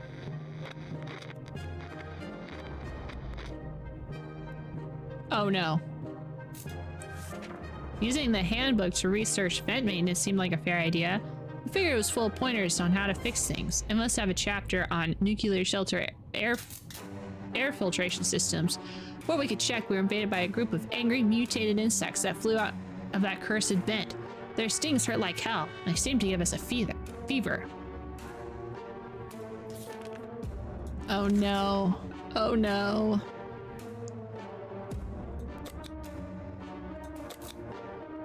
Oh no. Is there anyone who could rescue us from this hellish situation? It's our government.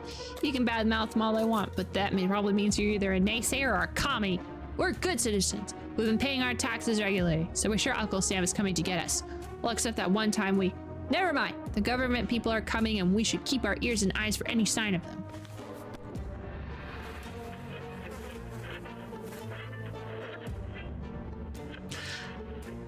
It's kind of interesting because I feel like they've added more story events since we last played. Like, we've unlocked more story events to play. We knew it! The government has not fallen, and they're coming to save us. They didn't give us dates in our radio transmissions, but they sure we won't be keeping us waiting long. They said we will keep in touch in a couple of days and told us to await further instructions.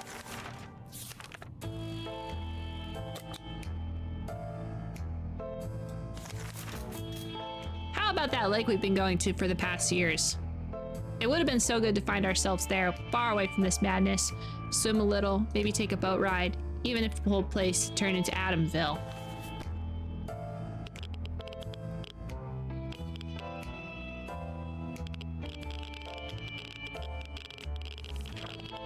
Still, it's better to be safe down here than dead up there.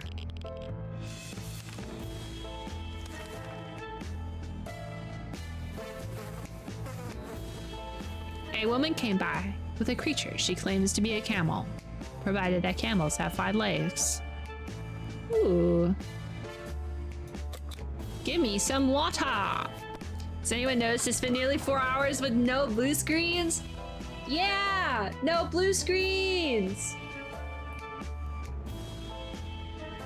So far. Don't jinx it. We exchanged goods and she went about our way. She insisted that we listen to the radio broadcast if we ever want to get out of that shelter and find a safer place. It was difficult to tell right from left in all that rubble that our town turned to, but we found what used to be the gas station. It doesn't look like a gas station anymore. The only recognizable parts of it were a few car wrecks in the cashier booth that probably did a long trip up and then back to the ground. There was an abandoned trunk in line for gas pump. We immediately recognized the logo of a well company on its side. Yup, the Canned Soup Company. A few water bottles were scattered around the cashier's booth. None of the explosions damaged them, though it's funny how that pipe shadow got burned into the wall. One of the cars had a map. After perusing the chart, we noticed a label that reads, "Time machine hidden here." A big red X marks the spot. We stumbled upon a half-eating sandwich in the cashier's booth and some bug spray. Damn it, our gas mask was damaged. We window shopped nearby parking lots for a vehicle that wasn't completely burnt out. Unfortunately, we found nothing of value. We're gonna go to the time machine.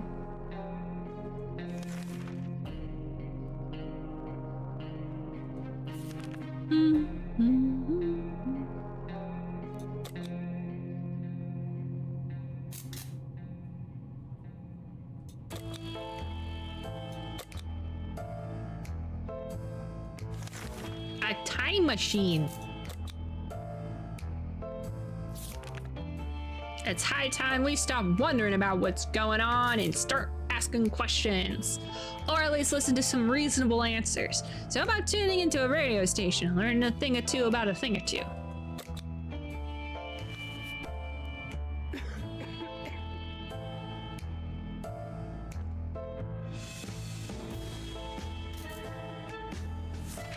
We're able to get a weak signal and tap into the government's emergency announcements. And guess what? Good news! The fallout outside is mostly gone. Which means that the bandits are gonna be out.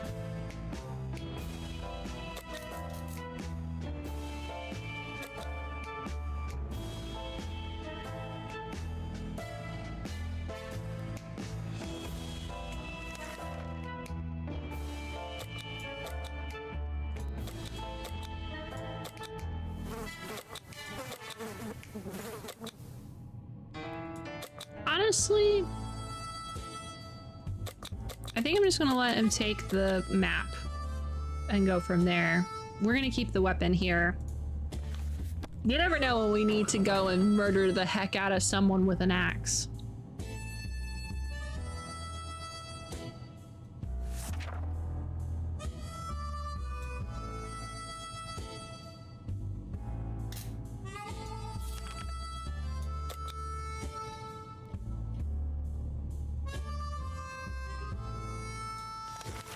Traitor alert. No, we're not going to banish Timmy to the wastelands for the comic. If he was sick, I would have. We needed him to be sick instead of mom. I'm not gonna lie.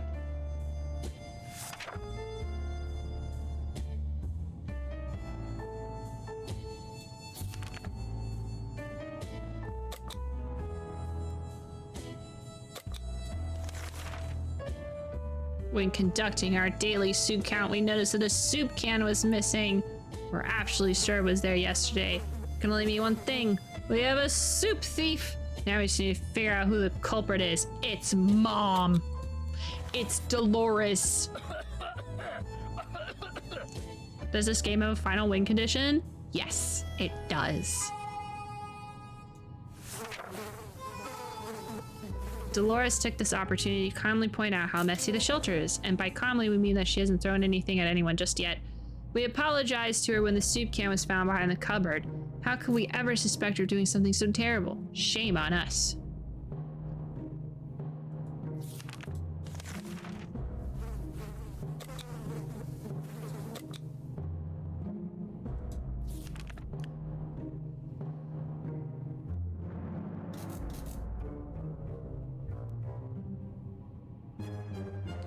Mary Jane has been caught sneaking out under the cover of night. Dolores was furious when Mary Jane revealed that she was going on a date with some bandit boy. She met him during an expedition.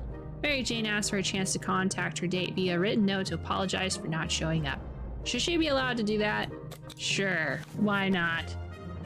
Goodbye, Mary Jane.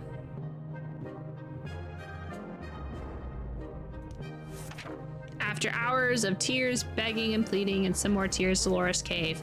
Mary Jane wrote a note to the bandit boy, drew some hearts with tomato soup, and left to drop it off. She came back, angry and disappointed. Apparently, the boy was eaten by a mutant raccoon while waiting for her the other night. Mary Jane says it was for the best. He is clearly better raccoon fodder than boyfriend material.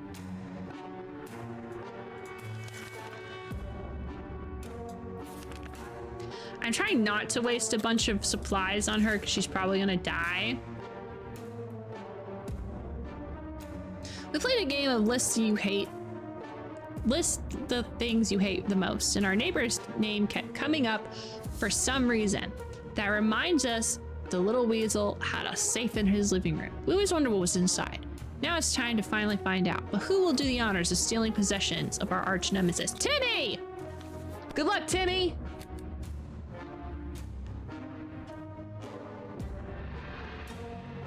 Now Timmy is sick. What the fuck?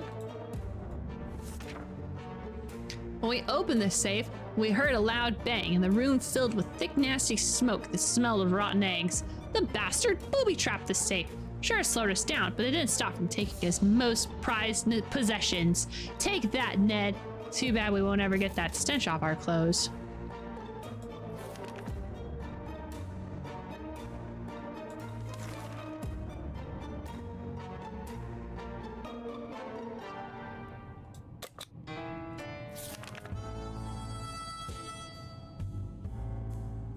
We can't get the cat. We can't get the cat. We don't have enough food for the cat.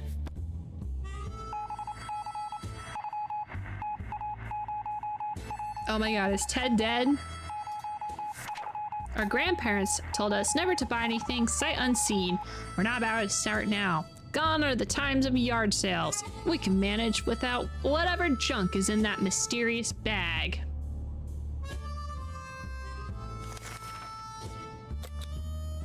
Oh god, no. Another broadcast from the military. They need to locate the general area. Well, we'll do some playing cards. Ted? Food, but no med kit. Y'all are just gonna die of sickness.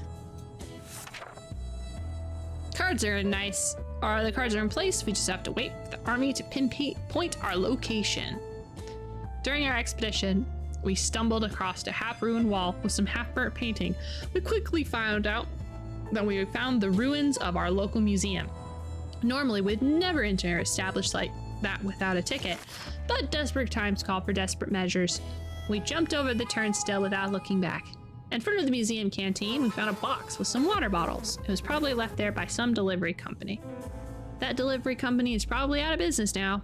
Our guess is it's been blown out of the water. We're hoping for some sweets or snacks, but all the museum canteens had to offer was tomato soup. Those poor tourists. Our little trip to the surface might have been spotted and followed. We should be careful.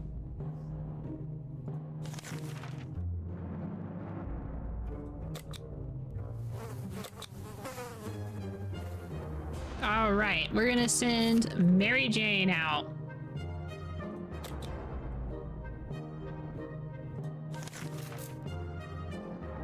Our last expedition brought news of a vehicle parked down the street. It sure looked unique, but we never got close enough to get a good look. We're almost sure it's not a bandit trap. Perhaps we should send someone over to check it out? Let's send Dolores. And if she dies, she died trying to make the base better instead of dying of sickness.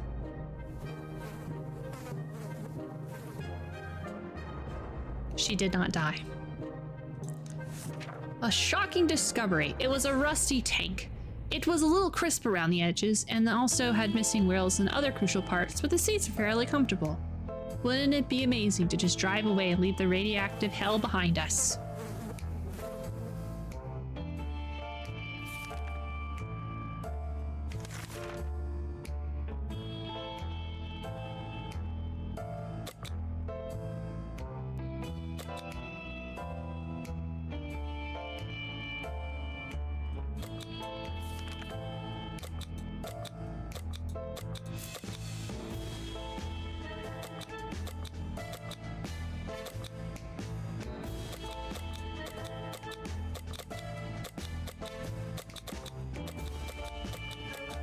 Take the map. You know what? Take the map.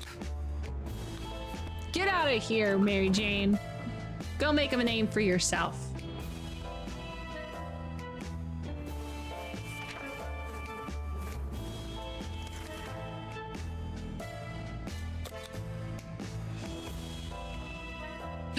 James!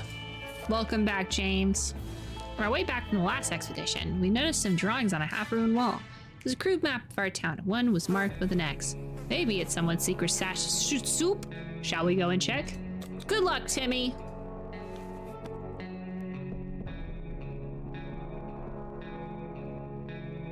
Well, Timmy didn't die. Unfortunately, it was a prank. We did not find anything in the marked spot, but at least we didn't run into bandits.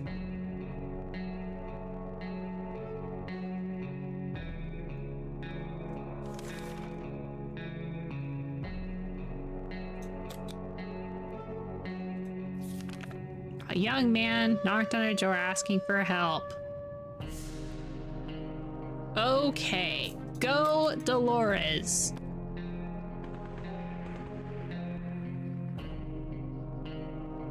She didn't die. I have the two sickest people. One with like the flu and the other one with like it's stinky syndrome. And I've been making them do dangerous stuff and they won't die.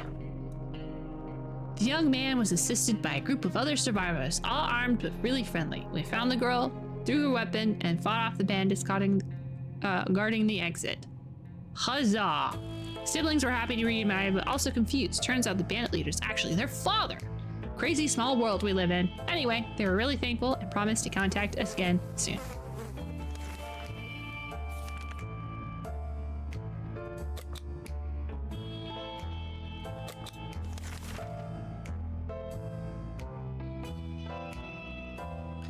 We were discussing plans for our first meal that didn't feature tomato soup when we heard yells outside. We discovered they came from a small group of ragged survivors. They were a sorry sight, and we weren't surprised when they requested aid. We'll give them soup. Good.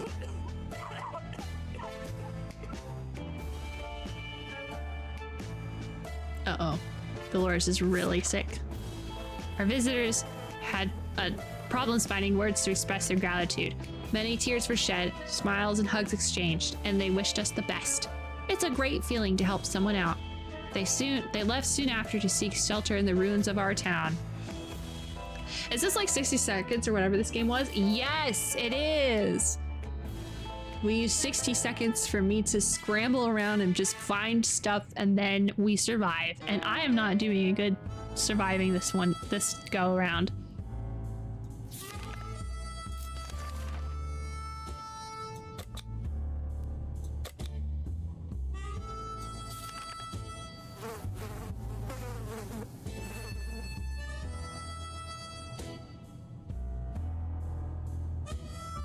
We have ammo.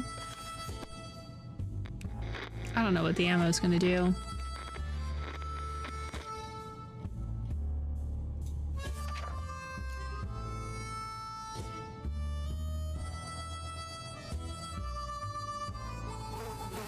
Ugh, we're doomed.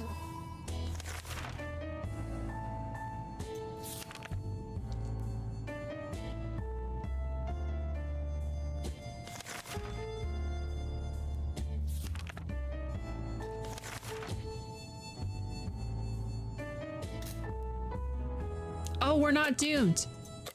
They're not sick anymore. There's one that takes place in space. We have that one. Cookie gifted me both. And so we're doing this one first. And then the next game is not the 60 parsecs, but the game that we play that's gifted from Cookie will be 60 parsecs. But that one's a little farther down the line. Yeah, it's called 60 parsecs. I don't know anything about that one. I did see like stuff about this for a little bit, but I never, yeah.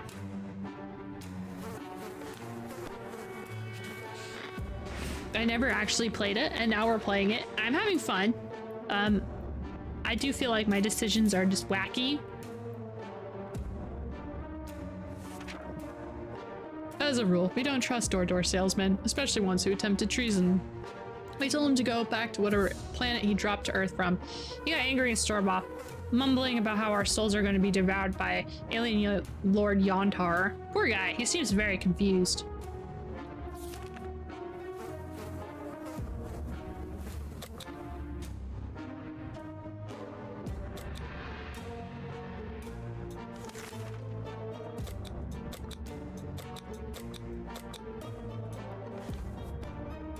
Bye, Mom.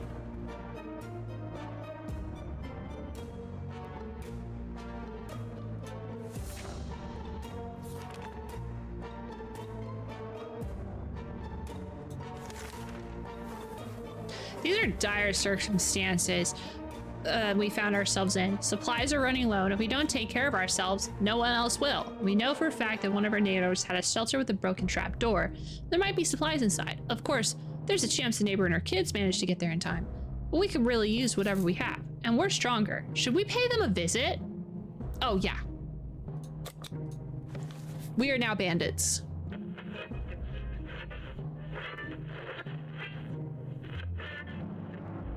Dang it. We went, got what we needed, came back. We're sure that group will do just fine. Most probably. Yeah, absolutely.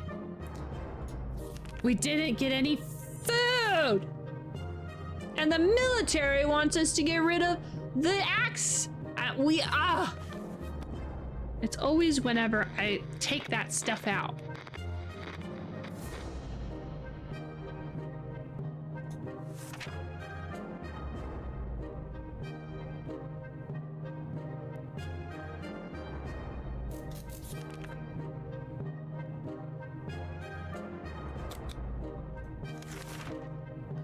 Dolores is temporarily out of the shelter. We can finally talk out loud without someone shushing us every 5 minutes. Our shelter is in a library. Tonight, our shelter will be a concert hall. And we're turning up the music. We're putting on David Bowie. And we busted the radio. Lively dancing, off-key singing, and music so loud it temporarily drowns out the quiet hum of existential dread. Just what we needed to start another day with new energy. Ugh.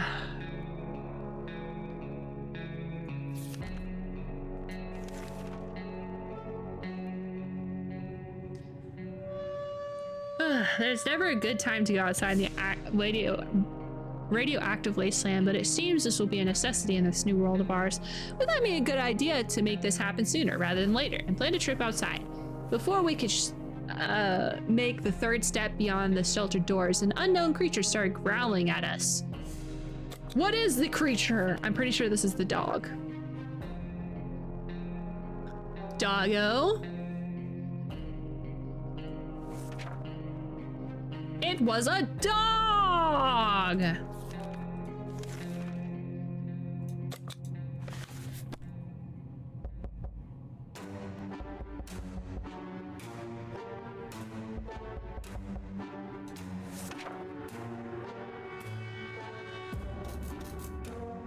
Well, Timmy is gone.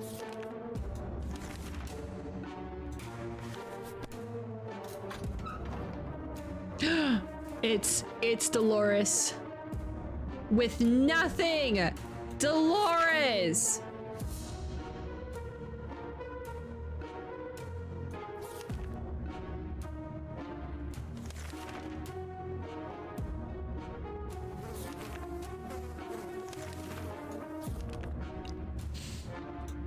Ted is going outside. Enough of this plain, tasteless water. Dolores is craving a cup of coffee. Real, true blue American coffee. The kind of where you can drink 5 cups, still feel sleepy. But where are we gonna find that? Well, Dolores' diner is where it used to be a few blocks. Maybe she's so go on a coffee run. Dolores, go on a coffee run. Bring back some coffee.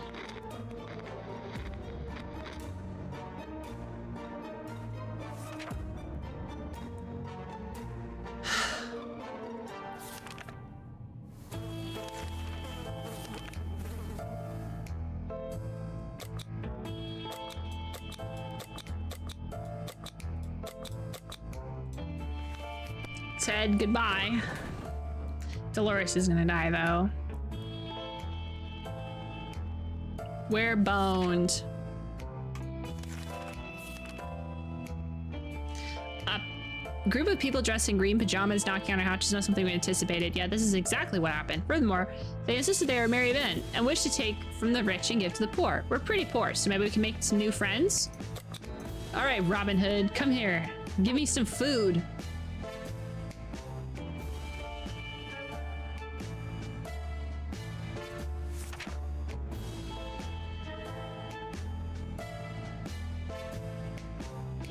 Those married men were not married at all. They told us that we were rich and that we should share with the other 99% of the wasteland. They grabbed the few things and left. That's rude.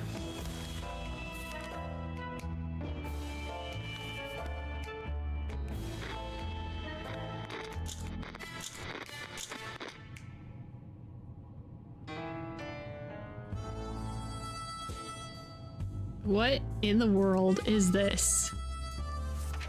We wish we could have fed the poor beast, but we didn't have any food to spare. The dog slowly turned away and went back into the wasteland. When we came back to the shelter, we couldn't get in and all we could hear was chants and prayers. Apparently, someone thought it was a good idea to turn our home into a prayer house. Damn it. If only we had a few drops of water, we could avoid what happened. Dolores died of dehydration last night.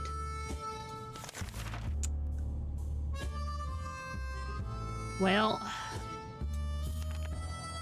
the end.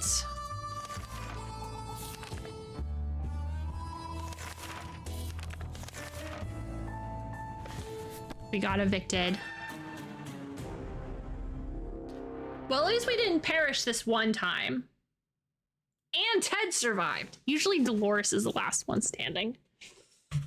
All right. Okay, we're gonna try one more run and we're gonna see if we're gonna get... I feel like we got a lot farther. Was that tank always there? I can't imagine doing like the more difficult like setting. Okay, food. We need the radio. Ah, okay, she's right here. We can grab that.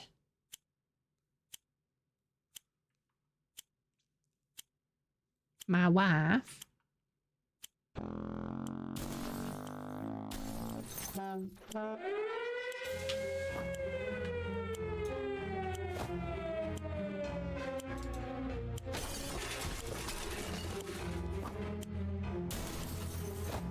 We need this bug spray. Why are there so many bugs in the shelter?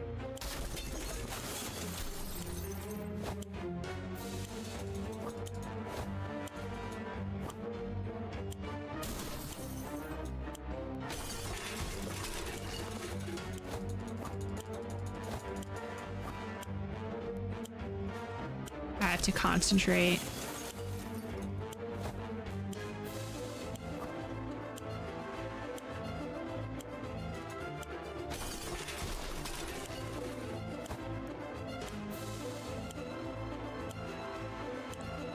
Oh, the radio was in that room.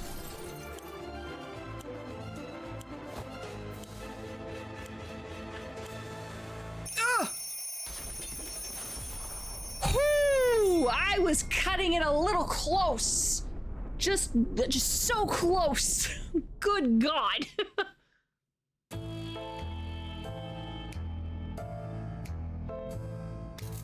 I wanted the map. All of us made it to the shelter just a second before the blast. But we've got a harmonica, playing cards, and a freaking med kit. We've got extra. We're pretty stocked. We're pretty stocked.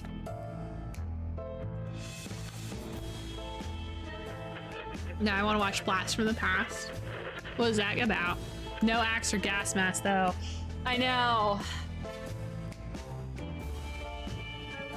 When we get through one bottle of water, I'm probably gonna send Ted out anyway.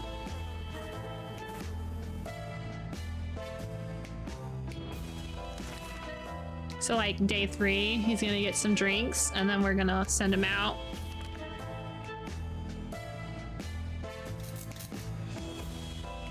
Honestly, we'll just send him out right now.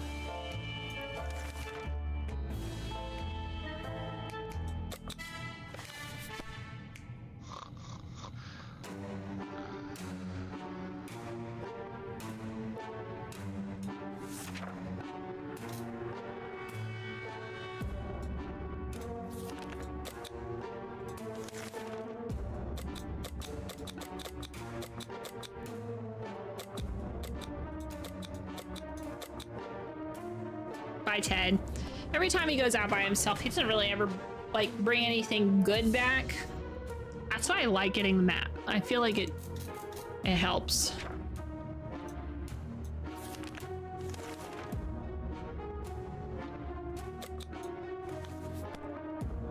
when we remove the brick for the stench, which is what, well, that's what just happened. We usually get a soup can. Oh, it was different. We approached the hole cautiously and peeked inside. What happened nearly gave us a heart attack. Some crazed rodent, a reptile, or whatever that mad creature was, leapt out and started jumping all over the damn shelter. It was everywhere. We couldn't catch it. Before we could do anything, it pushed our radio off the table and went back into the hole it crawled from. We never saw it again.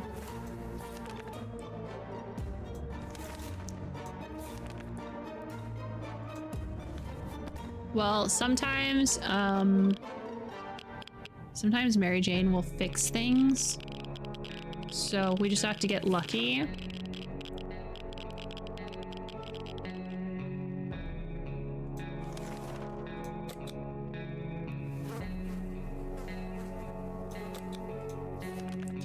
Mary Jane was dropping hints that it's a special day for her. We had to think about it hard. After eliminating your average festival's anniversary of that great barbecue we had 3 years ago on International Popcorn Day, we realized that she was talking about our birthday. That means we have to get her a gift. I think cards are good. At least the last time I chose cards, it was good.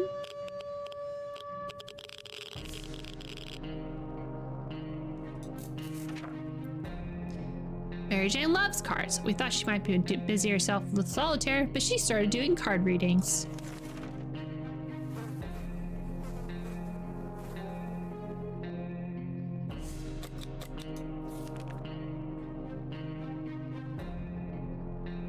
We always steered away from casinos, gambling dens, and the like. So when a man came to our door and told us he used to be a gambler, we were suspicious. He invited us to play a game. We proposed a 2 water bottle bet in a card game of our choice. No! No betting! No gambling! Get out of here!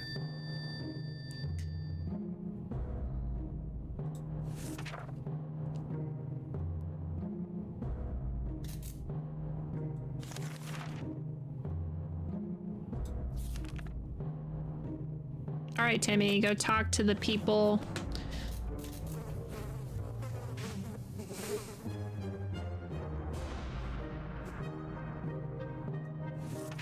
When we answered the phone, we heard a relief, and then they died. That sucks for them.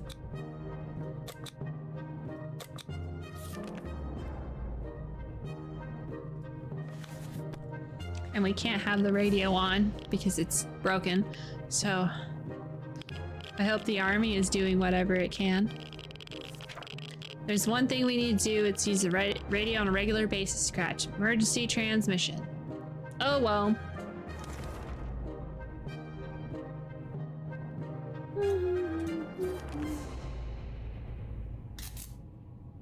I always thought life could be much better. That was before we got nukes. Now we think my life could be much better. In a way, not that much has changed. Ted is back. What'd you get? What we make up today will be our tomorrow, so let's make it right. Ted has safely returned from his voyage. A few days before the blast, Timmy got into a fight with a kid named Ethan and beat him with a stick. We were supposed to visit Ethan's parents and talk about the incident, but we were a bit busy back then. Well, now we have all the time in the world, and although it looked like our friends weren't home, we decided to pay them a visit.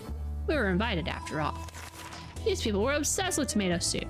We saw many cans in their ruined kitchen. Most of them were damaged and all the tomato goodness had leaked out, but some survived. Behind the remains of their kitchen counter, we found some bottled water. It's not our favorite brand, but it'll have to do.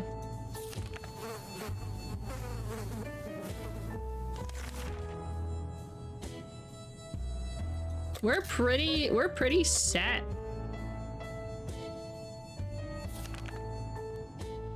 I think we will. You know what? Let's. No, we'll do one. We'll wait. There's not much you can do in this tiny bunker. We need to fight the boredom. Otherwise, someone might feel like they want to admire the radioactive landscape. Let's play some checkers.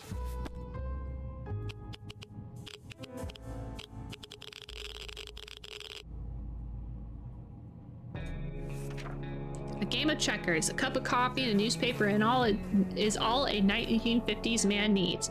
There's no coffee down here, and the paper boys probably got blown up. But yay, checkers.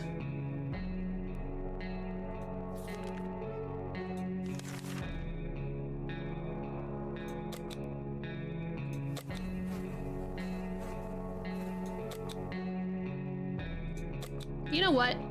I think I'm gonna send Timmy out on an expedition. We got to have someone cheer up and talk to Timmy, though.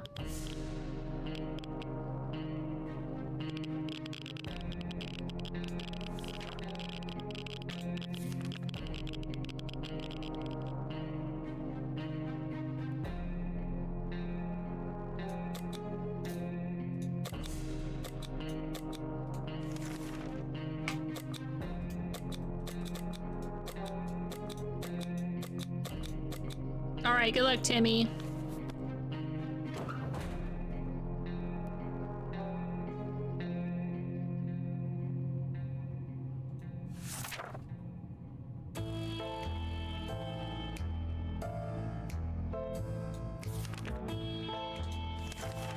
As we were considering alternatives to the canned soup diet, a sudden knock on the door broke our line of thought. It turns out we were visited by a band of survivors who were in pretty bad shape.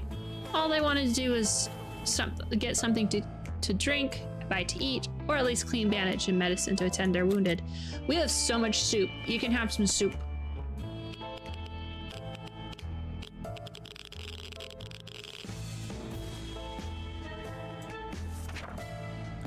We've never seen anyone so touched. A minute later, these poor people were hugging us like there was no tomorrow, quite possibly actually, and thanking us for the gesture. They were eager to repay us, and one of their group offered us a map. They claimed to help us get here, so it brought luck to whoever used it. We promised we will give it a try and wish them a safe journey.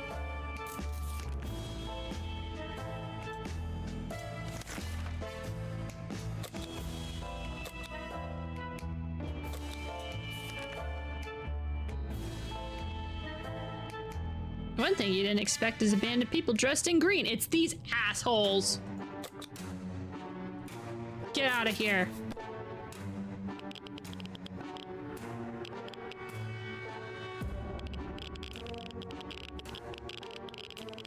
Get out of here, Robin Hood. We didn't answer those peculiar calls and kept the door locked until the noises outside faded away. We're not exactly sure what we want those people to come back. They sounded harmless enough, but can harmless people be trusted in these troubled times? They might be worse than those who didn't seem harmless at all.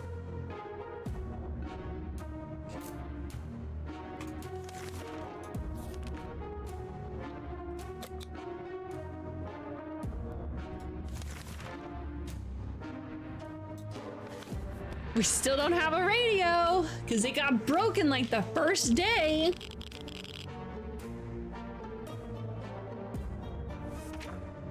They say ignorance is bliss. Another day without any clue what's going on might not necessarily kill us.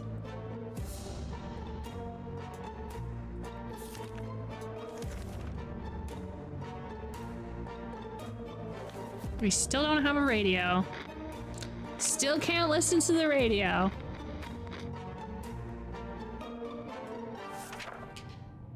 If there's one thing we need to do is use a radio on a regular basis to catch any emergency broadcasts that might be transmitted in our area. It's that or either just strolling around outside waiting to get picked up. First option sounds a little bit more sane. Well, too bad, because honestly, we're not in a mindset to get picked up by anybody. We're gonna stay in this bunker forever, and we're gonna live off of tomato soup and happiness. We found an unsigned letter today. The stranger asks us for help. Apparently there's a few survivors in great need of supplies. Have a chance to help them. We're saying we won't regret it. We would make several people very, very happy. Go ahead, have a soup.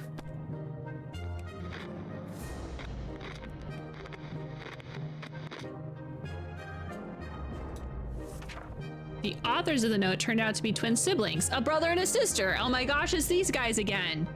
They greeted us happily and took us to a small tent where they started handing out the supplies we brought to a small group of hungry survivors.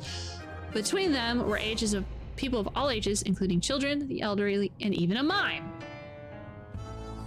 Siblings shook our hands and proclaimed this is the beginning of a new friendship. That's nice.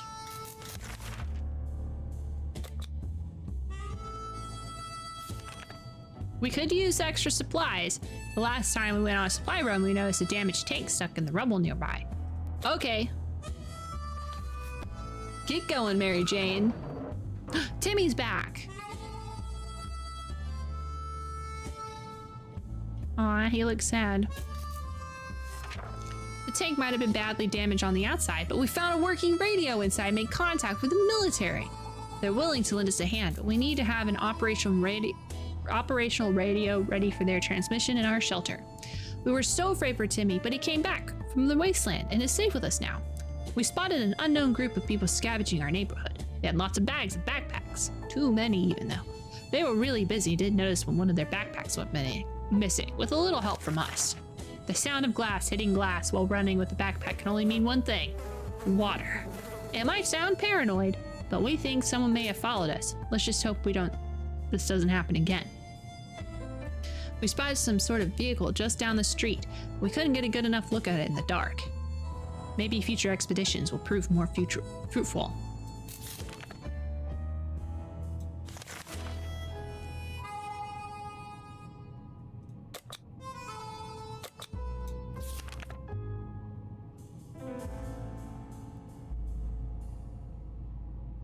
I think I'm gonna send out Ted so we can take the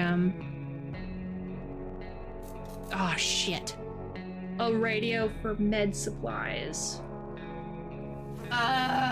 This is unfortunate. We do need those. We do need a radio.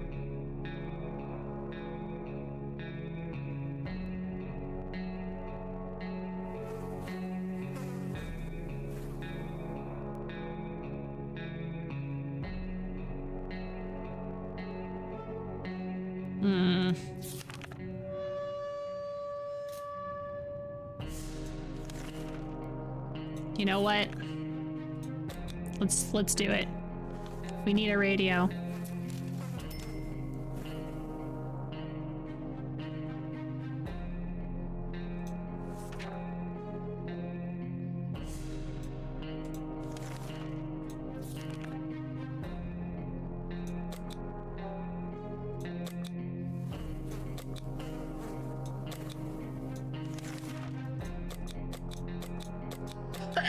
Go, Ted. Good luck.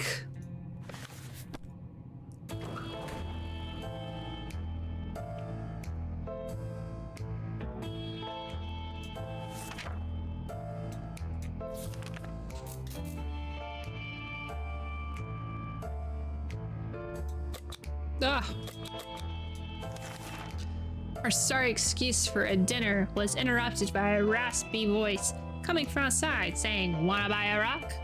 We calmed down when we realized the voice it belonged to was Old Man Jim, who used to live out in our town. Well, at least we think we did. We never quite figured out where he stayed. We probably should answer his question. It's impolite to keep people waiting like that. Give me a rock!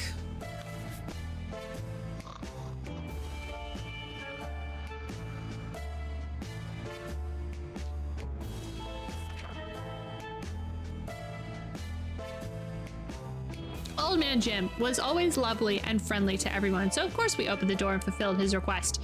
He winked at us and told us the first rock is for free, which we were happy to hear. A nice rock is always a good thing to have, but we don't think we'll be able to trade any of our supplies for it, even if it brings the luck like he claimed.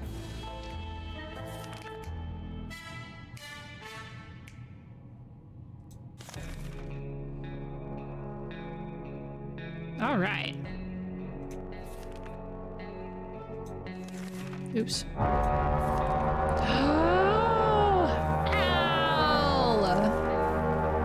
Hello, Al. How are you doing? Al_the Holly just traded with 2 viewers. I am doing wonderful. We're playing this game 60 seconds in the new stream room because I have moved from Oklahoma to Washington State. This is the first stream back since I moved. This will probably be our last run through for the night, so that's very exciting. Oh, what happened?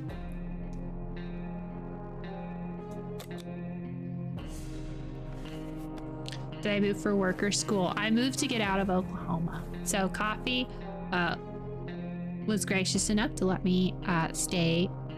And then I'm going to get a job.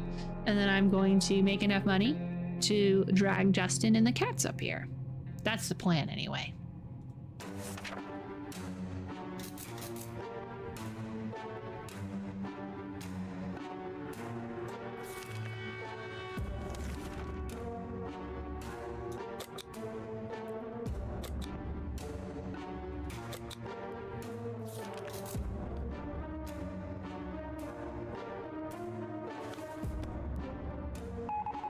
But in an extended way, I'll say school, because I would love to go to school in this area.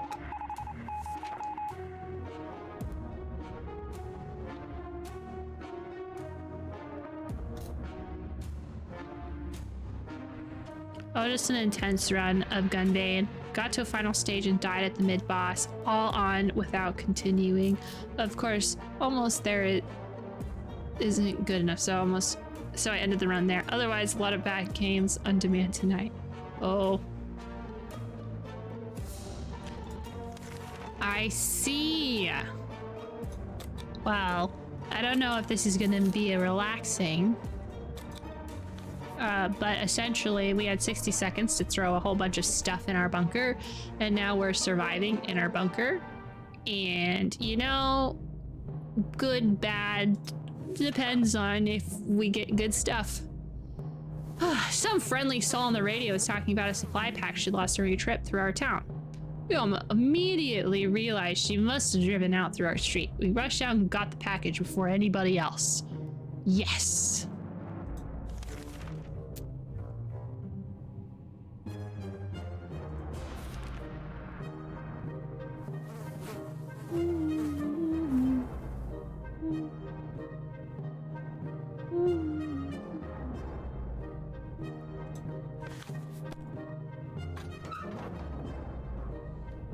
Played Decap Attack and Rock and Roll Racing. I don't think I've ever heard those two games before. Oh my god, Ted!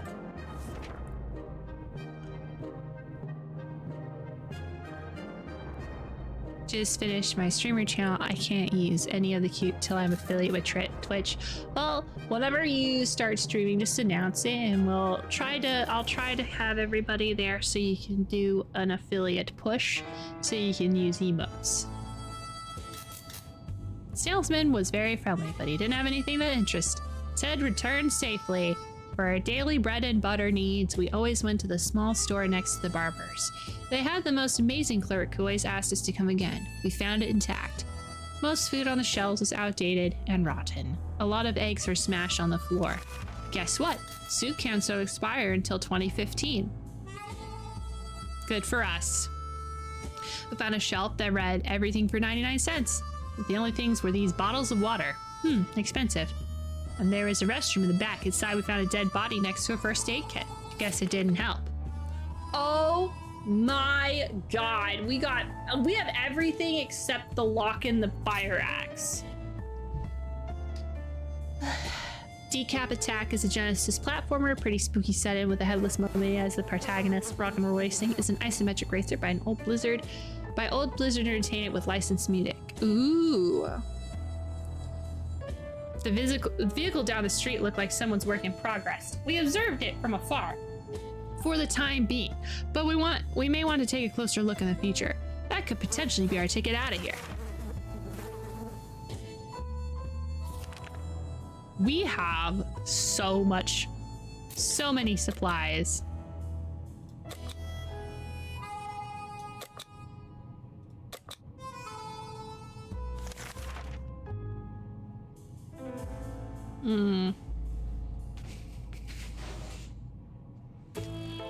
Honestly, let's just send Mary Jane or Dolores out.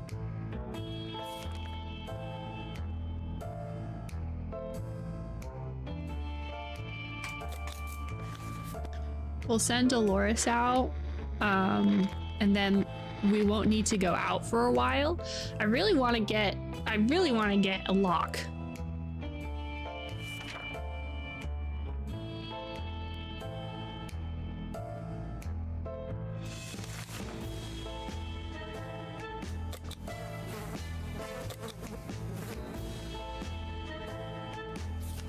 I mean, honestly, maybe Timmy, because Timmy is the only one that's not fatigued right now.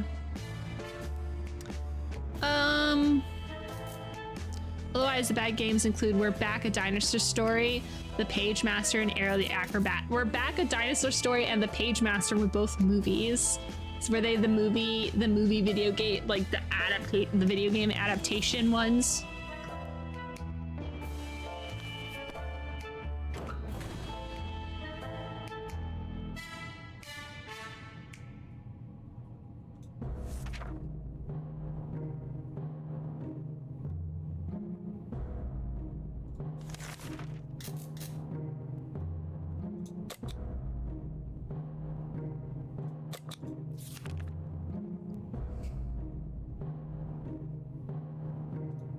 Let's use the gun this time.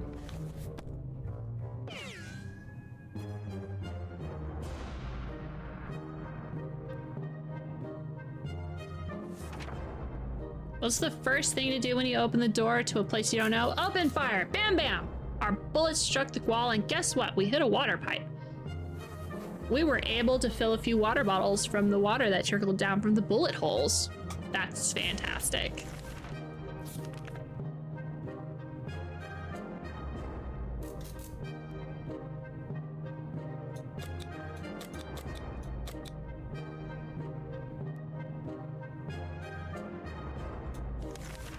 Plants are usually green, so it shouldn't be worrying that Mary Jane's plant is a bit glowy. It shines with a healthy greenish color. Maybe that means it could bear more fruit or vegetables, or whatever those twisted things hanging from the plant are. Shall we collect them now? You know what? No, let them do their thing.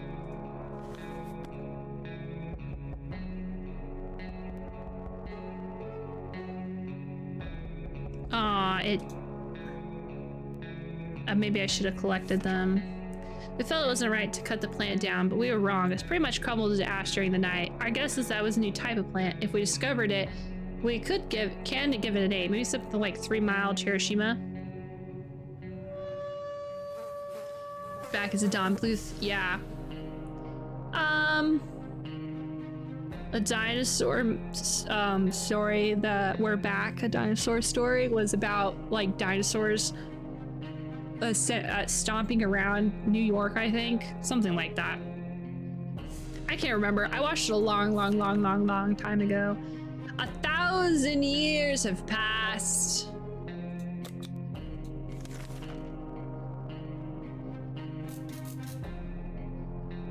The siblings are back. Their group is growing bigger with each passing day, as they pick up tired and hungry survivors and nurse them back to health. However, so far they only have one tent, and soon they'll run out of space for everybody.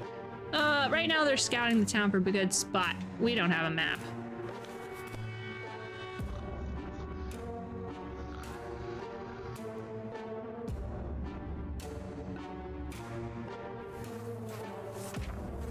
Sadly, we couldn't help our friends this time. They were a bit disappointed, but accepted our decision. We wished them luck and they continued their search.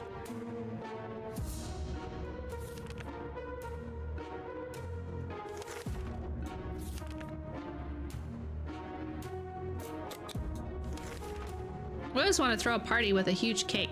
For some reason, it never worked. One time we were promised a great cake, and it turned out it was a lie. That was a disappointment. We weren't glad. We're definitely getting a cake when the radioactive clouds are gone.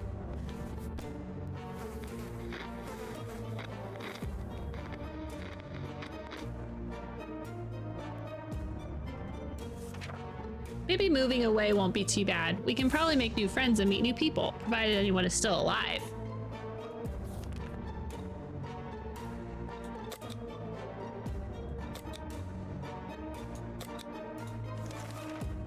During the night, we heard some suspicious sounds coming from behind our door. We peeked out this morning, we saw a leather suitcase. It has no address or name, but we're pretty sure it was meant for us. We're gonna open it like goofballs, like idiots, like imbeciles.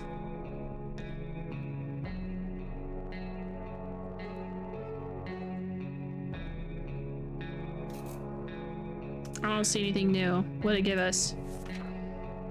We gladly accepted this sudden gift, and despite our suspicions, it turned out to be a regular tomato soup that we all know and love. Thank you, kind stranger. Professor Man resurrects some dinosaurs to exhibit at his museum, but gets around the issue of wild animals running amok by feeding them a cereal that drastically increases their intelligence so they'll develop a conscience. I remember that they talked. Honestly, I kind of want to watch both of those movies again.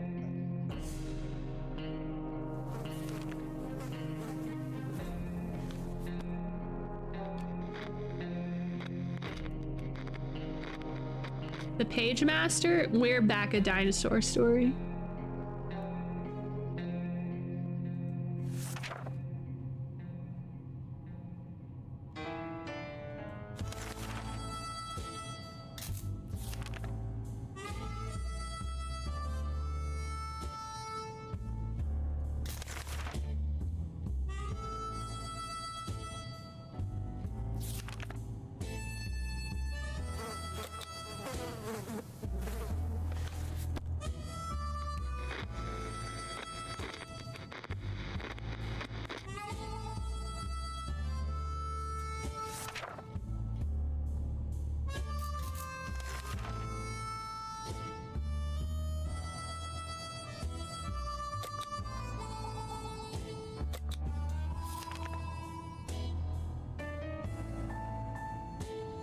Yeah, Ted's going a little crazy. You know what, Ted? Go ham. Since you're nuts, go get yourself killed.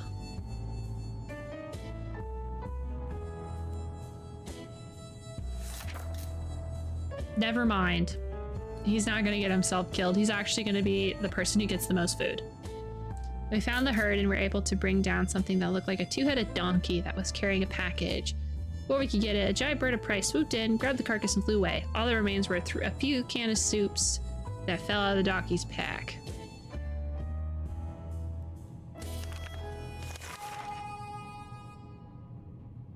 Yeah, I don't really know how to help him. I actually have a med pack this time.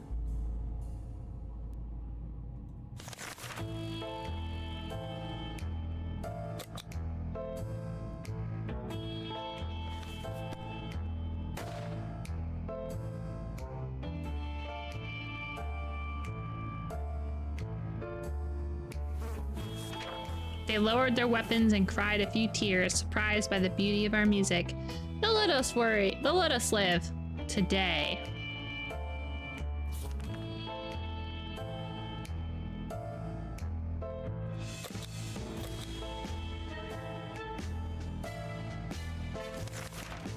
Mary used to be cheerful, but lately she's feeling a bit down. She clearly misses her music lessons. She keeps humming her favorite classical pieces, imitating the sound of a tuba. She said she would die for a chance to play it again, which may very well happen if we let her out of the shelter. If this helps her bring a smile to her face, maybe we should consider letting her go for a short walk above the house. Okay, bye, Mary Jane. Don't die. She's probably gonna die. There are literally bandits running around. She fucking died.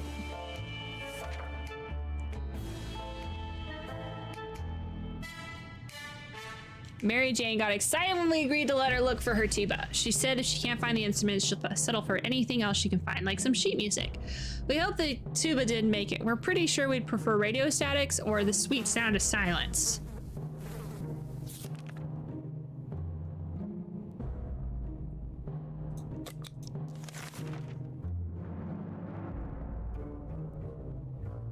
Time to squish the spiders. Oh, she came back.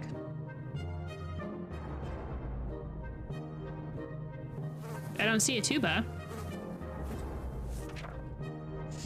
A good book is the solution to any problem,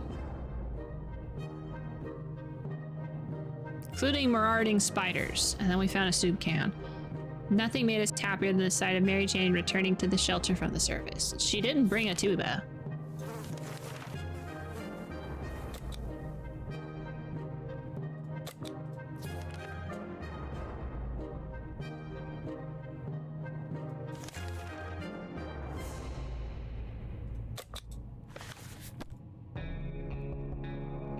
Oop, someone's knocking.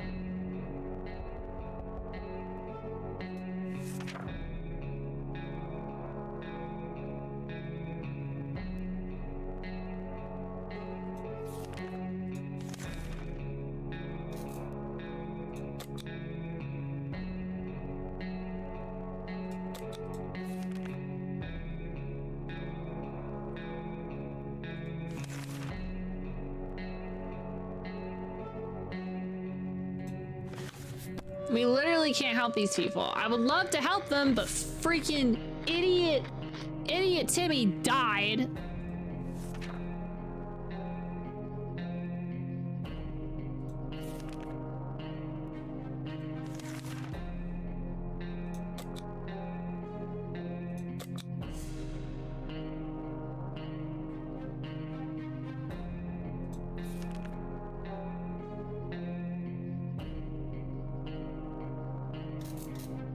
Judging by the sound of gunfire and screams, it seems like a band of thugs is taking control. Going out could be very risky. We're not gonna risk it.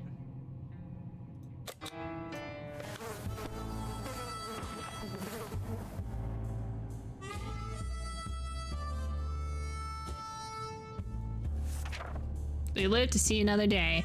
Our attempt at producing beautiful, sorrowful music that softened their hearts resolved in a cacophony of hellish noises. We are running. The thing is that it's not that we're running out, it's that I haven't been able to get rid of the bandits.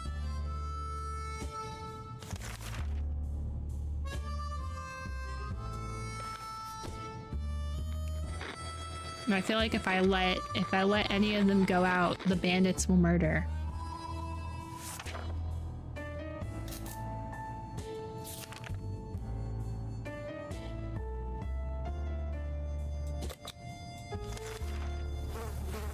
You know what?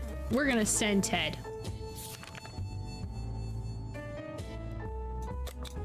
We have enough for soup. We have enough for a cat. Hello. As soon as the door closed behind the trader, the bag started to violently shake. Ah, Ted is no longer crazy, thank goodness.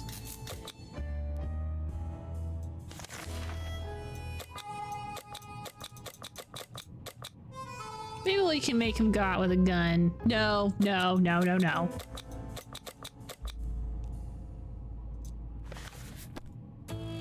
We don't have a different weapon, so we can't let him go out with a gun.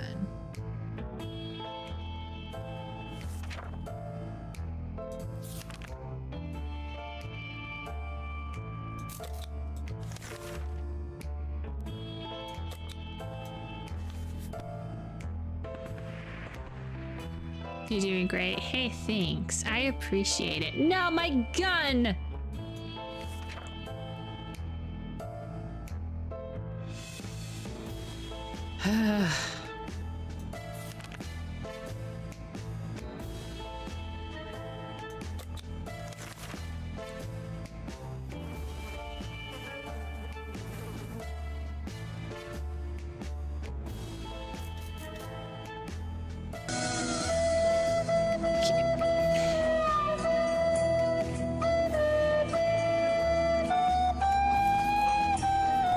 I just want a gun because the bandits are gonna come and we're not gonna be able to. We're not gonna be able to do anything.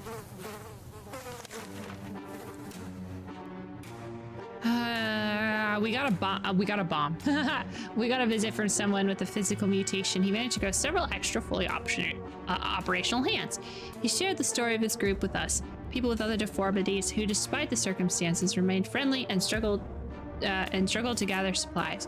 Wherever they go, people just shoo them away in fear of getting sick. He promises that if we gift him supplies, his group will help us get rid of the bandit next time they bother us. Okay, have some soup. Say less. Say fucking less.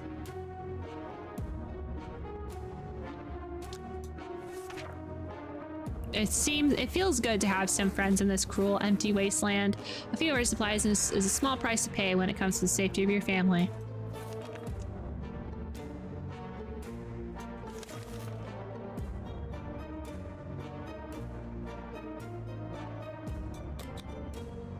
No, that's our cat.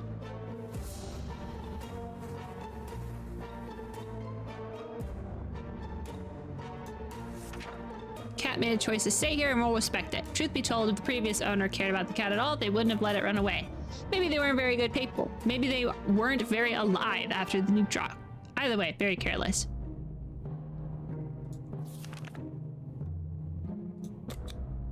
Day 50.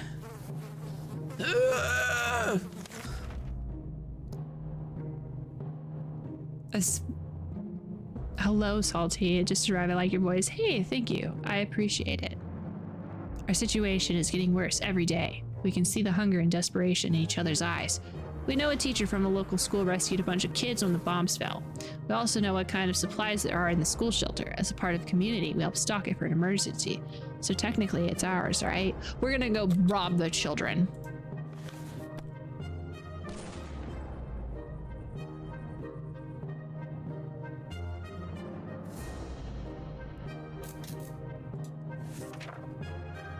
We had to do this for the family. It had to be done. We don't want to mention it again, so how about we talk about something else? Soup, perhaps?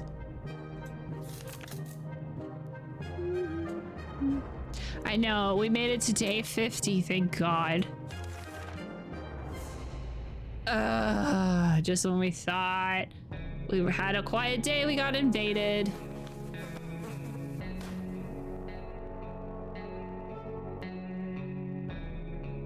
We did it. Oh, thank God. We did it. It's hard to tell who was more surprised, us or the bandits on the other side of our door. When our mutated friends jumped out of their hiding spots and came to our aid, they quickly forced the raiders to retreat. Helping the mutant group was a good idea. We hope everything goes well for them, and at least tonight we can sleep without worries. Oh, we were able to defend our home this time. What if they come back?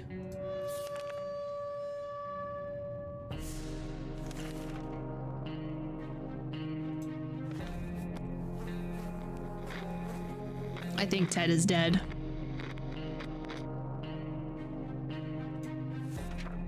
No! I did this to myself.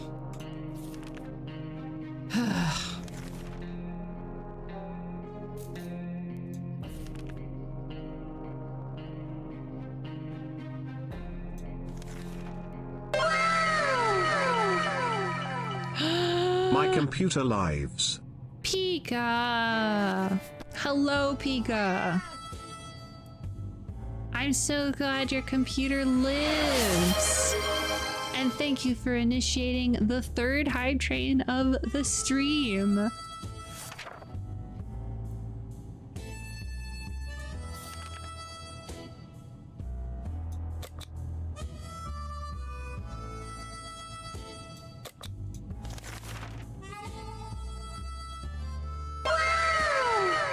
Thank you for the biddies.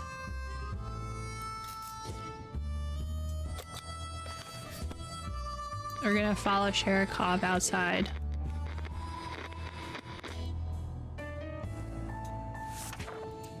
Sherikov took us to the old junkyard that's inhabited by a lone resident, a self-proclaimed scientist living in an old bus, converted into a lab to conduct his experiments. The dog seemed to be happy to have his pet back, although the cat showed no enthusiasm of the prospect. We exchanged some small talk, but truth be told, we were kind of in a hurry to get out of there. The scientist didn't seem sane. He mentioned about escaping the wasteland using a spaceship.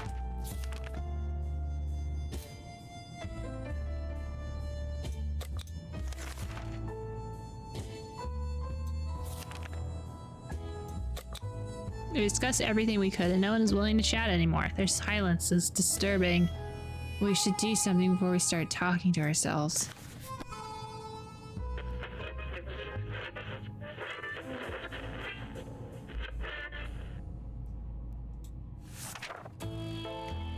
How fortunate we took the radio with us.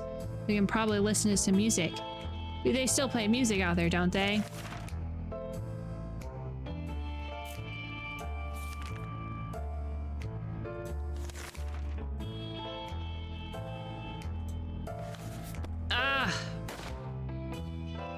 What?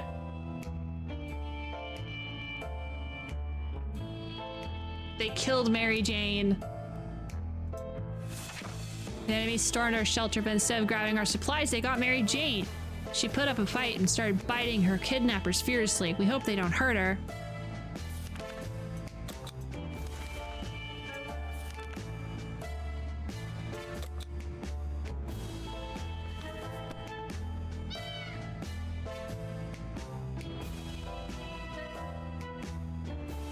It's just the crazy cat lady surviving the nuclear apocalypse. Oh wait, we did what we could. We couldn't hear a damn thing. Damn it. When we woke up today, we discovered that Sharikov somehow found her way back in our shelter. Does that mean it'll stay for good? We're not sure exactly what exactly transpired between the little guy and Solar. We asked, but it wouldn't tell.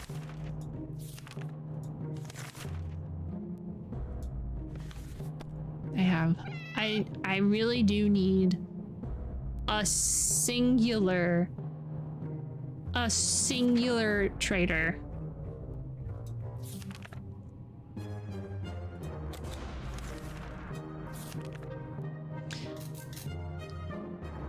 Curiosity almost killed the cat. Sharikov found a tiny wire sticking from the ceiling and pulled it out. We should examine the wire. It's probably the FBI. The FBI wiretapping. Grabbed the cable and followed it to a truck. Okay, bye. We have lots of water. We also have lots of food, considering that we're one person now. Just Dolores.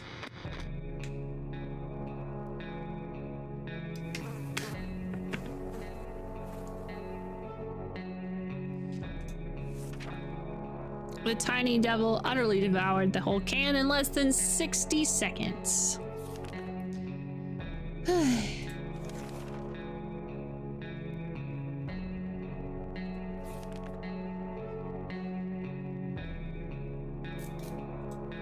This is real. I don't understand how you're supposed to get through all of the bandits.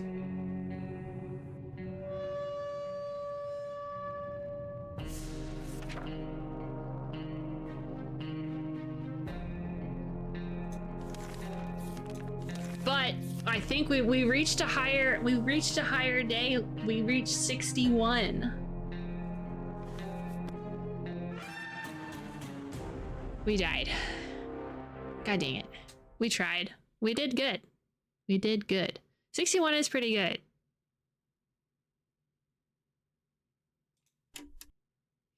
It's crazy because I'm on the easiest setting and it's like, what's the goal? We're trying to pizza.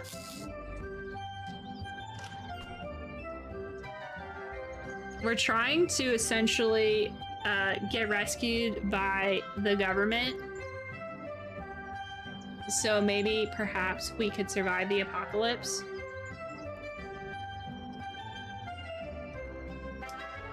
But I think that's all we've got for this. That's all for this game today, though. We've gone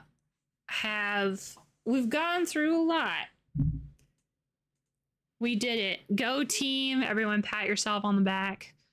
The first stream back is now done. New stream space. Oh, right. Pika, look. It's my new stream space. This is introduction. This is new space that Coffee is letting me inhabit like a cryptid. I've made my cave. Dolores is here. There's also a whole bunch of Furbies. So glad Dolores made it with you. I had to make some choices, you know, to try and, you know, I had to figure out what I was taking here. And I obviously chose Dolores. My girl. Oh, why does Dolores look like Dobby? Because she has like 4 hats on right now and like 2 scarves and a Garfield sweater. She has Dobby's fashion sense.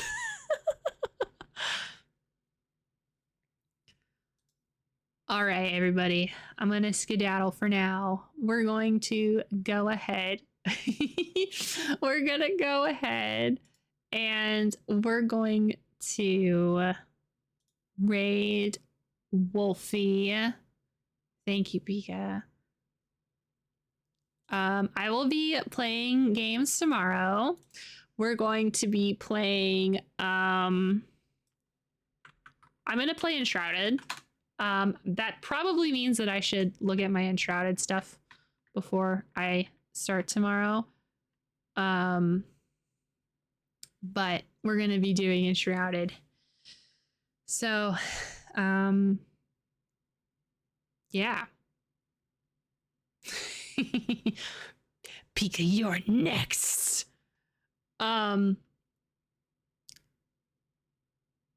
Let's go say hi to Wolfie. My first raid since for 2 weeks. Yeah. Shrouded tomorrow. That's really all I got for you. I'm probably going to be working on emotes, so if you guys have any emotes that you're especially attached to, you think I should redo, let me know. Other than that, that's it. I'm gonna go now. We're gonna go make sure to give Wolfie some love. Okay, bye. Ta-ta. See you later.